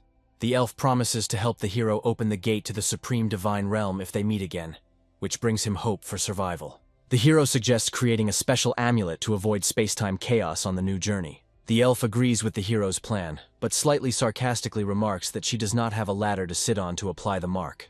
The boy activates the contract and wonders if he can control her by signing a magical agreement with the heavenly beast. The elf is surprised to discover that the hero's contract involves absorbing a pet and underestimates the human's power. She displays a mirror divine sign on her body, emphasizing that she is ready to respond with an equally powerful ritual. A magical surge occurs and both try to seize control by making and breaking contracts. The elf taunts, saying that when the hero becomes her pet, he will have to reveal all his secrets. Suddenly time freezes and the hero finds himself surrounded by chains, which causes surprise and confusion in the elf.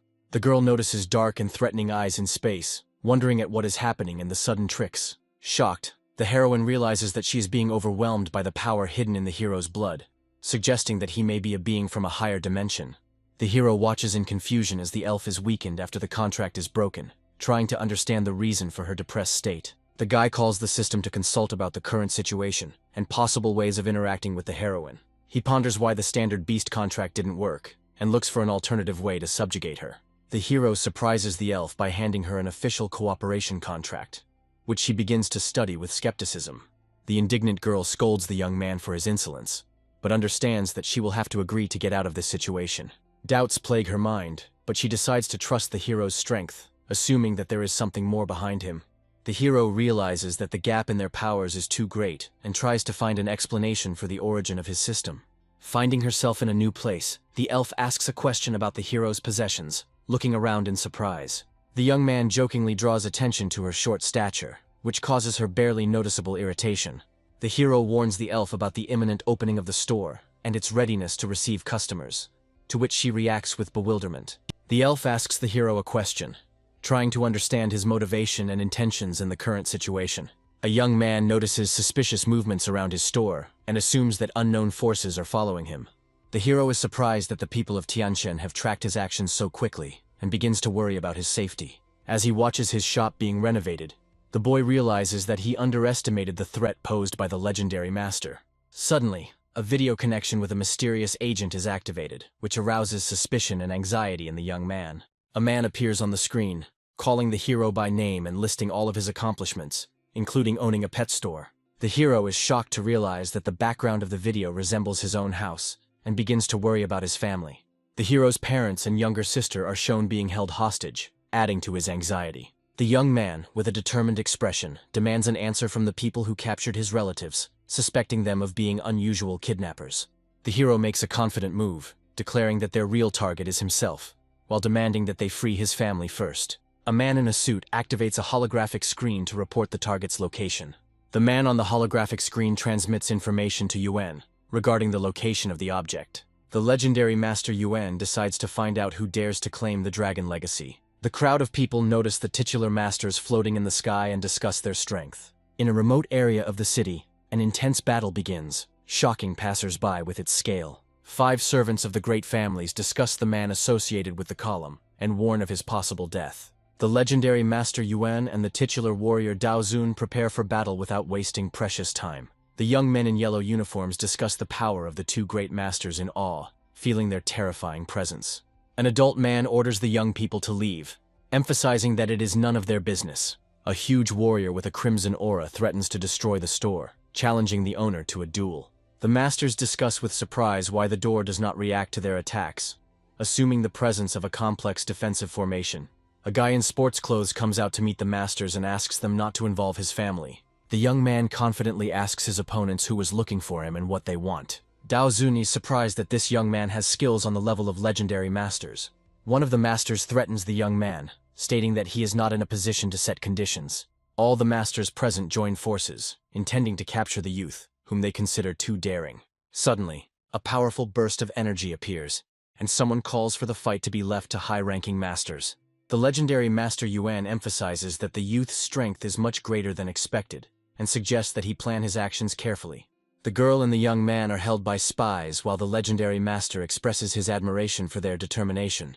The young man, unable to contain his rage, attacks and demands that his loved ones be left alone. The guy, in desperation, checks the girl's condition and asks what happened to them. The legendary master reassures that it is just anesthesia, and adds a philosophical comment about losing control.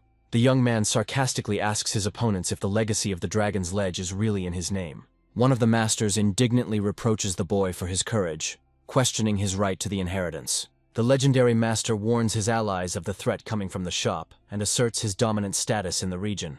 Master Yuan comes face to face with the young man, wondering how they can both be in the same room, like two equal legends. Yuan offers the boy to submit to him and promises to provide mentorship to develop his potential. Daozong comments suspiciously on Yuan's intentions, viewing his proposal in terms of power and influence. Yuan emphasizes the need to focus on the most worthy warriors in order to effectively utilize the Secret Realm's resources. The guy remembers with a smile his hatred for people who believed that something rare could only be obtained under certain conditions, including the moments of choosing the best. The legendary master warns that no enemy who dares to go against him will remain unpunished.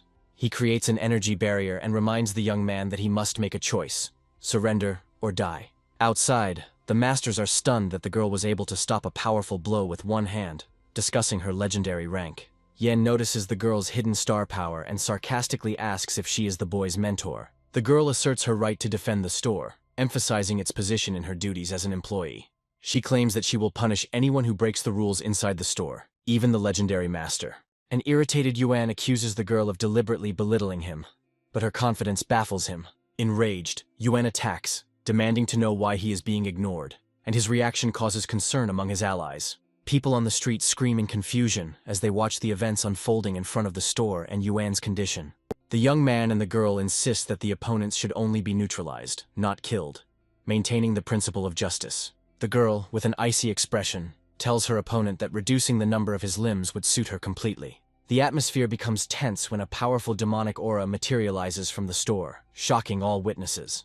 Yen summons a dark entity to become his weapon, imbued with destructive power. The legendary master uses a spatial rift to summon his most powerful servant. Yuan activates a new level of power, merging with the Shadow Beast King, displaying incredible might.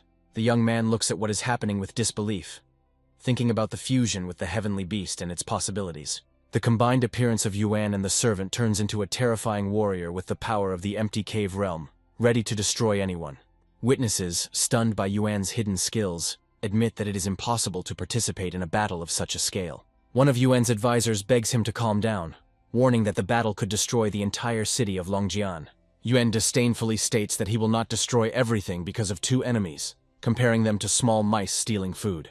The girl mockingly breaks the enemy's attack, asking if this is the limit of his capabilities. The guy stops the heroine from killing the defeated enemy, explaining that it will take him several years to recover. The astonished observers cannot believe that with one blow the devastating attack was neutralized. The young man challenges his opponents with a cheeky smile, asking why they are still hesitating. Returning home, the guy worriedly asks the girl who woke up about her health. At the table, the young man and his sister discuss recovery, while the mother is still resting after a hard day. A master with a thick beard tries to awkwardly talk to a girl, addressing her by name. The girl steps back in fear, and in panic asks the uninvited guests who they are. The group of guests introduce themselves one by one, emphasizing their belonging to the Xiao family, causing her confusion. The sister, outraged by the intrusion, asks her brother why these people are in their house. The guy awkwardly makes excuses to his sister, claiming that he brought the masters as her tutors. He emphasizes that training from such masters will give her knowledge that cannot be obtained even at university. The girl asks skeptically what exactly the invited mentors are going to teach her. One of the masters, Xiao Lu, introduces himself as the King of Poisons and promises to pass on knowledge of poisoning and detoxification. Xiao Qian, a restoration master, offers to teach her healing skills and physical strengthening. The third mentor, Xiao Tang, states that he will teach her how to operate hidden weapons and mechanisms. The last master, Xiao Mu, who calls himself the Beast Emperor, offers her the skills to control celestial beasts and gives her a moon dragon. The girl is stunned by the generosity of the masters and asks in bewilderment if she can really control the dragon. She turns to her brother with a question whether these craftsmen can be trusted and whether they demand anything in return. The mentors, understanding her doubts, ask for forgiveness for their straightforwardness, admitting that they underestimated her. The masters bow before the hero and heroine, begging them to spare their lives and show mercy. The guide jokingly asks the girl if she knows how to use curse magic, to which she strictly rejects such methods. The girl with a sly expression asks the guy if he is afraid of the master's betrayal and if he wants to keep them under control. Activating her energy, the heroine announces that for the sake of points she will perform another miracle to cleanse the masters. The masters, blinded by the light of her energy, fall to their knees, praising her as a goddess and declaring that they have seen the light. An onlooker comments in shock that she is able to control even titled masters as if they were children. When the guy asks what she did, the heroine explains that she used the blessing seal to guide them on the path of truth. The heroine warns that disrespect for her faith will lead to punishment in the form of burning in divine fire. The guy calls the girl cruel, but then solemnly announces that everyone is now obliged to believe in the inviolability of the Su family. He ironically offers the masters, since they are here, to teach him the skills of sword handling, capturing their attention. Dao Zun, a little embarrassed by the request, doubts whether there is any point in teaching a guy with such colossal strength. The young man, with a firm expression on his face, insists on his desire to learn from the master. Dao Zong agrees, but emphasizes that the sword technique is destructive, and also clarifies important points for starting training. The master notices that the boy's fighting style is more like a fist fight, and asks about his intentions to use the sword. The guy confidently replies that he will take care of organizing the training field, offering to leave contact information. The young man reminds her that learning from the masters is a rare opportunity, and asks her to make the most of it. Having contacted partners via a holographic interface, the guy discusses the sale of a fire dragon and real estate. He thanks the professional team for the speed, and offers to complete the transaction in his store. After looking at the energy interface, the young man plans to upgrade the store to level 3 to expand its capabilities. Thinking about the possibilities, the guy makes plans for additional earnings, discussing them with an invisible ally. The guy decisively raises the level of his store, happily noting that it begins to resemble a full-fledged pet store. Using a holographic interface, he carefully carves out 300 square meters of living space for his family. The girl, impressed by the power of this force, is surprised that the created objects can exist forever, without the need for energy replenishment. The young man continues the planning, distributing part of the space for a reception area and office space. The next step involves dedicating a fifth of the store to a feed storage area to make inventory management easier. He uses the remaining space for growing sections and experimental areas, completing the store's design. Satisfied with the result, the guy confirms all the changes, believing that this will be enough to keep the store running. Outside the store, a mother and daughter wonder if they have the wrong address when they see a familiar name. The large building with the sign catches their attention, emphasizing the grandeur of the new store space. The hero greets them inside with a smile, asking if they managed to take everything and if they are ready for the next steps. The two craftsmen inform the guy that all the things are packed and loaded into the truck, and say goodbye, heading off as he instructs. The guy gives permission for the trucks to leave and begins to prepare for a new organization of space. The sister is surprised to see the store has expanded significantly, and explains that the teachers vacated their house early that morning. The young man calmly replies that it's a long story, but on the way he'll explain everything and offer to go to the store. The first customers appear at the entrance to the store, trying to impress the elf, but receive a cold response for their attempts at flattery. The heroine, holding 3 creatures in her hands, jokingly scolds the young man for calling his clients ants. The guy asks his sister to look after the store, citing his busy schedule with other things. The sister is delighted to discover that they now have their own swimming pool, and her joy lifts everyone's spirits. She is delighted with her new room with a soft bed, noticing how much better the conditions have become. When asked about the cost of the house, the guy explains that the money was received from clients from elite areas of the city. The guy assures the family that the elite clients are happy with his work and pay for it easily, and the house is too big for their convenience. The sister jokingly says that she is taking over the responsibilities of running the house, and then asks who the attractive girl in the store is. The young man recalls the contradictory images of the heroine with confusion, but calls her his new employee. The mother suggests that the boy invite the elf to dinner to get to know her better as part of the team. Joanna greets family members elegantly, showing her respect for them. At the dinner table, the girl's mother asks her name. The sister touches Joanna's hair curiously, noticing its softness and fluffiness, while the boy reacts with slight irritation. In an informal conversation, Joanna's mother asks questions about her background, age, and personal life. Joanna replies that she is from the Outlands, is 18 years old, and has not yet thought about romance. After dinner, the guy asks Joanna ironically why she acts so ordinary with his family, and she jokes about the possibility of raising her rating. The young man sarcastically tells the elf that he will increase her personal rating if she continues to work just as effectively. The mother wonders how the hero and his employee manage to run the store together. Joanna calmly replies that the current flow of visitors is enough for the two of them, but additional tasks could complicate the work. The guy notes that thanks to Joanna's abilities, he can even reduce his participation in the management of the store. The young man, with a sly smile, thinks about plans related to the young mistress of the Tang family, who remains locked up. The girl appears in the guy's room and angrily asks what he is up to, while he calmly answers her question. After examining the room, she realizes that she is in the hero's house, deciding that he is not prepared to defend himself. The girl is thinking about an escape plan, planning to break a window and escape, only to return with the support of her family. She soon rushes towards the exit with revenge in mind, and the intention of gathering the Tang family's elite to attack. Promising revenge for her capture, she clenches her fists and speeds away from the hero's house. The girl angrily hits the window, but finds that it is too strong for her to escape. Exhausted, she falls near the barrier, blaming the guy for her current state due to long days locked in without food. In a last-ditch effort, she calls out furiously to the boy, demanding an explanation of his intentions. The guy, with a mysterious smile, replies that his main goal is to understand her value and use her abilities. In response to his remark, the girl points out his strange intentions with apprehension, suspecting a perverted plan. Gathering her strength, the heroine asserts that she will not allow him to do with her what he wants. She states that the Tang family has prepared her for any hardship, but adds that hunger still weakens her. In a furious and mixed state, the girl eats the offered buns, while simultaneously threatening the guy for her fate. The young man, with a sly smile, offers her to sign a temporary contract, adding that she will have to pay for the food. The next day, the store attracts many customers who admire the beautiful employees, thinking it is a fashion show. Joanna and the elf greet visitors, offering to split into 2 lines, for service and section rental.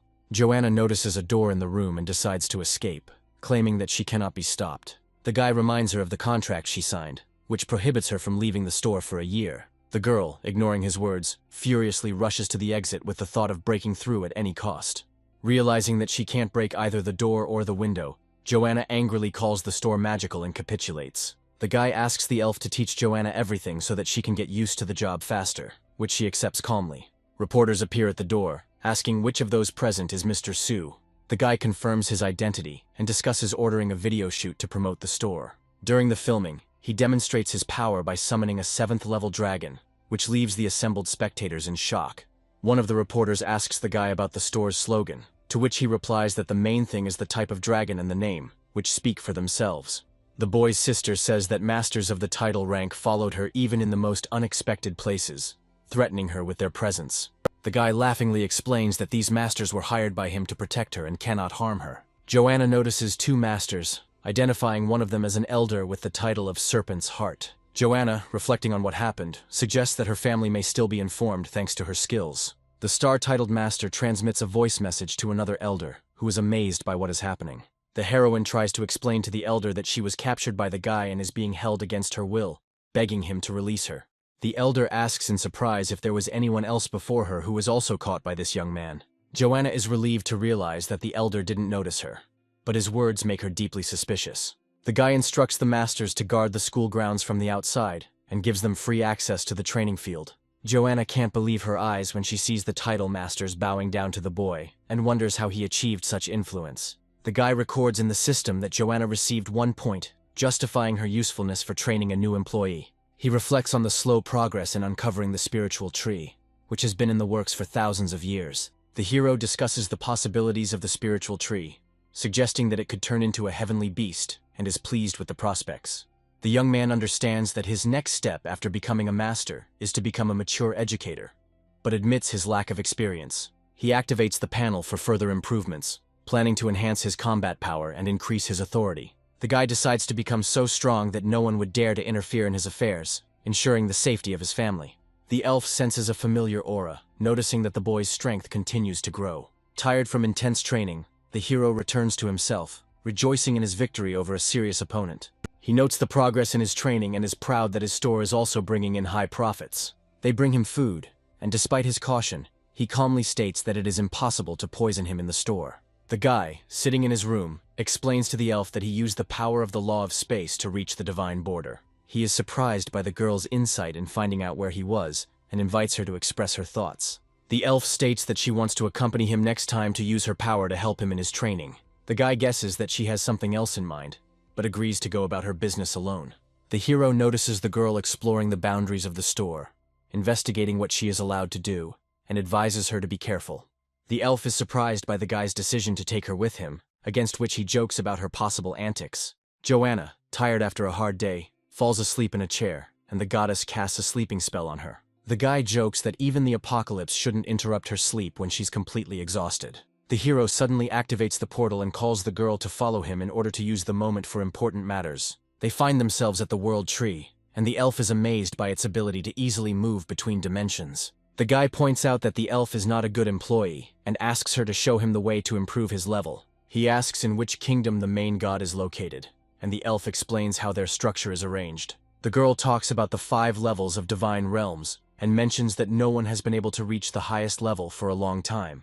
Suddenly, a winged guest of the goddess appears and greets her, and the guy asks who he is. The guest asks them to hold his hand to transport him to another world, which causes the hero slight bewilderment. They arrive at a majestic hall where the divine source is prepared, to which the guest leads them. The guy notes that the elf takes preparation seriously, even changing clothes before the procedure. The divine source activates, creating a grand spectacle, and the hero notes its incredible effectiveness. The elf explains that only the best can take a dip in the spring, and points to a specially prepared arena for training. The girl offers a deal. Every time the guy returns her to the kingdom, he gets access to the source, but she asks to stop hunting the star beasts. The guy wonders why the elf is against his battles with the star Zerg, because they have the same goal. The girl brings clarity by stating that she can smell divine crystals on his body, taken from her kind. The young man evaluates her words, and, not finding anything strange, explains his interest in these crystals. The elf points to the giant world tree, remembering its significance to her people. She tells that after death, the bodies of the gods turn into divine energy, which returns to the tree, which gives birth to new gods. The guy explains that the star Zerg absorb this energy, as a result of which it does not return to the tree. The elf explains how cultivation level affects the amount of energy returned, confirming his words. She laments how as much divine power as new gods were lost in the Zerg attack. The girl confirms that with the loss of the supreme divine realm, her people have lost the opportunity to reach the realm of the supreme god. She sadly notes that the once great divine people are now fragmented and on the verge of extinction. The heroine is in a depressed state, worrying about the current situation. The guy gives the girl a large number of divine crystals collected during the day, which causes her surprise. The young man realizes that his actions in eating crystals are no different from the methods of his enemies, and decides to change his behavior. The hero calls on the girl to bring the creatures into the arena to test their strength. The heroine notices that the energy from the crystals penetrates to the bones, thanks the hero, and leaves. The young man dives into the magical waters, thinking about how they speed up his training and activate the cells of his body. The girl leads the hero into the battle arena, pondering his potential and meaning to her people. The hero opens the vault to hide the collected divine crystals in a safer place. The guy completes the training, advancing in his development to a new level of strength and mastering the art of spirit control. The hero realizes that the only real opponent on this subcontinent will be another legendary warrior, whom he must surpass. The young man reminds the girl of the need to prepare for the workday, mentioning the funds spent on advertising.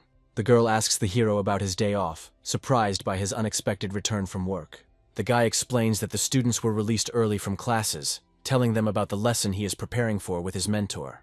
The girl flares up with emotion, indignant at competitors using clever marketing moves. The young man laughs at her heated reaction, which leaves her puzzled. The hero comments that her behavior is reminiscent of a little boss, which makes the girl embarrassed. The guy explains that the massive success of competitors is due to the influence of the tournament winner and the passive following of clients for trends. The girl decides not to ignore this and suggests developing her own cunning plan of action. The young man comes up with the idea of using the tournament champion to create a buzz around their store. Crowds of people discuss the advertisement of their establishment, preparing to try their hand at the promise of championship. The unknown man is outraged by the appearance of a competitor's store, clenching his fist in anger. The board of directors discusses the issue of competition and the need to take measures to retain customers. The company's president suggests using PR specialists to collect dirt on the owner of a competing store. The president ominously gives instructions on the need to destroy the reputation of the store and its owner. One of the subordinates praises the president's ability to deal with competitors and supports his plan. At the Zhou family residence, they discuss how a small shop can guarantee the championship, causing confusion. The elders of the Zhou family plan to take advantage of the enemy's weakness to strengthen their family's position. At the same time, at a meeting of the Liu family, they discuss who owns the strange store, calling it impudence. One of the elders reports that the shop owner is not listed among the major or minor clans, raising questions about his origins. Additional information suggests that the legendary Master Yuan was sent to the shop owner, but he returned without results. The elder reports that the legendary rank was at stake, and the witnesses were eliminated in secret. The man asks not to spread information about the opponent and to wait for a clear picture of the situation. A few days later, the store attracts attention with the promise of a guaranteed championship, causing excitement in the crowd. The young man answers the student's question with doubt, confirming the seriousness of his statement. The girl clarifies whether the young man is really going to promote one of the clients to champion, following the advertisement. The hero explains that this strategy is just a gimmick to attract traffic, and does not involve any real winners. The young man says he will only recommend trusted people to avoid any unwanted consequences. The hero indicates that the plan is to select someone who can consistently put in the effort to train to achieve success. The determined girl asks to give her the opportunity to train and achieve championship, surprising those around her. The hero notes that with the right strategy and effort, and with a strong ally, one can confidently enter the top 10. The girl resolutely declares that she wants to become stronger and follow in the hero's footsteps, since being in the top 10 is not enough for her. She admits that the hero has gone through difficult training, for which she herself is ready to work to reach his level. The hero reminds her of her significant progress in her first year, and asks about her concerns. The young man warns that the fight for the championship will bring confrontation with the city, competitors, and even former friends. The guy adds that the upcoming tournament will require her to sign up for a life-or-death fight. The girl confidently replies that she realized this when she became a master of fighting beasts. She mentions the day she felt a strong aura of a hero protecting them behind their backs. The girl screams that she is no longer a child, and wants to use this opportunity to protect others. The hero replies with a smile that he will think about her decision. The young man agrees that her aspirations deserve discussion and further action. A crowd of people are demanding their money back, outraged by the situation around the store. The hero feels a strange reaction from the system, and thinks about what is happening outside. One customer claims his pet was injured by the store and is arguing for contract rights. The crowd begins to discuss rumors about a possible store error and suspicions of hormone use. The customer makes accusations against the store and claims the money invested, demanding an answer. The man panics, accuses the store staff of coercion, and threatens to call the police. The heroine appears in the background, but the hero stops her further actions with a strict order. The man shows off a brightly glowing artifact, claiming that everything will now become clear. The client's pet, when exposed to magic, suddenly becomes weak, causing outrage. The hero asks the man if he had been in the store before, and is going to find out the details of what happened. The hero presents the documents and the man's signature confirming the agreement about the heavenly beast, but he tries to reject them. The man claims that his fox Aurora began to get sick after returning home, and the hero suggests conducting a check. The young man notes that the animal's strength has indeed decreased, but the cause looks more like poisoning than illness. The hero asks a girl named Anna if she has the ability to heal, and she modestly replies that she can do a little. The man accuses the store of using stimulants and mutated substances, citing a doctor's report. Anna intervenes, interrupts the accusations, and declares that she will take care of healing the beast herself. Anna pushes the noisy man aside with one movement, ordering him to get out of the way. Shocked onlookers watch as Aurora the fox almost instantly recovers and gets back on her feet. The man, seeing the result, apologizes for his accusations and says that he will leave them alone. As he leaves, he calls for the restored beast to follow him, acknowledging the shop's craftsmanship. The hero stops the man with the fox Aurora and asks him to go upstairs for further investigation. The young man notes that the man's nervous reaction to curing the fox is suspicious and asks who sent him. The man attempts to deny his actions, threatening to call the police if he is not released. The hero increases the pressure, forcing the man to reveal information, using his magic and the power of the fox. The hero remembers that the title rank allows him to punish without bringing charges, and asks the man if he is willing to experience this for himself. The frightened man confesses that the Liu family, who run another pet store, is behind him. The hero asks the man if the Liu family is connected to the famous Fei chain of stores, and demands more information. The man reveals that the heavenly beast was seriously injured, and the Liu family offered free treatment in exchange for placing the blame on the hero's shop. The boy tries to find out the identity of the man from the Liu family, but the man claims that he does not know his face because he was wearing a mask. Anna, with a cold look, answers the heroes that the gods do not use disgusting methods like mind reading, rejecting such a possibility. The hero notices that the man speaks too easily and precisely in his explanations, as if he had prepared everything in advance. Anna suddenly intervenes, approaching the man, which frightens him and causes him to call the fox Aurora for help. Anna casts a soul search spell, revealing the man's memories and the reason for his actions. In the flashbacks that surfaced, it was shown that the man received threats from the Zhou family and was forced to carry out their plan with the heavenly beast. The man remembers that he was promised a level 8 bloodline if he betrayed the hero's shop, but at the same time he realizes his guilt before the fox Aurora. The hero angrily grabs the man and declares that he is an undead for his actions, scaring him to the point of trembling. The man begs for his life, promising to take better care of the fox and correct his actions. The hero demands that his contract with the fox Aurora be cancelled, while Anna watches what is happening.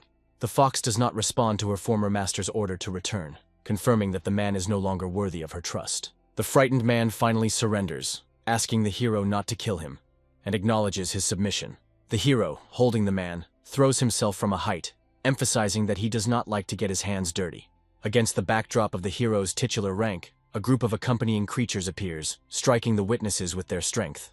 The hero demands to call the head of the clan, noting his arrival as the owner of the Azornic store. The servants of the Joe clan ask the hero to wait, stating that the leader has already been notified of his visit. The hero, demonstrating the power of the luminous purgatory, warns that he does not have much patience. The elite Joe army emerges from the clan's courtyard, blocking the hero's path and promising to prevent his advancement. The hero coldly states that he needs a leader, adding that he will not wait long. The commander of the elite army, who possesses the combat power of the 9th level, warns against entry without permission.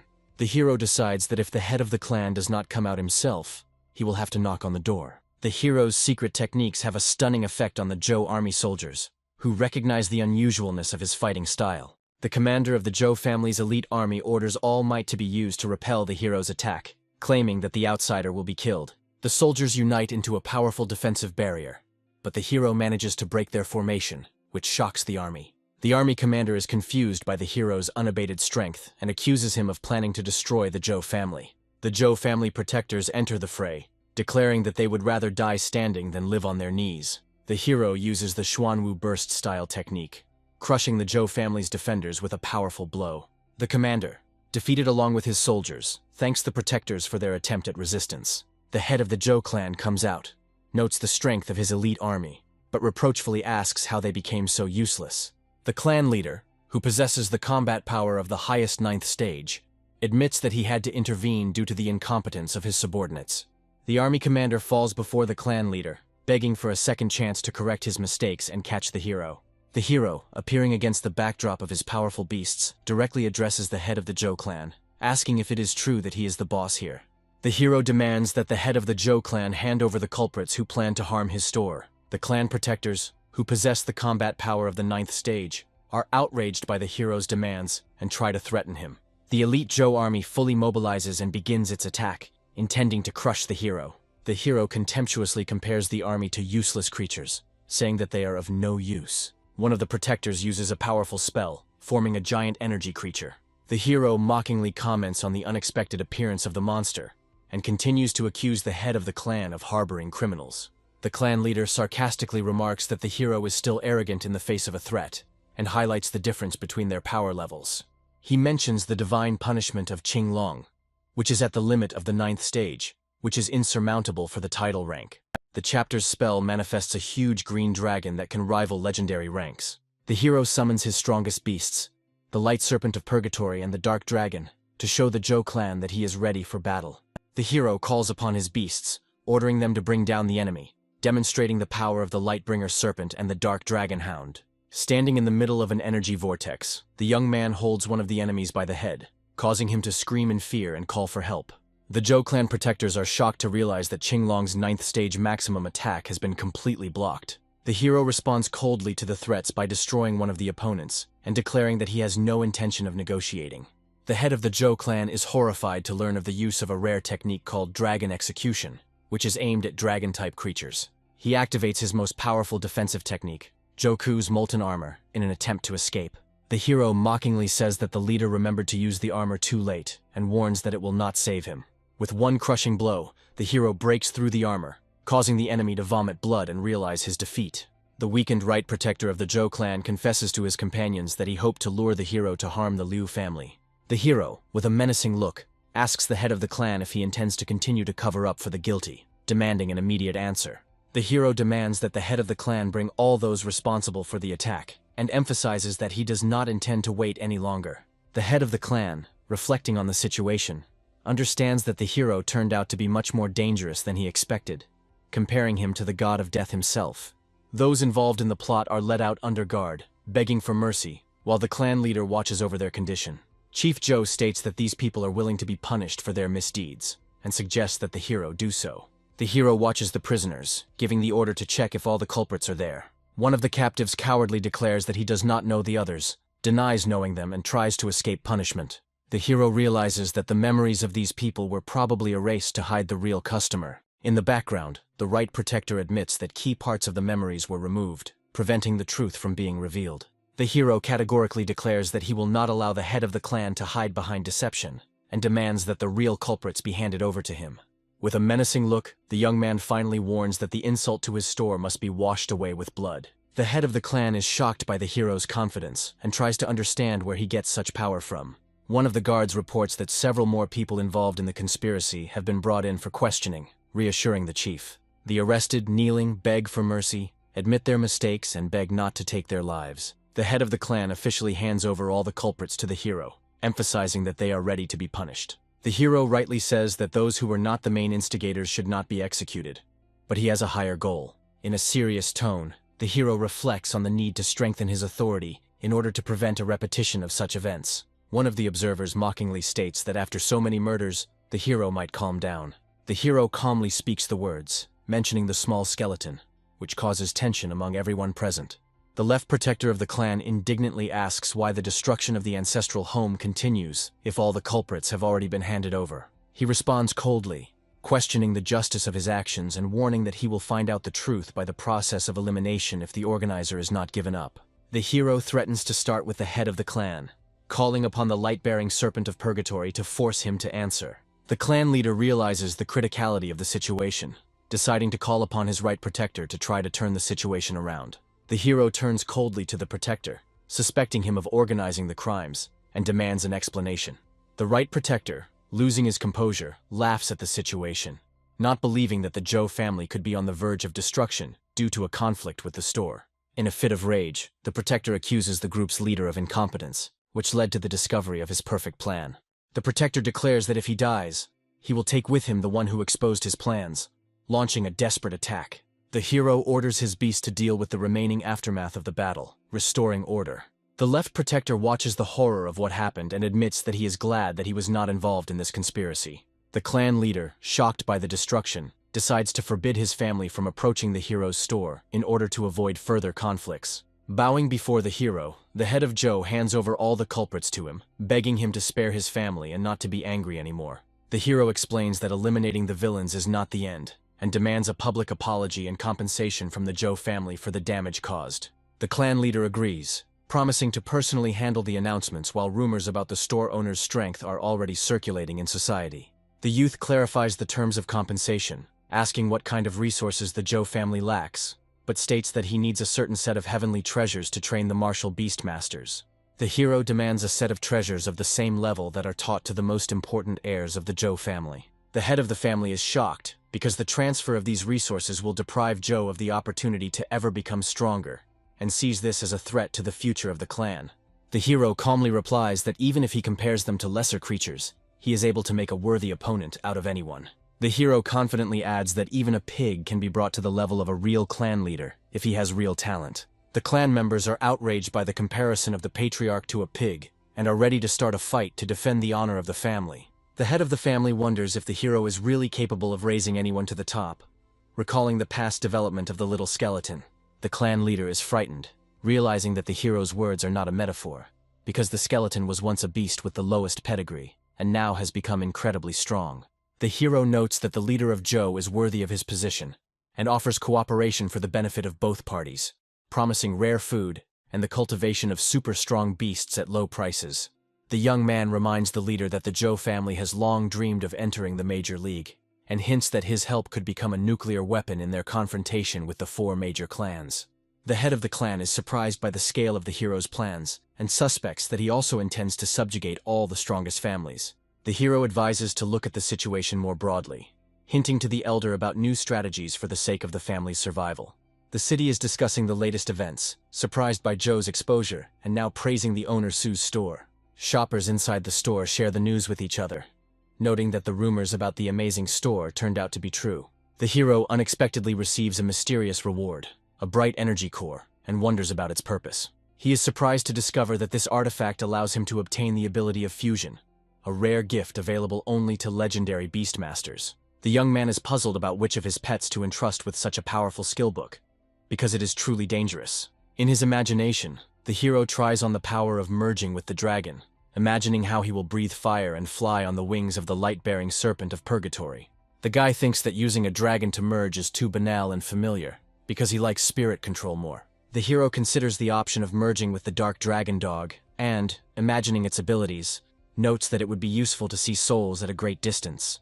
The dark dragon dog reacts happily, but the idea of becoming a dog warrior seems too ridiculous to the hero. The boy decides that the only one truly worthy of the legendary fusion skill is a small skeleton. The young man summons a miniature skeletal warrior, warning that he is not needed for battle this time. The little skeleton grabs the skill book. The hero encourages him, convincing him to accept the power quickly. The hero is surprised to notice that after receiving the fusion skill, the skeleton's combat power has increased almost 1.5 times. After absorbing the bloodstone, the appearance of the small skeleton changes. It becomes stronger and much more frightening.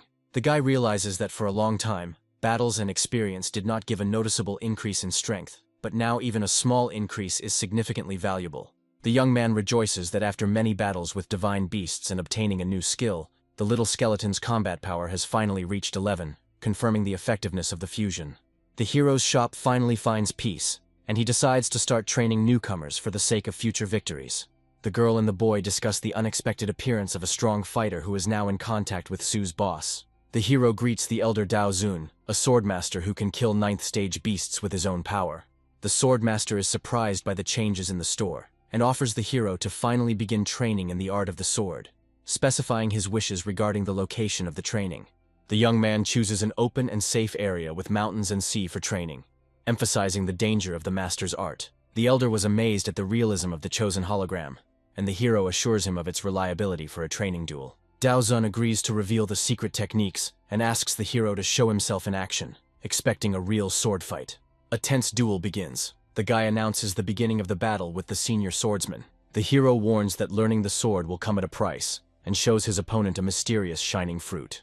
Senior Dao Zun is astonished to recognize the legendary spiritual tree fruit, which can develop the strength of a beastmaster to the next level. The hero looks with delight at a rare artifact that could shorten his years of training. The man activates the blade, explaining that its uniqueness is not available without exceptional skill. The guy notices the devastating attack and exclaims in surprise about the appearance of a mysterious creature. The senior master discusses the hero's pet's power level and shares his impressions of its potential. The heroine reflects on how destructive this little skeleton is. The master is determined to teach his pet the art of weapon handling at any level. The hero, full of determination, actively prepares for training, sparing neither effort nor time. On the battlefield, 2 blades clashed, causing surprise among those watching the clash. The hero gathers his allies, claiming that he is now ready to go to the dangerous region. In a combat vehicle, a young man and woman discuss its power and exceptionality in light of their current mission. The hero informs his companions that he has agreed on a free place for temporary stay, including the preparation of transport. The girl is surprised by the mention of combat armor and asks about yesterday's incident. The young man explains that a clash with an influential family was inevitable, but he managed to defend justice. The guy reports that he eliminated the leadership involved in the attack, causing surprise among those around him. The girl assumes that recent events are connected with her success in the tournament, but she is assured otherwise. The hero philosophizes about the power and inevitability of confrontation, emphasizing that the problems are not her fault. The guy admits that he doesn't strive to be a champion, but emphasizes the value of training for his companions. The group discusses plans to prepare for the tournament, where the leader confirms that he has sufficient strength. A devilish creature appears on the field, and the allies decide to postpone the battle for a while. The girl releases a fire beast that attacks enemies, creating a fiery whirlwind. The girl warns her sister about an approaching enemy, offering to block his next attack. A young warrior summons the moon dragon to face a powerful foe. By combining her power with the summoned creature, she attacks the enemy using the moonclaw technique. The group rejoices in their victory over the enemy, finally easing the tension. A girl protects her comrade from a surprise attack by a creature with spiritual power. The enemy uses toxic fumes to hide from the team's attacks. The young heroine uses a treatment method to cope with the poison. The girl reacts to her comrade's joke, and the team realizes that the enemy is calling for reinforcements. The hero decides to unite the forces of his creatures for a final attack on the enemy. The young man solemnly assures that their coordinated actions will allow the battle to be completed in their favor.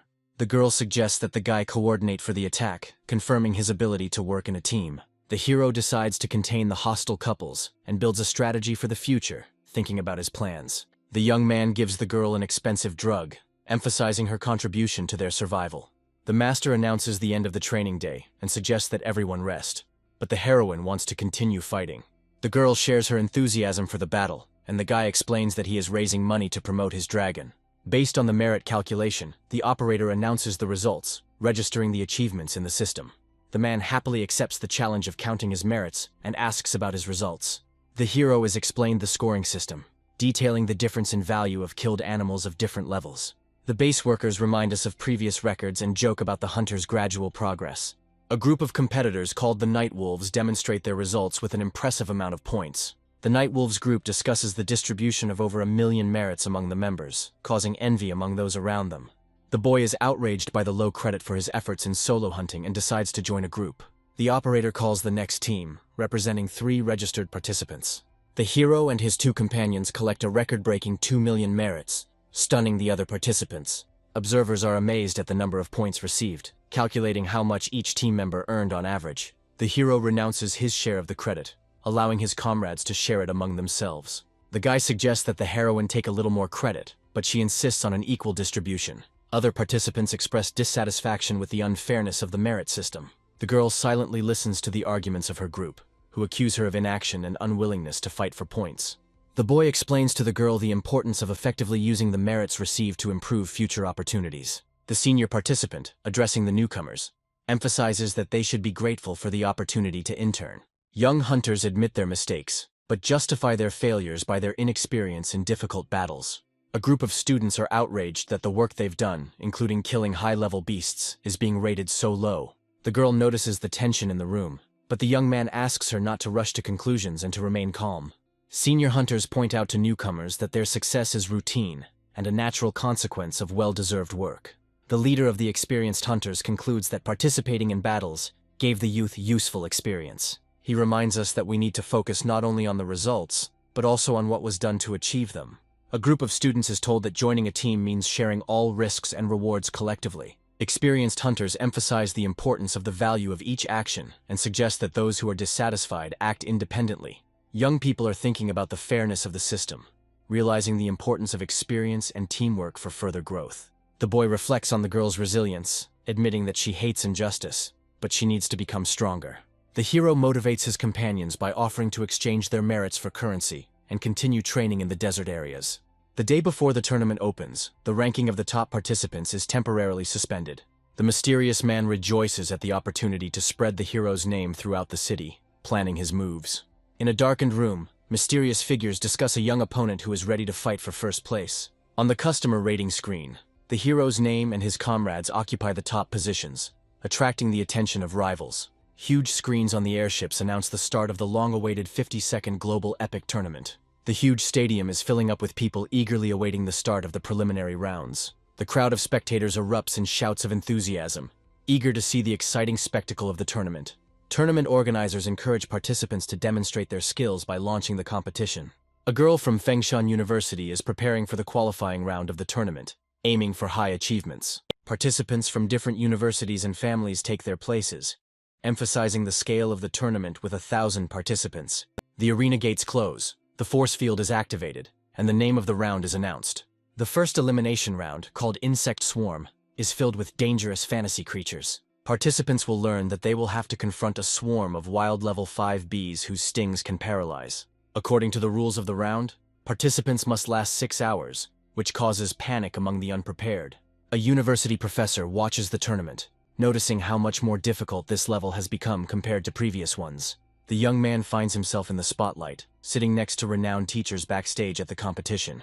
One of the mentors offers the hero to become a golden teacher at the university, promising great privileges. 2 professors begin a dispute over the right to recruit the hero, competing for his attention and talents. The young man discusses with the professor his recent successes and opportunities for continuing to work at the university. The teacher praises the hero for suppressing the influential family and notes how his store influences the development of the students. He is offered to head a new department of the university related to the cultivation of heavenly beasts, which provides enormous resources. The hero jokingly refuses the offer, saying that now he is only interested in participating in the tournament. The second professor expresses dissatisfaction with his colleague's treachery, but admits that he would like to suggest something similar himself. The tournament host reminds the participants of the rules, as well as the need to take care of the arena environment.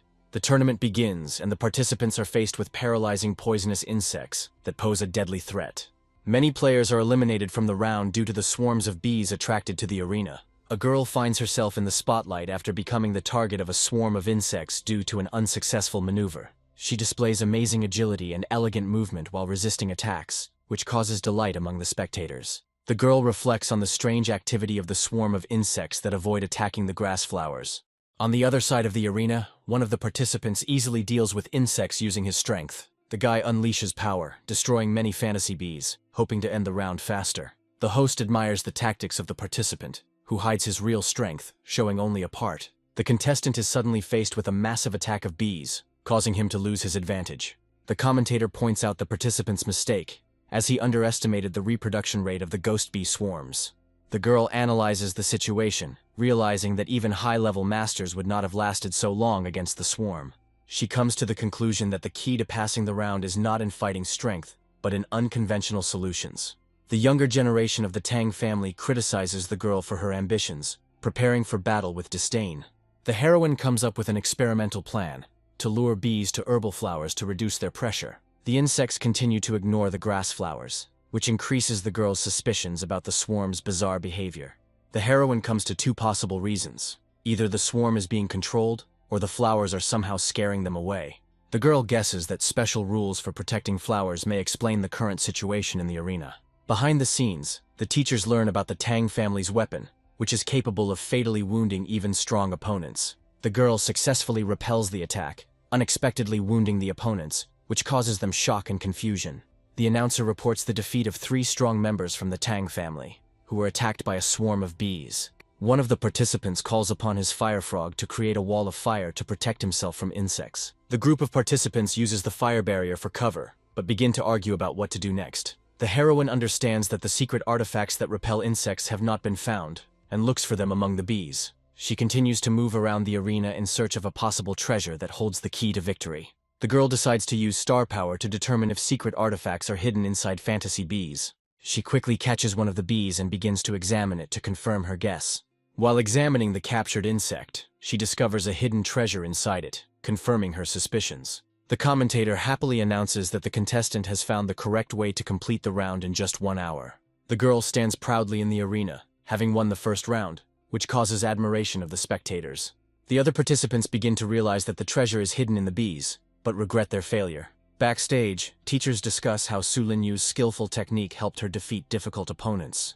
One of the senior mentors makes a sarcastic comment upon discovering the girl's connection to the Tang family. The protagonist answers in a light tone that there is nothing special about teaching the girl, increasing his calmness. The Tang family participants who lose the round leave the arena under the care of medical assistants, which concludes the round. One of the participants successfully repeats Su Linyu's method, receiving the key to passing the first round. The round is declared over, allowing the advanced participants to prepare for the next stage in 3 days. The heroine notices the importance of her discovery and is glad that it prevented possible tragedies in the arena. As she leaves the arena, the girl jokes about returning home and is noticed by a hidden rival from the Mu family. The Mu family's secret technique leaves a blood mark, causing beasts to become aggressive. The opponent explains that using this technique will split the load between the participant and their heavenly beast. A swarm of insects controlled by a member from the Mu family rushes towards Su Lingyu, causing horror among the onlookers.